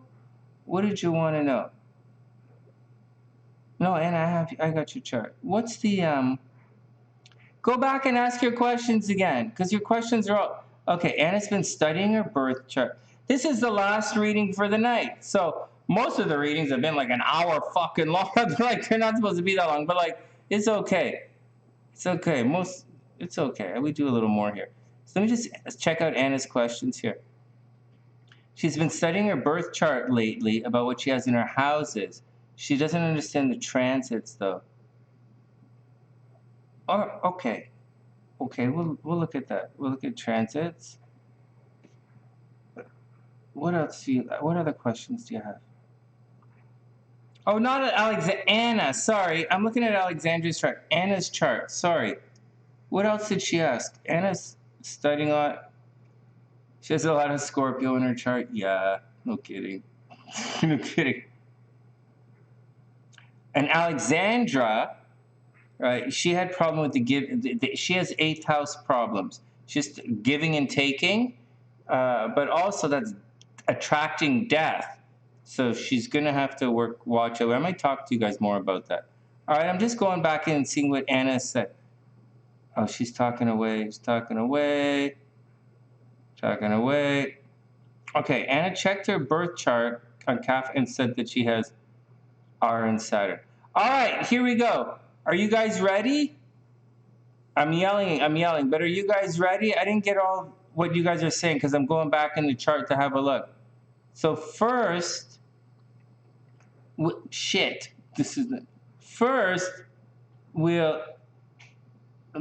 hey, wild child. Oh my God, the wild child is in here. Hey, wild child, what's up? Marilyn has a grand trine.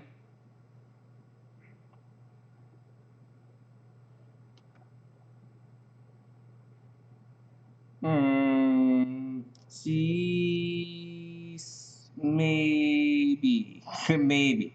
Okay, Anna's back up. All right, sorry guys. I'm missing everybody's here. Okay, let's come back. Let me go this. So, there she is. Oh, no, go ask the question again. Oh, you want to know what's up with Vlad's chart? Okay. All right, Anna, let me answer the retrograde question first. And then we'll look at Vlad's chart for a while. So, retrograde. So, R in a chart. Okay, nice and slow. Here we go. So, R in a chart means retrograde.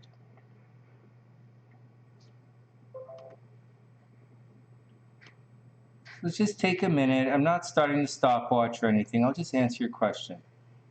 R all of these R's mean retrograde. Now, a planet usually moves in this direction. It usually moves Capricorn to Aquarius to Pisces, and then, the planets usually move in this direction. But when a planet is retrograde, it appears in the sky, and this is a relative chart, right?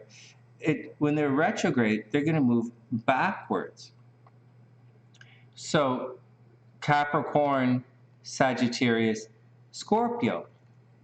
In addition to that, the numbers, instead of moving up, 22, 23, 24, the numbers are going to descend. So these guys are retrograde, so they're descending, 22, 21, 20. That's planetary movement, which is extremely important. Now, some things to know. This R right here is not, it is retrograde, but the nodes move, the nodes move in retrograde fashion. And they move from Taurus to Aries to Pisces, and that's the direction that the nodes flow. Now, wherever retrograde is in your chart, wherever a planet is retrograde, it has a couple of different meanings, and it can play out differently in your chart depending on what's going on in your chart. Straight up, no BSing, no stressing. I'm just saying, the retrogrades play out different.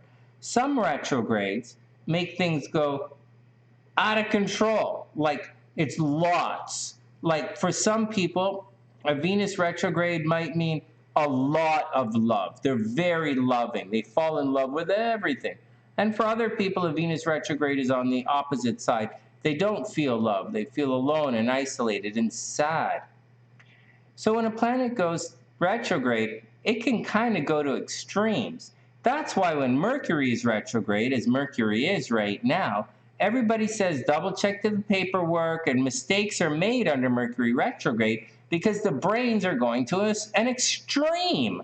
You're either going to do really well or you're going to fuck it all up. Right now with Mercury retrograde, I would bet a lot of you right now are second guessing things, and you're going back and checking the paperwork, and you're finding discrepancies. Now, I bet I would venture a guess that those discrepancies that you're finding right now might not actually be a discrepancy. You might just be reading the numbers incorrectly, or right now you might not be receiving all of the information, or you might right now be you might be forced to make decisions with incomplete information presented to you in front of you. That's what's happening right now. So does it mean you guys are all suddenly stupid? No. It could simply mean that you're you had too much to drink last night and your eyes are blurry today and you fucked up reading the paperwork. It's not a big deal. Or it could mean your arm jiggled and you pushed the wrong button. It doesn't, so that's the deal. But expect communication problems. It doesn't mean hey baby, what's up? I'll tell you what's up. Hey, nice shoes. Wanna hump? No, but I want to kick your ass. Be careful. Be careful. Just be careful under Mercury retrograde. So that's going on with all of these planets. So look at this. So look at this chart right here. In Anna's chart, she has Saturn retrograde in the second house. So this is torment. Wherever Saturn is, she's tormented. And it's right on the cusp here between money and brothers and sisters and driving. So there's a possibility that, with Saturn here, and it's retrograde. So it might mean, Saturn normally means hard work, and the second house means money. And that would normally mean if Saturn's in the second house, she has to work really hard to make money, because if she doesn't work hard, she's not going to have it. Saturn is always taking away. But if she works hard, she'll have it.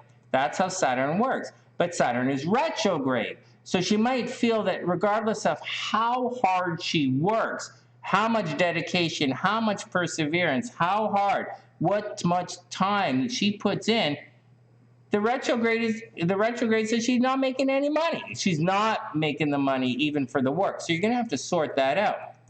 Now with it right on the cusp, there's a possibility that Saturn is going to take away your brothers and sisters. Depending on the other aspects, and I don't really see a lot of aspects, and this is clearly harmonious, right? There may be, with Saturn in the third house, maybe like, you know, one of your brothers or sisters is really sick, and he's always been sick, or maybe one of the, you know, your friends want to fight you a lot, or maybe you're a really shitty driver, or maybe you buy a car and it looks awesome, but like the brakes never work, right? It looks awesome because of the aspect of Venus, but it's Saturn, so the brakes never work.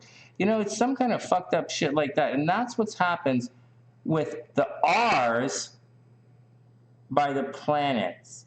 Almost nobody, like very few, a very small percentage of the world is born without retrogrades in their chart, and almost nobody is born without, you know, so that's the stuff with that kind of stuff going on. Okay, so that's the deal with that. That's where money is.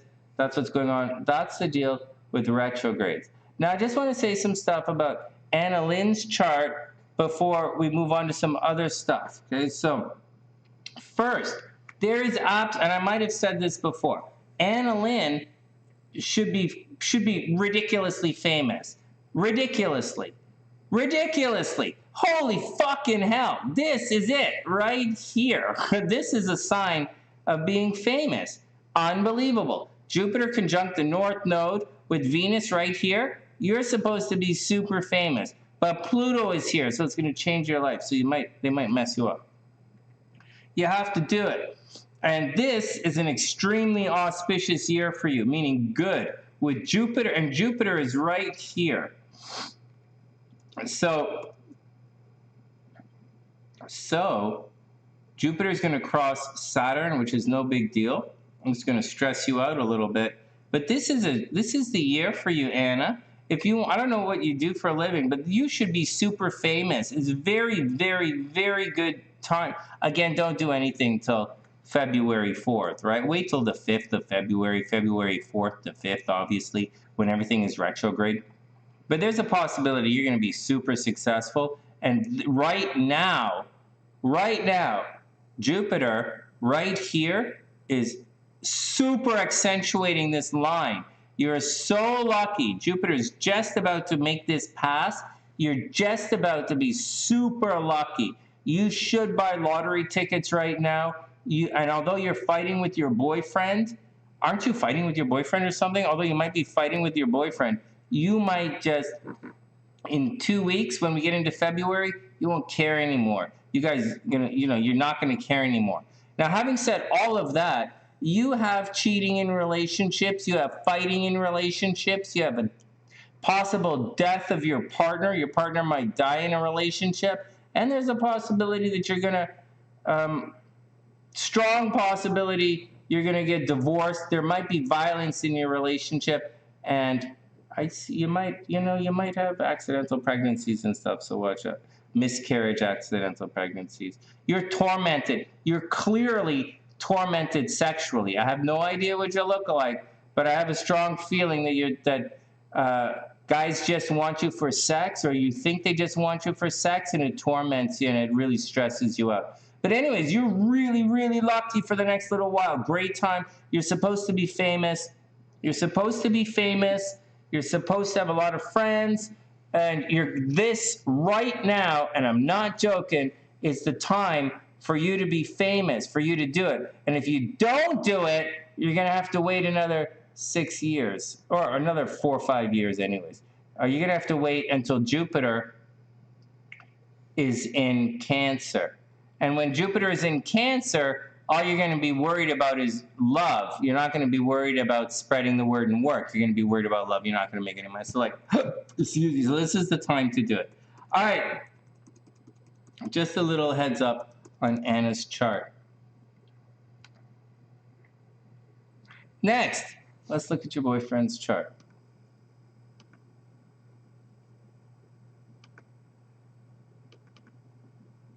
So Vlad, on the other part,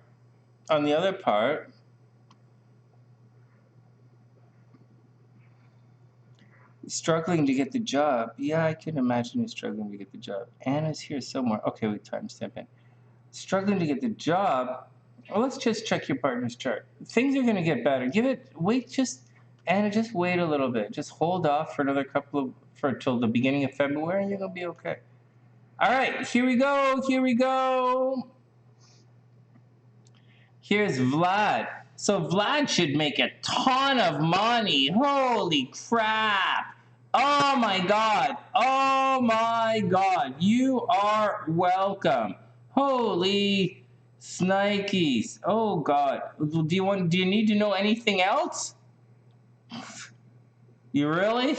He's super critical. His moon is in Virgo. He is very, very critical guy, and he can't help. Oh shit. Oh my God. So this guy is okay, everybody chill out. This guy is naturally argumentative. His Mars is in the 3rd house. He's naturally argumentative. Now, I'm going to start telling you some stuff about astrology. Look at Pamela. Dr. P, money and fame. Anna, I'm just going to say there's a possibility this guy spent time in jail. There's a possibility this guy, he likes to help people. He's a social justice warrior. He very much sticks up for the underdog. He can be very argumentative. He's extremely nurturing. He might be OCD, right? He might be very OCD and fixate on the details. He's very analytical. He might like to travel. He might like to study. Again, strong possibility maybe he went to a boarding school. Maybe he's an absolutely shitty driver who got in a major car accident. Maybe his brothers and sister died. I would say either a boarding school, he might have spent time in the military, or he might have spent time in jail, are all things I would say about this particular chart. All right, next. Oh, Anna, you're not the chart that's... Oh, wait, this is your boyfriend's chart. Okay, let's move on. So this guy loves it at home. He loves his mom. He attracts at home. He can make money in real estate very, very easily. He can make money from his parents. He probably loves his mom. The North Node, with the South Node here in the 4th house, even though he makes money from the house and he's very competitive, the South Node says there's always some kind of fucked up shit happening at home. And with Pluto making this negative aspect down in here, maybe someone at home died when he was young. I don't think anyone died when he was young. I don't really know. There's a problem here. I don't really see death of his parents, but I see there's a problem at home growing up. And he likes to spend time out in the world, maybe being popular. I do sense that he might have gone to jail. I do see that the guy is supposed to be really, really rich. And he loves money and comfort, and he should be focused on money and comfort. But he's argumentative. And that's just the way it is. So you're going to have to deal with it. He's argumentative and he's aggressive, and he likes to heal people, and he's a bit of a social justice kind of guy. All right, next. That's what I think about this guy. He's also he wants fair play in this world. He wants fair play. All right, next. We are going to look at your charts. Let's go do a comparison for you guys.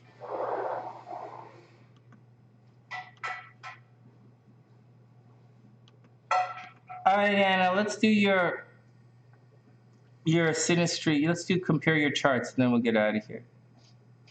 So let's see what we have going on here. I don't think he's sneaky or anything. I think he's a nice guy. I'm a Scorpio. I like Pisces. I think he's a nice guy. He's very nurturing. He could be a doctor or work at a hospital. But I think, research, hospital, take care of people, arts. He's probably sings and plays guitar. He could be an artist. But, there's other problems there. All right, so here we go. So I say, first up, just to let you know, so the first thing we check, before we check anything else, we check Chiron placement. So we're going to look at 13 degrees and 16 degrees. So on the inside, what does he have at 13 degrees? Holy shit! You guys have a Cinderella transit right there. Oh my God. So it's a midpoint right there. 13. What else do you have at 13 degrees? Jupiter. Oh shit, Anna. 13 degrees. What else do you see? This isn't really going to cause a problem. Anna, shit. You got, so far it's good. So far it's really good. Really good. Like you guys could make a lot of money and be very happy together. All right, 16 degrees on the outside. Any problem? Going around the outside, 16 degrees, 16 degrees. Big money. Okay, you're lucky that Pluto is out of the problem. On SunnySide astrology, it's out of the problem. But Chiron is definitely Chiron is opposite Mars and the Sun. So you guys got to heal. So Anna, I would say there's, oh my God. Oh no, that's your chart. I would say you guys have to heal each other. There are going to be some arguments. There's going to be some words. He's going to stick up for you. I'll tell you what he's looking. Oh my God. I'm looking at a Pisces-Virgo relationship. Holy shit. Why don't I ever look at this? Why don't I ever do this first? Oh God. If I knew this was a Pisces arguing with a Virgo, I wouldn't have read this chart. I would have just rolled my eyes and crawled under behind a rock and started drinking. Are you guys really doing this? Holy shit, he did go to jail, right? Yeah, fuck. Welcome to the sunny side where bullshit fucking walks. I'm blowing my nose. Oh my God. She's a Virgo, he's a Pisces. Come on, you can laugh at that. They're fighting, it's so cute. All right, let's do it. All right, babe. And the Pisces is stressing out the Virgo. It's so cute. All right, hold on. Oh my God. Let's go back. Come on, Anna. It's going to be okay. That's so cute. Down you go, doggy. All right, sweetheart. It's up to you. I'm going to be off in a couple of minutes. I'm almost done. Okay, so here's the first thing. Here's not the first thing. There's a lot. First, Pisces and Virgo are awesome. They're awesome. And they go together like they go, Pisces. Yeah, like green eggs and ham. It's exactly what Pisces and Virgo go to.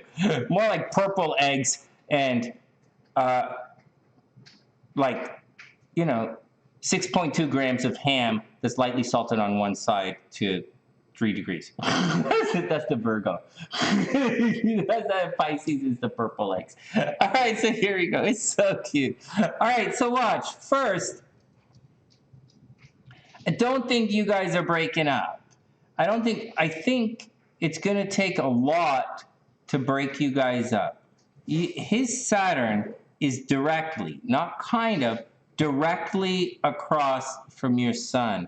That's massive amount of stability in a relationship. Yeah, it's control issues. Yeah, it's like, oh, fuck this asshole. But like, it also is going to add longevity to it also major staying power. So like, it's the strongest thing for staying power. And it's not like a square or anything. So I don't think it's a stress. You guys, you might argue a bit. You might have some control issues, cheating in relationships, a little bit of fighting. But like, this adds for longevity. And it bodes quite well. Now, so with Saturn, that's longevity. Now with Chiron, you see that's not that close, 24 and 16. But 16 lines up here. And that's going to bring, it lines up here. Please forgive my fucked up arrows. But this can add healing in a relationship. So Anna, I think you guys could really heal each other. Strong opportunity. I sense a strong opportunity for healing in this relationship. All right, let's check the moon. So I think you guys are going to stick around, but you need more things. Like you need the moon. You don't need more things. You guys have stick it out. You guys have fighting, and you have longevity in the relationship. It doesn't matter. It just means you like different things. Anna, it doesn't matter. Oh my God, you've been fucking studying astrology with fucking idiots on Instagram, haven't you? Holy shit. That's why you would ask me a question like that. Oh my God. No, it doesn't work like that. It doesn't work like that. So, no. Doesn't work like that. His Venus is in Scorpio. I mean, your Venus is in Scorpio. You're right? His Venus is in Aries. Venus is what you attract. Right? Venus is what you attract. It's that simple. It's rapport. He's competitive. You're dark and secret. It's that simple. My Venus and SLC's Venus are very different. Her Venus is in Gemini, and mine is in Sagittarius. They're opposite.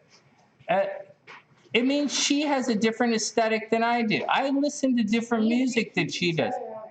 Yeah, we keep each other on our toes. She likes things. She has a completely different aesthetic than I do. It's all it means. She has a different way of rapport than I do. And so you guys are different. 90%, like I said, the vast majority of astrologers and tarot readers out there, they're trying to teach you guys, they're teaching you guys how to look for homo relationships in astrology. They're teaching you guys how to find love in a same-sex, non-growth relationship. Go have fun. Go have fun. What was the question? She said her Venus is in Scorpio and his Venus is in Aries, so they're doomed to argue a lot. But that's not how it works. If his Mars squared her Venus, you're gonna have problems. They have to grow up. They're 94s. They're just kids. And so she doesn't know what she's saying. What she's saying is, we like different things and it causes arguments, is what she's saying. Because yes, hold on. Because yes, they do like different things and it does cause arguments. Right. Sorry, you were going to say? Well, because he is argumentative. Okay, go on. She's doesn't like to get pushed around. It's different. He is argumentative. Pisces Mars, Venus and Aries. I thought one had a Venus, Aries, Venus, Scorpio. You can't have a Venus in Aries and in Scorpio. No, I mean one in... Right, his Venus is in Aries. But she is a Virgo with Venus in Scorpio. And so his Venus is Aries, but he's a Pisces. So you guys aren't... His sun is going to be compatible with Venus.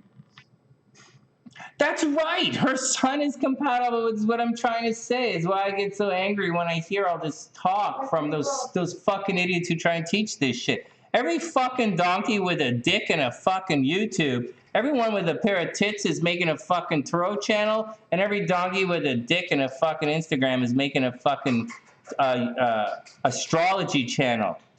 Anna, your fucking Venus makes a direct fucking trine to his sun. That's love. Anna.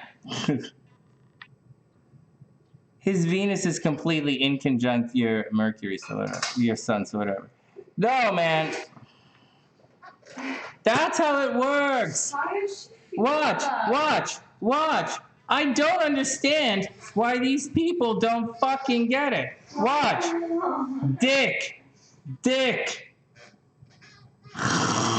There's nothing wrong with it. But if you want this to work, you look for very different things than this. Okay, this. Is that two crabs fighting? This is two cancers fighting. Okay? I know this looks really dirty and nasty, but it's not. It's how crabs fight. They're like... It's also how they make love. Okay, well... It's different. But who says arguing is a bad thing? It means you have different opinions. They're learning. They're learning. She clearly somewhere along the lines. She got it into their head that because certain same planets aren't in super compatible signs. What year? They're 94, 96. So instead of super compatible signs, she thinks that maybe there's going to cause a problem. It means you guys are going to have different tastes, right? Different Venus, different tastes. It doesn't mean you have to kill each other. It doesn't mean you have to fight. You like different things. But watch. But I'll show you something neat, Anna. I'll show you something really neat in your chart. And you go easy on your Pisces because you're critical. You're the air. You're the Virgo. So you got to go easy on your Pisces because Pisces moody, right? Okay, so watch this. Let's get back to it and watch this. This is neat. So this is your Sun in Virgo. And then you click over 1, 2 signs and you arrive at your Venus. Same with your guy. He is a Pisces, and then you click over 1, 2 signs, and you get your Venus. Oh my God, Anna, I think you guys should pursue this relationship and check it out. So so first, you're supposed to make a bunch of money. You guys are both supposed to be wealthy. You're supposed to be wealthy and famous. And you can see it cruising around. So it's not perfect, but it's a solid relationship. But this isn't the stuff that we should be focused on right now. What you want to focus on is the moon. Is he going to stick with you? If his moon doesn't hook in, he's not sticking around. And here we go. Sure enough, his moon makes a very nice connection, or nice enough, to your Venus and your Jupiter. Excuse me. There you go. There you go. Like seriously, hey Sonny, our moons aren't compatible. But like your moons are like back to front, front to back, like whatever. All right, but he is into you. His moon is absolutely into your Venus and your Jupiter. He loves you. He totally digs you. Do you dig him? 1 degree. Do you dig? Maybe not. Why you get me all so stressed out about a guy you don't even? All right. So we have a problem here. You guys ready for the problem in the chart? First, Anna might not even really super want to be with the guy. He is committed to her. She doesn't have to overly commit to him. Seriously. Because her moon at 1 degree doesn't overly hook up with anything. But hold on a sec. Hey, Anna, hold on a sec with everything. So just everybody hold on 1 sec. Everybody hold on 1 sec. So first, Anna, he's argumentative to start with. First, he's argumentative. He might be a little sneaky. He might have energy issues in his life. He might be a little bit of a rageaholic. You know, he's argumentative. I'm not saying he's mean or anything. He's argumentative. And you're critical, right? So there's no, let's, call a spade a spade. But having said all of that, you guys have an extremely difficult transit aspect that's difficult to overcome. His Pluto in Sagittarius at 3 degrees squares your moon. That's a tough one. That's going to be control issues. You, Anna, are going to feel like he's. So here we go, guys. Listen up. Here we go. I'm getting to the gist. Anna's going to feel like Vlad is trying to constantly control her emotions or play with your emotions. Not play like la la la la. Well, I don't know what he's doing. I don't know how he's like. He's Russian. He's a different culture. I don't know. But like his Pluto is going to play hard on your moon. And this is difficult to overcome, and that's going to cause you to lash out to hit. So he's going to try and control you. You're going to have control issues in the relationships, always, which will be difficult to overcome. Now, this guy loves you, and he's not doing it on purpose to hurt you, but that's what's going on. So it's up to you if you want to stick it out, because I don't know if that you actually want to stick it out long term with this guy. I just have a feeling the guy's kind of rich. So there you go. There you go.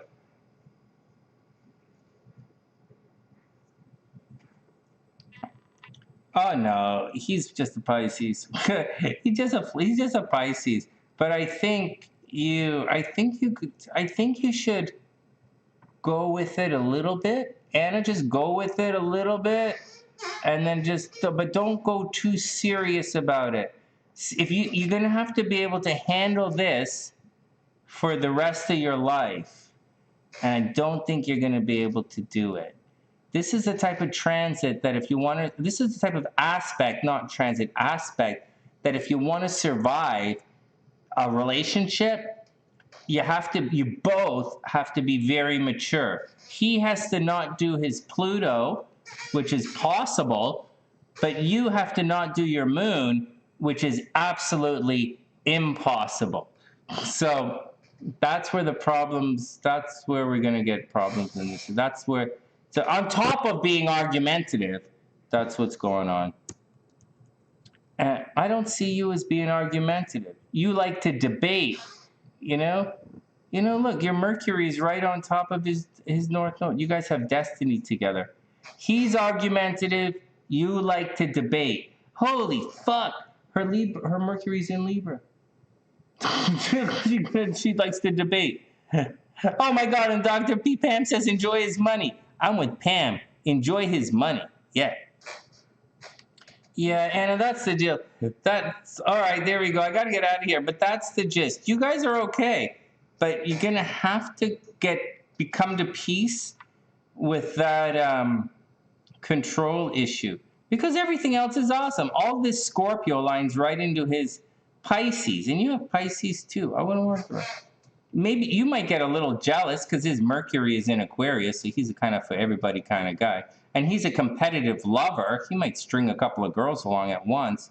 He's a Pisces, He don't like to be contained. He's a Pisces. He likes to get everybody a little wet. He's a fish. That was a good one. He's a Pisces. He's fooling around. Yeah, 1996.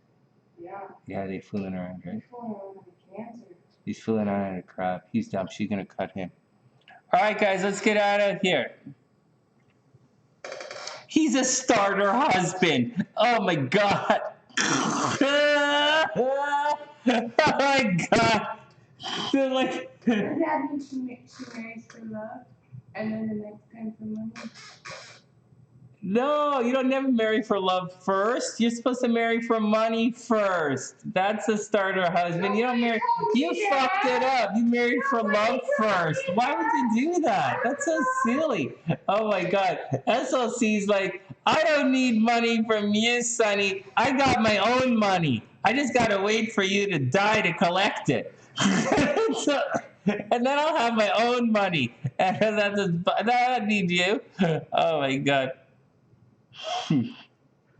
Oh yeah, I got my own money. I just need to wait. Yeah. Oh yeah, show it to me. Yeah. No problem. Once go lie down in that hole, and I'll show you all. All right, whatever. We all know she's gonna cremate me while I'm alive. So hey Sonny, you gonna get buried? I don't see how. Where did they bury the survivors?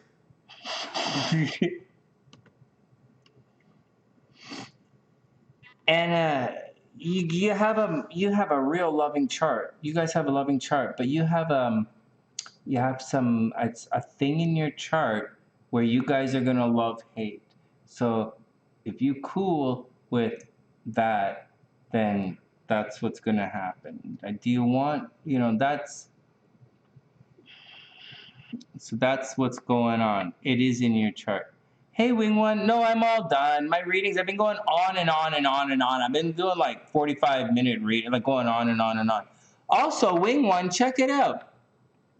Wild Child said hello on Twitch. Is that our Wild Child? Hey, she's following right on. Is that the Wild Child on Twitch stopped in to say hello? Very cool. All right, let's get out of here. My nose is running. I gotta go blow my nose. My brain is probably clearing itself from bullshit. All right, let's get out of it. All right, guys, everybody be cool. Let's take a chill. I hope everyone. Hey, WingOne, I was just curious. I have a brain joke. When they put that pillow in your brain, did they use memory foam?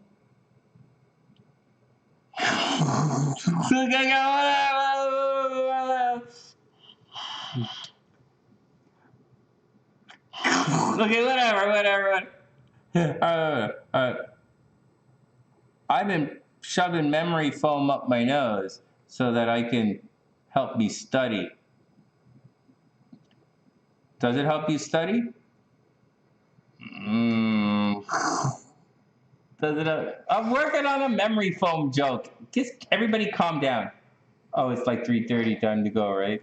All right, I gotta go. I'm still working on it. WingOne, I'll work on it. I'll work on my memory foam joke. All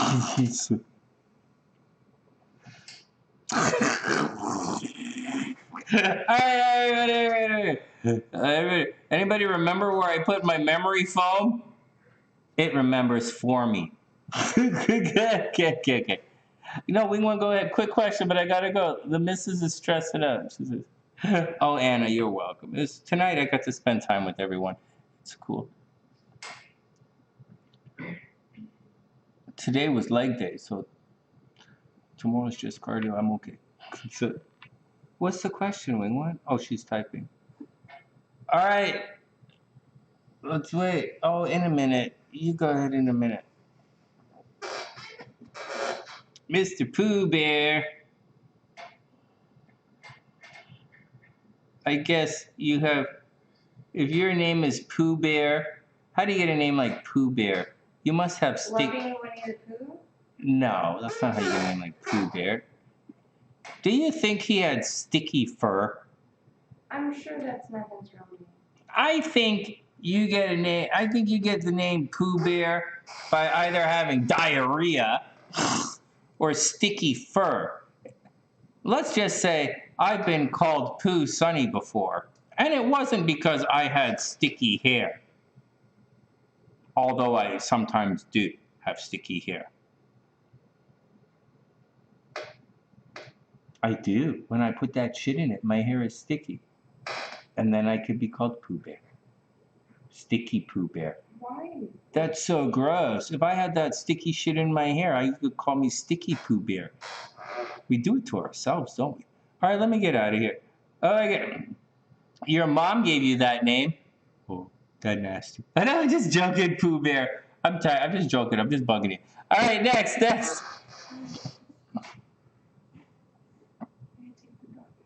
You're going to take the dog out at 3:30? All right, get the dog dressed then. She looks like she's asleep. But if you want to wake her up and take her into the cold, go ahead.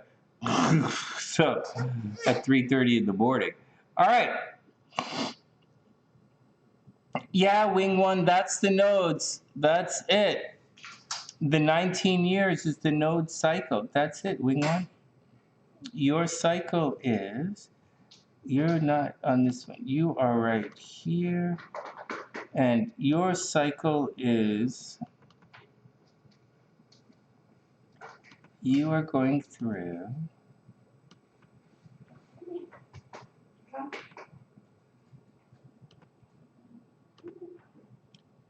WingOne is going through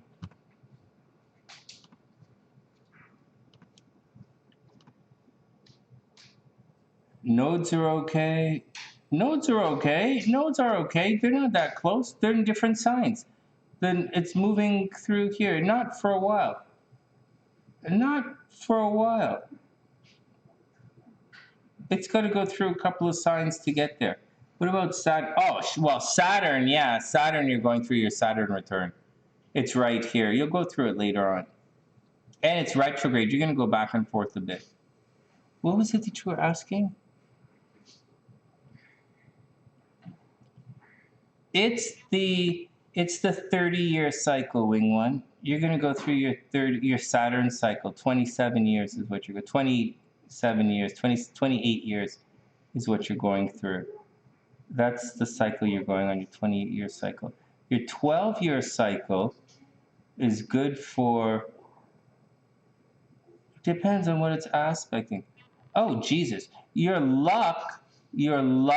Okay, now hold on. Everybody calm down. There are a couple of different cycles. So you're going through, Artie's about it. Well, Artie's not about it. So where we go? You're going through a 12-year, very, very lucky. Your 12-year cycle is a very romantic, very lucky in gambling and love. WingOne, you're very lucky. 12 years lucky right now in gambling and love and maybe travel a little bit. No, that's okay. That's okay. That's okay. It's good. It's 12-year cycle. I'm pretty lucky. All right, guys, I got to get out of here. The wife is lacing up the dog to take her out. We got to take her out. I got to blow my nose here. All right, everybody be cool. No, WingOne, it's good. You're lucky in love. You might find love this year. Lucky in love. All right, guys, let's get out of here before I sneeze all over everything. And with that, from TheSunnySide.net, I'm sorry, I had to blow my nose. Wishing everyone a super amazing night. And I'll see you soon. Have a